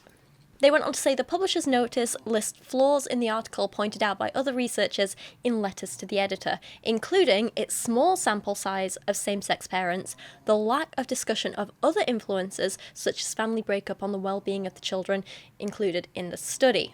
Furthermore, in 2018, the Southern Poverty Law Center denounced a study as pseudoscience. Pretty damn accurate. They also point out that a large review of 19,000 studies and articles on the topic of same-sex parenting published in 2015 also concluded that children raised by same-sex couples are no worse off than children raised by opposite-sex couples. So basically, I can't believe I didn't say this. Sorry, my thoughts are all over the place. His study argued that children of same-sex couples are overall worse off than couples with mixed-sex parents, right? That was his argument. And one of the factors in that is they're more likely to be abused, apparently. It's not true. Not at all. All these other studies, as you can see, show that no, absolutely not worse off at all. It's absolutely fine. The Reuters article went on to say that a clear consensus had formed in 2000 that there was no difference between same-sex and different-sex parenting in psychological, behavioural, or educational outcomes of children. And so, to summarise, Andrew is simply parroting already debunked, outdated misinformation. Well, that's largely things we ascribe to masculinity. Oh, and is it? femininity. What is masculinity first? Well, it's hard to say exactly what it is. Do you see what I mean? He's doing it again. And I'm not saying we shouldn't define terms. We should. That's important. But he's doing it to such an extent to simply avoid talking about anything actually meaningful or difficult that requires him to actually think for a moment. The next part of the video is just a lot of frustrated nonsense about how sex is different for men and women. He's designed to sleep around, and if she's ever had more than one partner in her life, she's definitely going to cheat on you, and you'll be raising a baby that isn't yours, and blah, blah, blah, blah, blah. It's a lot of nonsense. I've covered this stuff before, quite a lot actually, and I'm tired of it. I am. Well, actually, I'm just tired of this man. I decided to skip around quite a bit in this video because it's 6 hours long and I'm not going to talk about everything. That'll be exhausting. So let's skip forward a bunch.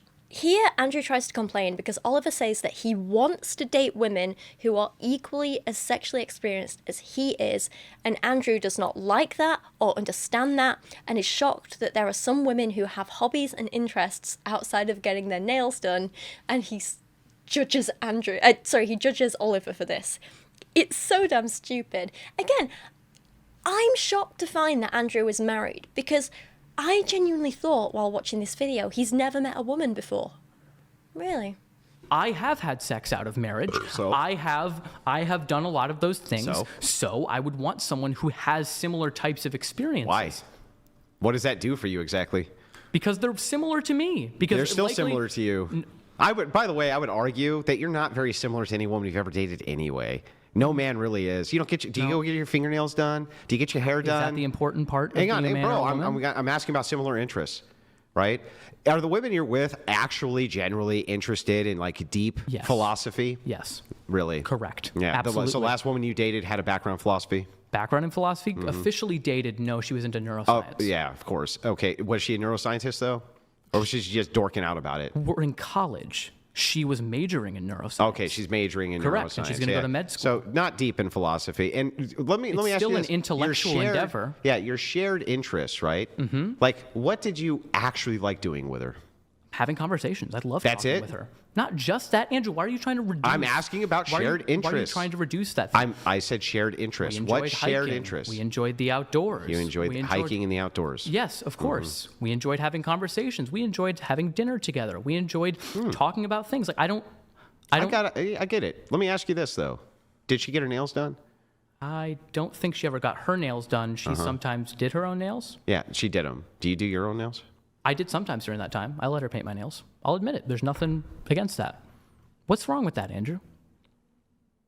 I know there's something. Yeah, what's wrong with that? I think it is very insecure if you think that a man getting his nails done is somehow like a strike against his masculinity. I think that's pretty insane. Andrew is such a sad little man, and this is so embarrassing for him. And then he just resorts to personal attacks, even though he wants to pretend they're not. Like, it's just very pathetic, you know? And some might argue that I've done the same by calling him a pathetic little man. But I would argue that's not really a personal attack and me just stating a fact at this point. I had no Did problem she paint with him it. different colors? I think it was mostly all blue, or I think all Did she put red. sparkles on them? No, I don't Did think she so. do your hair too? Did she braid it? Did she braid your hair, bro? I'm not. Did she put a bow in your hair, I'm not bro? engaging with your bad faith. Why is that bad faith? Because you're making. Fun I'm of not demasculizing. I am not doing any sort of demasculization. Yes, if it is in the your case, in your view, you are. What do you mean? In your view, I'm not though. Yeah, because your intentions matter in terms of the words that you're using towards me. Wait a second. There's no way for me to demasculate you. You just admitted you got your nails painted. Can I ask you some further non-demasculating things? So from what I can tell at this point as well, Andrew had started drinking a lot of beer, and at this point he was getting quite drunk and belligerent. He just got more and more drunk as the podcast went on, and he was just day drinking more and more and more. Again, it's embarrassing for him. I mean, I'm not opposed to a drink. I like it, you know. I enjoy a nice glass of wine. I will often have a nice drink if I go to a festival or something. That's fine. But I think if you're doing your job in the middle of the day and you're supposedly doing like a big intellectual debate and you're just a piece of big clever men talking, it's a little bit embarrassing for you to just get this drunk while you're supposedly working, you know?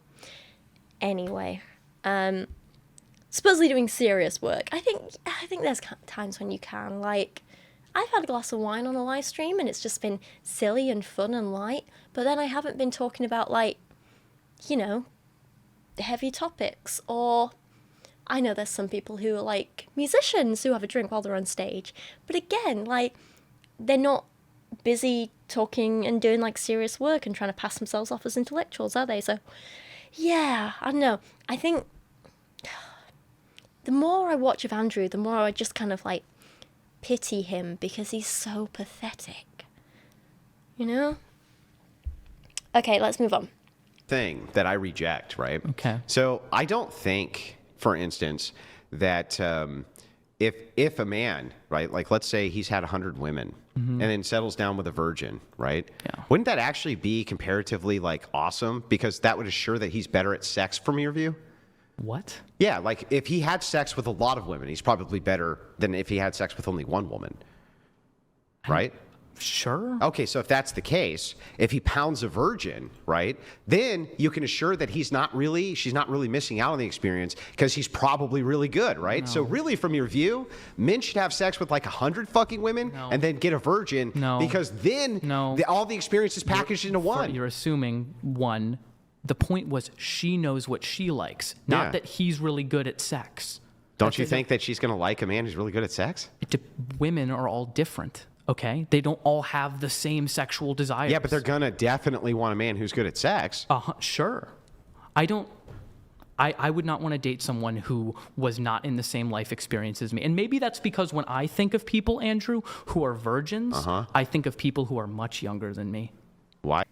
I just cannot believe this is even being said. But Oliver makes a really good point about the age thing here. And, like, outside of this clip, he's saying how he's not actually opposed to dating people with different experiences. He just wants it all to feel equal as a whole, right? Great point. But Andrew is just arguing in bad faith and really doesn't seem to understand why similar levels of experience in a relationship matter. And he also doesn't seem to understand what actually makes someone good at sex or not. Which, again, just says to me he's probably never satisfied a woman, but I don't think he's even considering the possibility in this that some women actually like sex and are willing participants in it. To him, it's just something men do to women, you know? This is something you have done to you as a woman, which is also why he can't understand and has so much hate for lesbians in general, isn't it? And then, of course, Andrew sinks to a new low and gets even more pathetic as he starts to defend relationships with large age gaps and him as like a nearly 50-year-old man dating barely legal 18-year-old kids, or how he'd totally do that if he wasn't married because they'd definitely want him, wouldn't they? Like, what's wrong with dating someone much younger than you anyway? Okay. Honestly, what's wrong with dating? Like, if you date an 18-year-old, what's the problem? Date an 18-year-old? Yeah. At a different stage of life. So?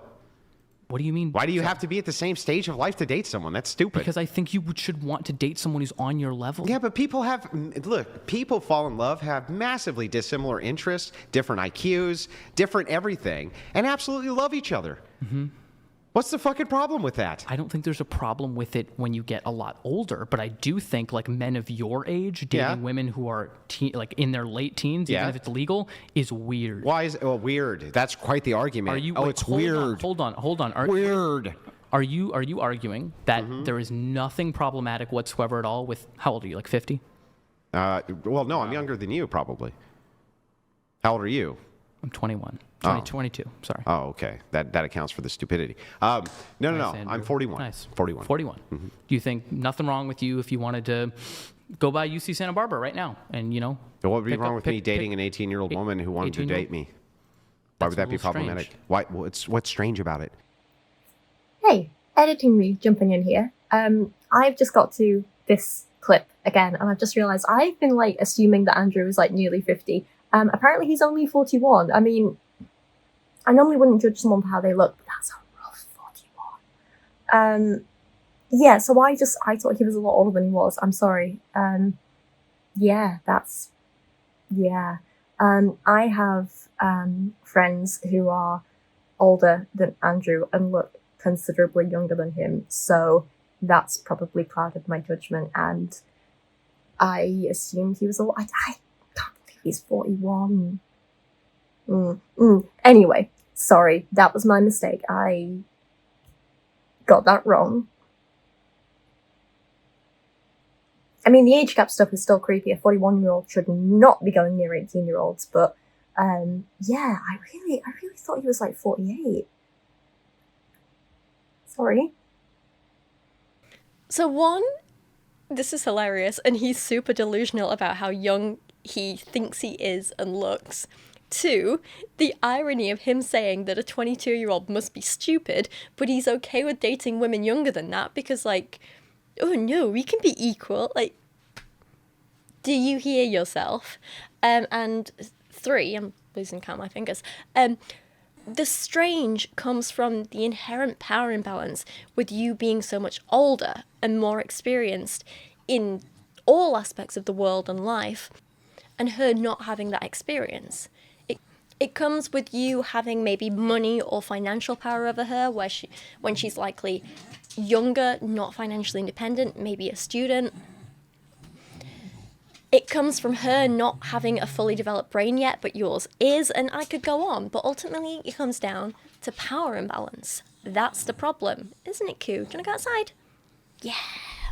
I'm not saying it can never ever work, but I'm just saying as a trend, most times it is likely to be problematic.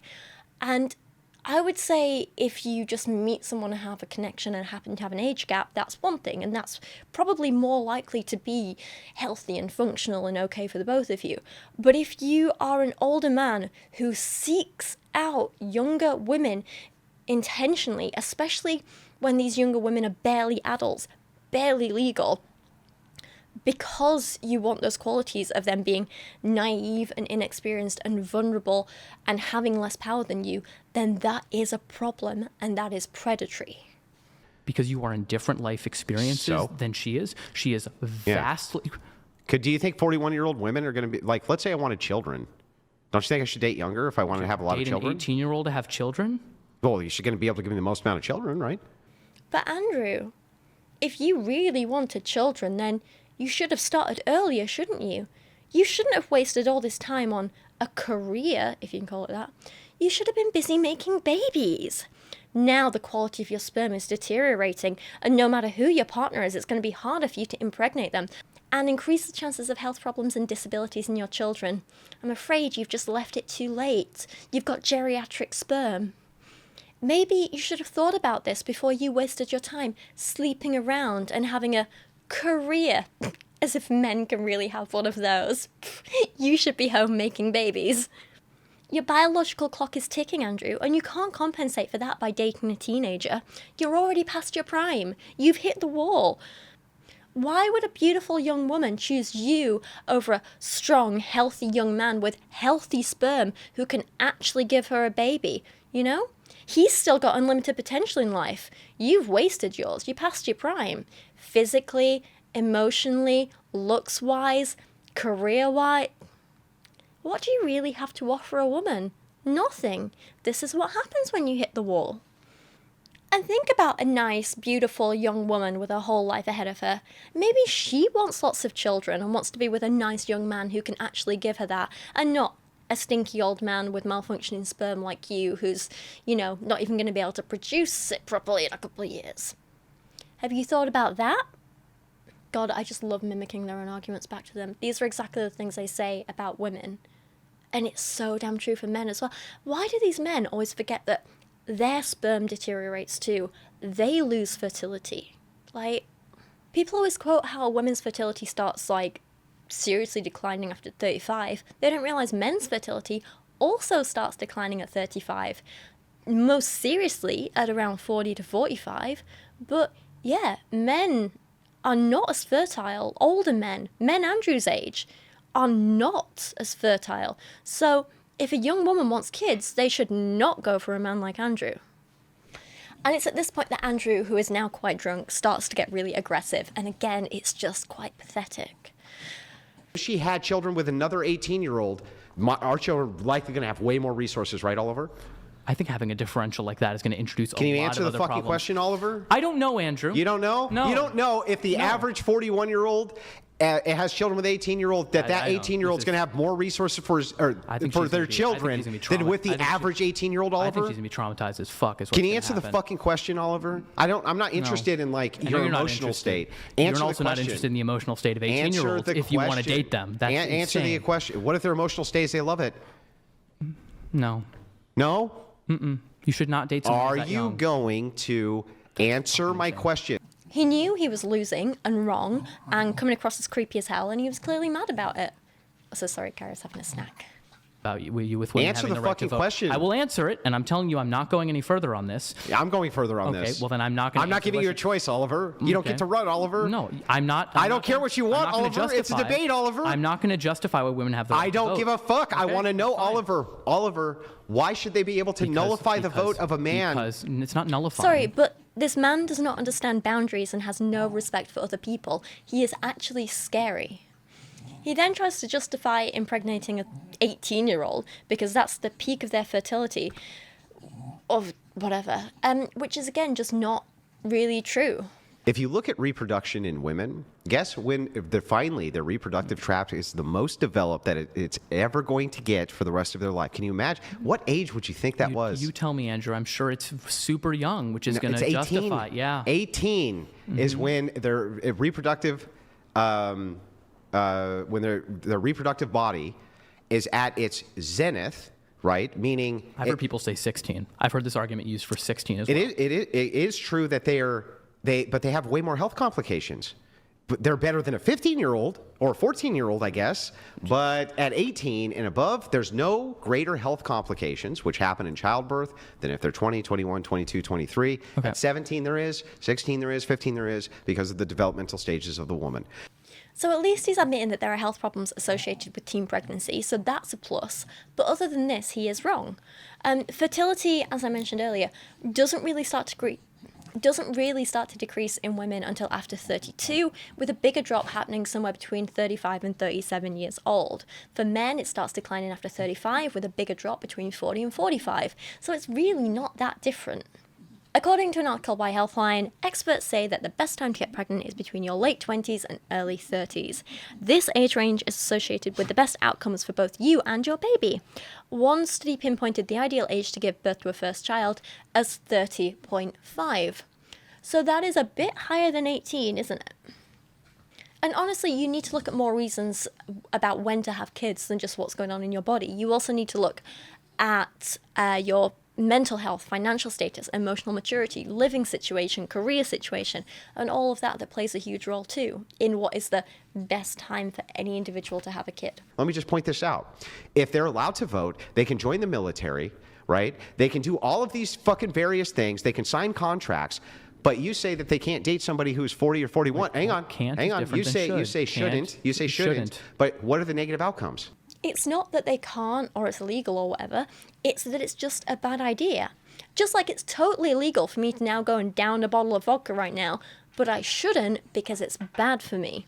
You can, but it's not a good idea.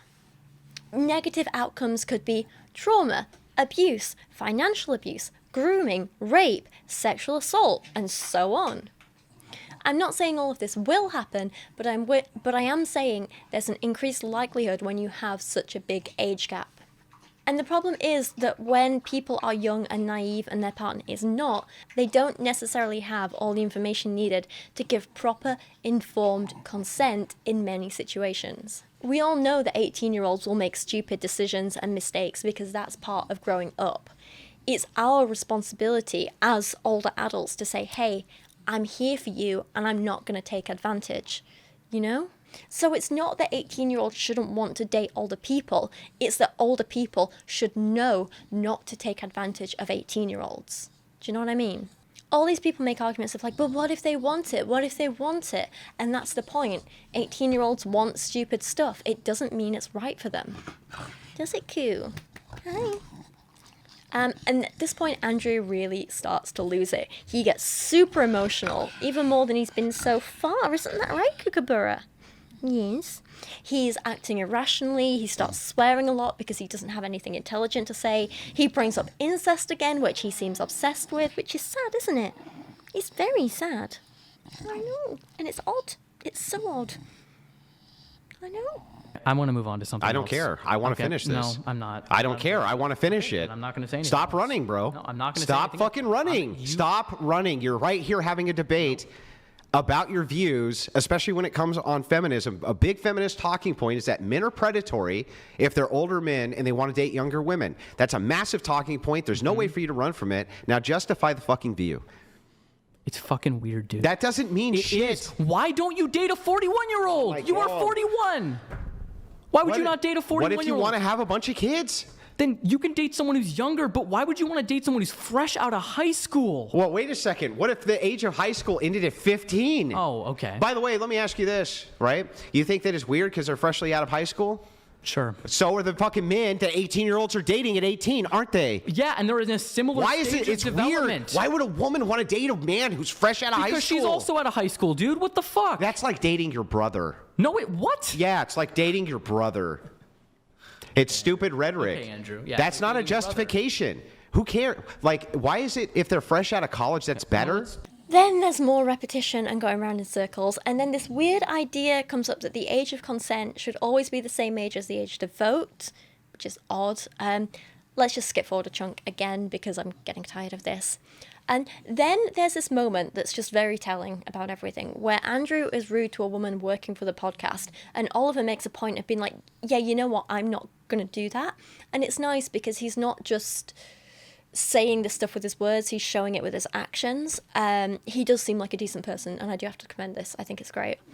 Also, throwing this out here because I know every time I talk about men, whether I'm critical of them or I say something positive, I get men in the comments being like, oh, clearly you fancy him, clearly you fancy him. So I'm going to make this very clear right now. I have no attraction to any of the misogynists on these podcasts. When I say they disgust me, what I mean by that is they disgust me. And when I'm complimentary towards Oliver because I think he's intelligent, that's not because I have an attraction to him. That's because I think he's intelligent. Sorry, that was my wrist cracking. That's because I think the things he's saying are intelligent, and it's important to point out positivity when it's there. I'm also going to point out that Oliver is 21, 22. He is very, very young. If a woman of my age had an attraction to him, it would be creepy, you know? Right, where are we? Yeah, so like I say, seems like a decent person. I can't believe I even have to say that stuff, though. It's very annoying. I've got a short about it, I think, over on my second channel, if you want to go watch. It's like people just don't listen to women and what they say, Anyway, the point I was going to make is that Oliver was not perfect in this debate. That is true. There was a lot of stuff he didn't know about completely. There were some points he didn't quite make in the best way, but I'm not mad about it because I think for someone so young who's still quite new to this style of debate, he did very well. And I think he did make a hell of a lot of good points, and he had way more patience than me. I couldn't have sat there for like 6 hours listening to this nonsense, you know? So I think it's important to give him credit for both putting up with this stuff and making some really good points.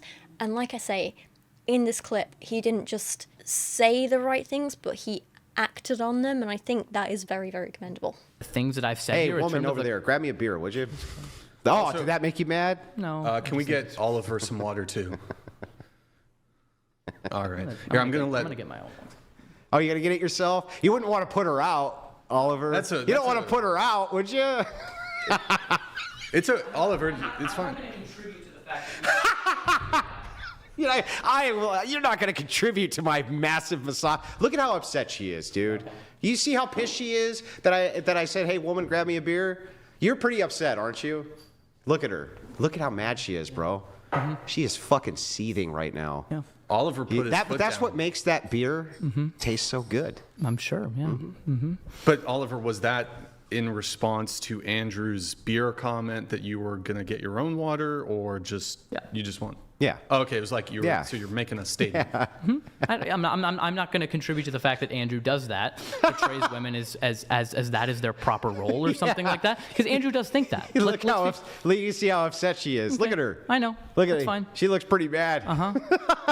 Yeah. While she's smiling and laughing her ass off. Yeah. Okay. Yeah. Also, it's almost like she's not confused with interpersonal dynamics the same way you are. All right. Sounds good, Andrew. And Andrew's bantering, a little bit. You know, Interpersonal dynamics. Anyways, It's not, let me let the not rest. banter when you genuinely think that's what women should do. Do you think that I have a history of mistreating women?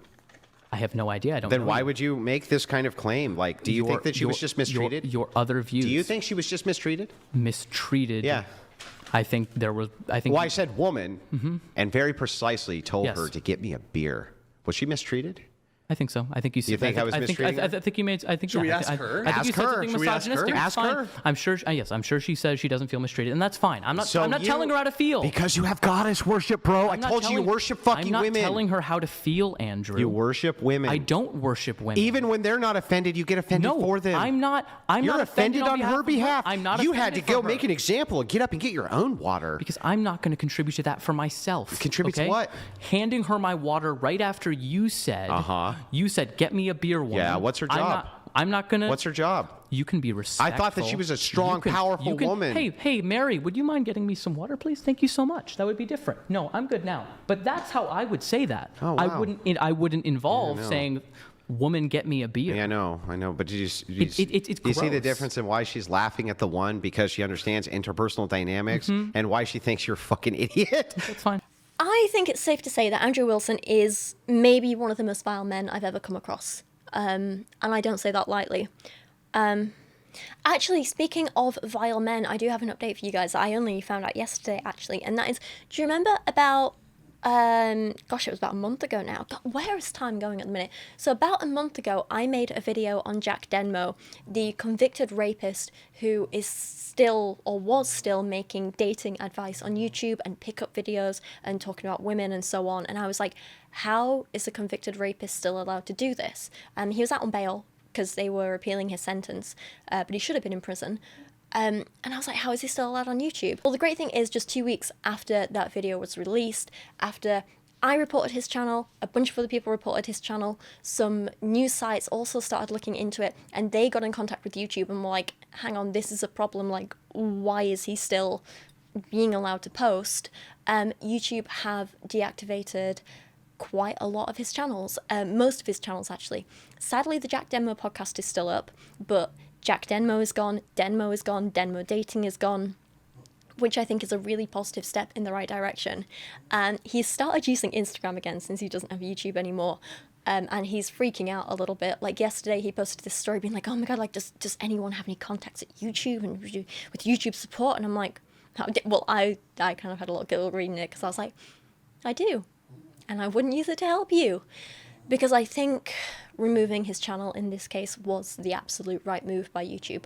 I really do. And I think it's nice to see them doing something right for once. So here we are. Anyway, sorry, I thought I'd give you an update on that. Again, if you haven't seen that video, go watch it. He's horrific. So I originally ended my script here, but then midway through filming, I realised, because if you haven't noticed, I filmed this over 3 days, I realised there was a huge part of this video that I'd missed talking about, which may be one of the most vile things I'd ever heard, or I have ever heard. Oh my god. A lot of the clips we've seen so far, it can be argued, are diminishing the seriousness of sexual assault and rape, but with this clip, it's not even a question. It just is. So, Andrew starts off by suggesting that women shouldn't have multiple sexual partners because the more they have, the more experiences they have to compare you with, which just sounds like his own insecurities talking to me. This isn't a woman problem, this is a you problem, right? I don't know about anyone else, but I've never been with a new partner and found myself comparing them to anyone in my past. Because generally when you're with someone, you're with them. There in that moment, you're not thinking about other people, you're just enjoying the moment, right? Are you not? And it doesn't really matter what you've experienced before. If that moment is good, then it's good and nothing's going to change that. I like to make the comparison to a good piece of chocolate cake, right? I love chocolate cake, absolutely love it. When I'm in a restaurant and I see chocolate cake on the menu, I'm like, that is what I want. I'm eyeing it up from the moment I walk in. I'm like, I want that chocolate cake, right? And when I'm sat there eating my chocolate cake, doesn't matter what kind of chocolate cake it is. Maybe it's got hot fudge sauce. Maybe it's got a nice buttercream in the middle. Maybe it's like a Black Forest Gâteau kind of chocolate cake. Oh, I love them all, right? It doesn't matter what the kind is that I'm eating or what slice it is or where it's from. I'm not sat there in the moment thinking, I would enjoy this slice of chocolate cake, but I'm afraid it's not as good as slice 324 that I ate 4 years and 7 months and 3 days ago in, I was going to say Barbados. I've never been to Barbados. I don't know why that came to my head. In Manchester, you know? You don't sit there and think that. You don't compare every slice of chocolate cake you eat with every past slice of chocolate cake you've eaten. No, you sit there, you enjoy the moment, you enjoy a damn good piece of chocolate cake, you appreciate it, and that's it. That's enough. And then the next time you have chocolate cake, guess what? You still enjoy the chocolate cake. And if for some reason you have the best slice of chocolate cake ever, and you're like, oh my god, I don't know if anything's ever going to compare to this, the next time you go out for chocolate cake, even if it's not as good, it's still enjoyable, and it's still good, and you don't regret eating that chocolate cake, because it's still damn good chocolate cake. You don't sit there in a restaurant and think, oh, this meal was very good and they've got chocolate cake on the menu, but I better not order it just in case it is good, and then every other slice of chocolate cake I have from now on isn't as good as this one. Or you don't think, oh, I once had a really good slice of chocolate cake, better not have any more again in case they're not as good. Oh, I'll only get my chocolate cake from one source because then I'll never know if it's actually good or not. I'll just have to put up with it as it is. I'm talking a lot about chocolate cake. You just take it as it comes, right? You might want to only have one chocolate cake for life. You might want to try a lot of chocolate cake. But the fact is, if you like chocolate cake, then it's going to be really good chocolate cake no matter what you have. It's all going to be good, you know? Even the worst chocolate cake is going to be pretty damn good. The men like Andrew, and I'm going back to sex now, not using the cake metaphor. The men like Andrew who don't want you to have any other experiences because they're worried that you won't find them as attractive or good in bed or whatever, that is just their insecurity talking, and it's nothing about you, you know? But anyway, this isn't even the main thing I want to talk about here. It's this. This is the gross bit coming up. When you say, like, certain people, it's like, okay, dude, yeah, I guess you could make the case that, like, grape is bad for certain people. No. For certain people. No, it's bad for everyone. No, it's only bad for certain people. Here, Andrew. like, there's women, you agree, who have orgasmed during SA. That has nothing to do with whether it's SA. Bro. That has nothing to do with whether it's SA. Are you kidding me? Bro, I didn't say whether or not it's SA. I said during SA. So this is what is so damn sickening. You cannot claim that rape is not that bad just because someone had some muscle spasms during it. Because when it comes down to it, that's all an orgasm is on a physical level, right?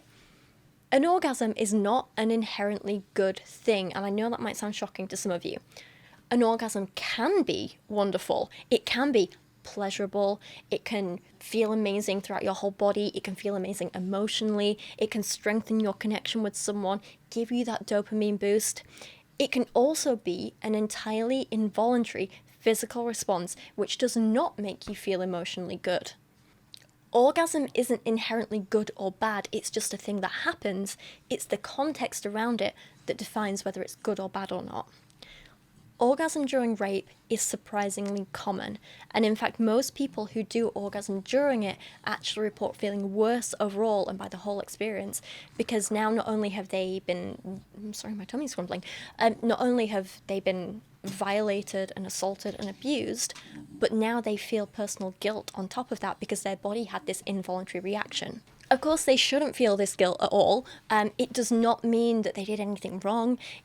It doesn't diminish the seriousness of the rape or make it acceptable in some way. And so for people like Andrew to claim it does, or that it in some way makes rape a good thing, a positive thing, that is so dangerous and harmful and just wrong. Unlike something like an orgasm, which isn't inherently good or bad, rape is inherently harmful. It is inherently bad. It is inherently a violent act. Whether there is a physical response or not, an orgasm does not change a violent attack and suddenly make it a good thing. Now, this isn't to say that everyone's experience of rape will be the same, or that they will experience the same level of harm from it, if you want to put it like that, because each individual is different. But I don't think there's any argument that you can make that suggests that rape is in any way a positive or good thing.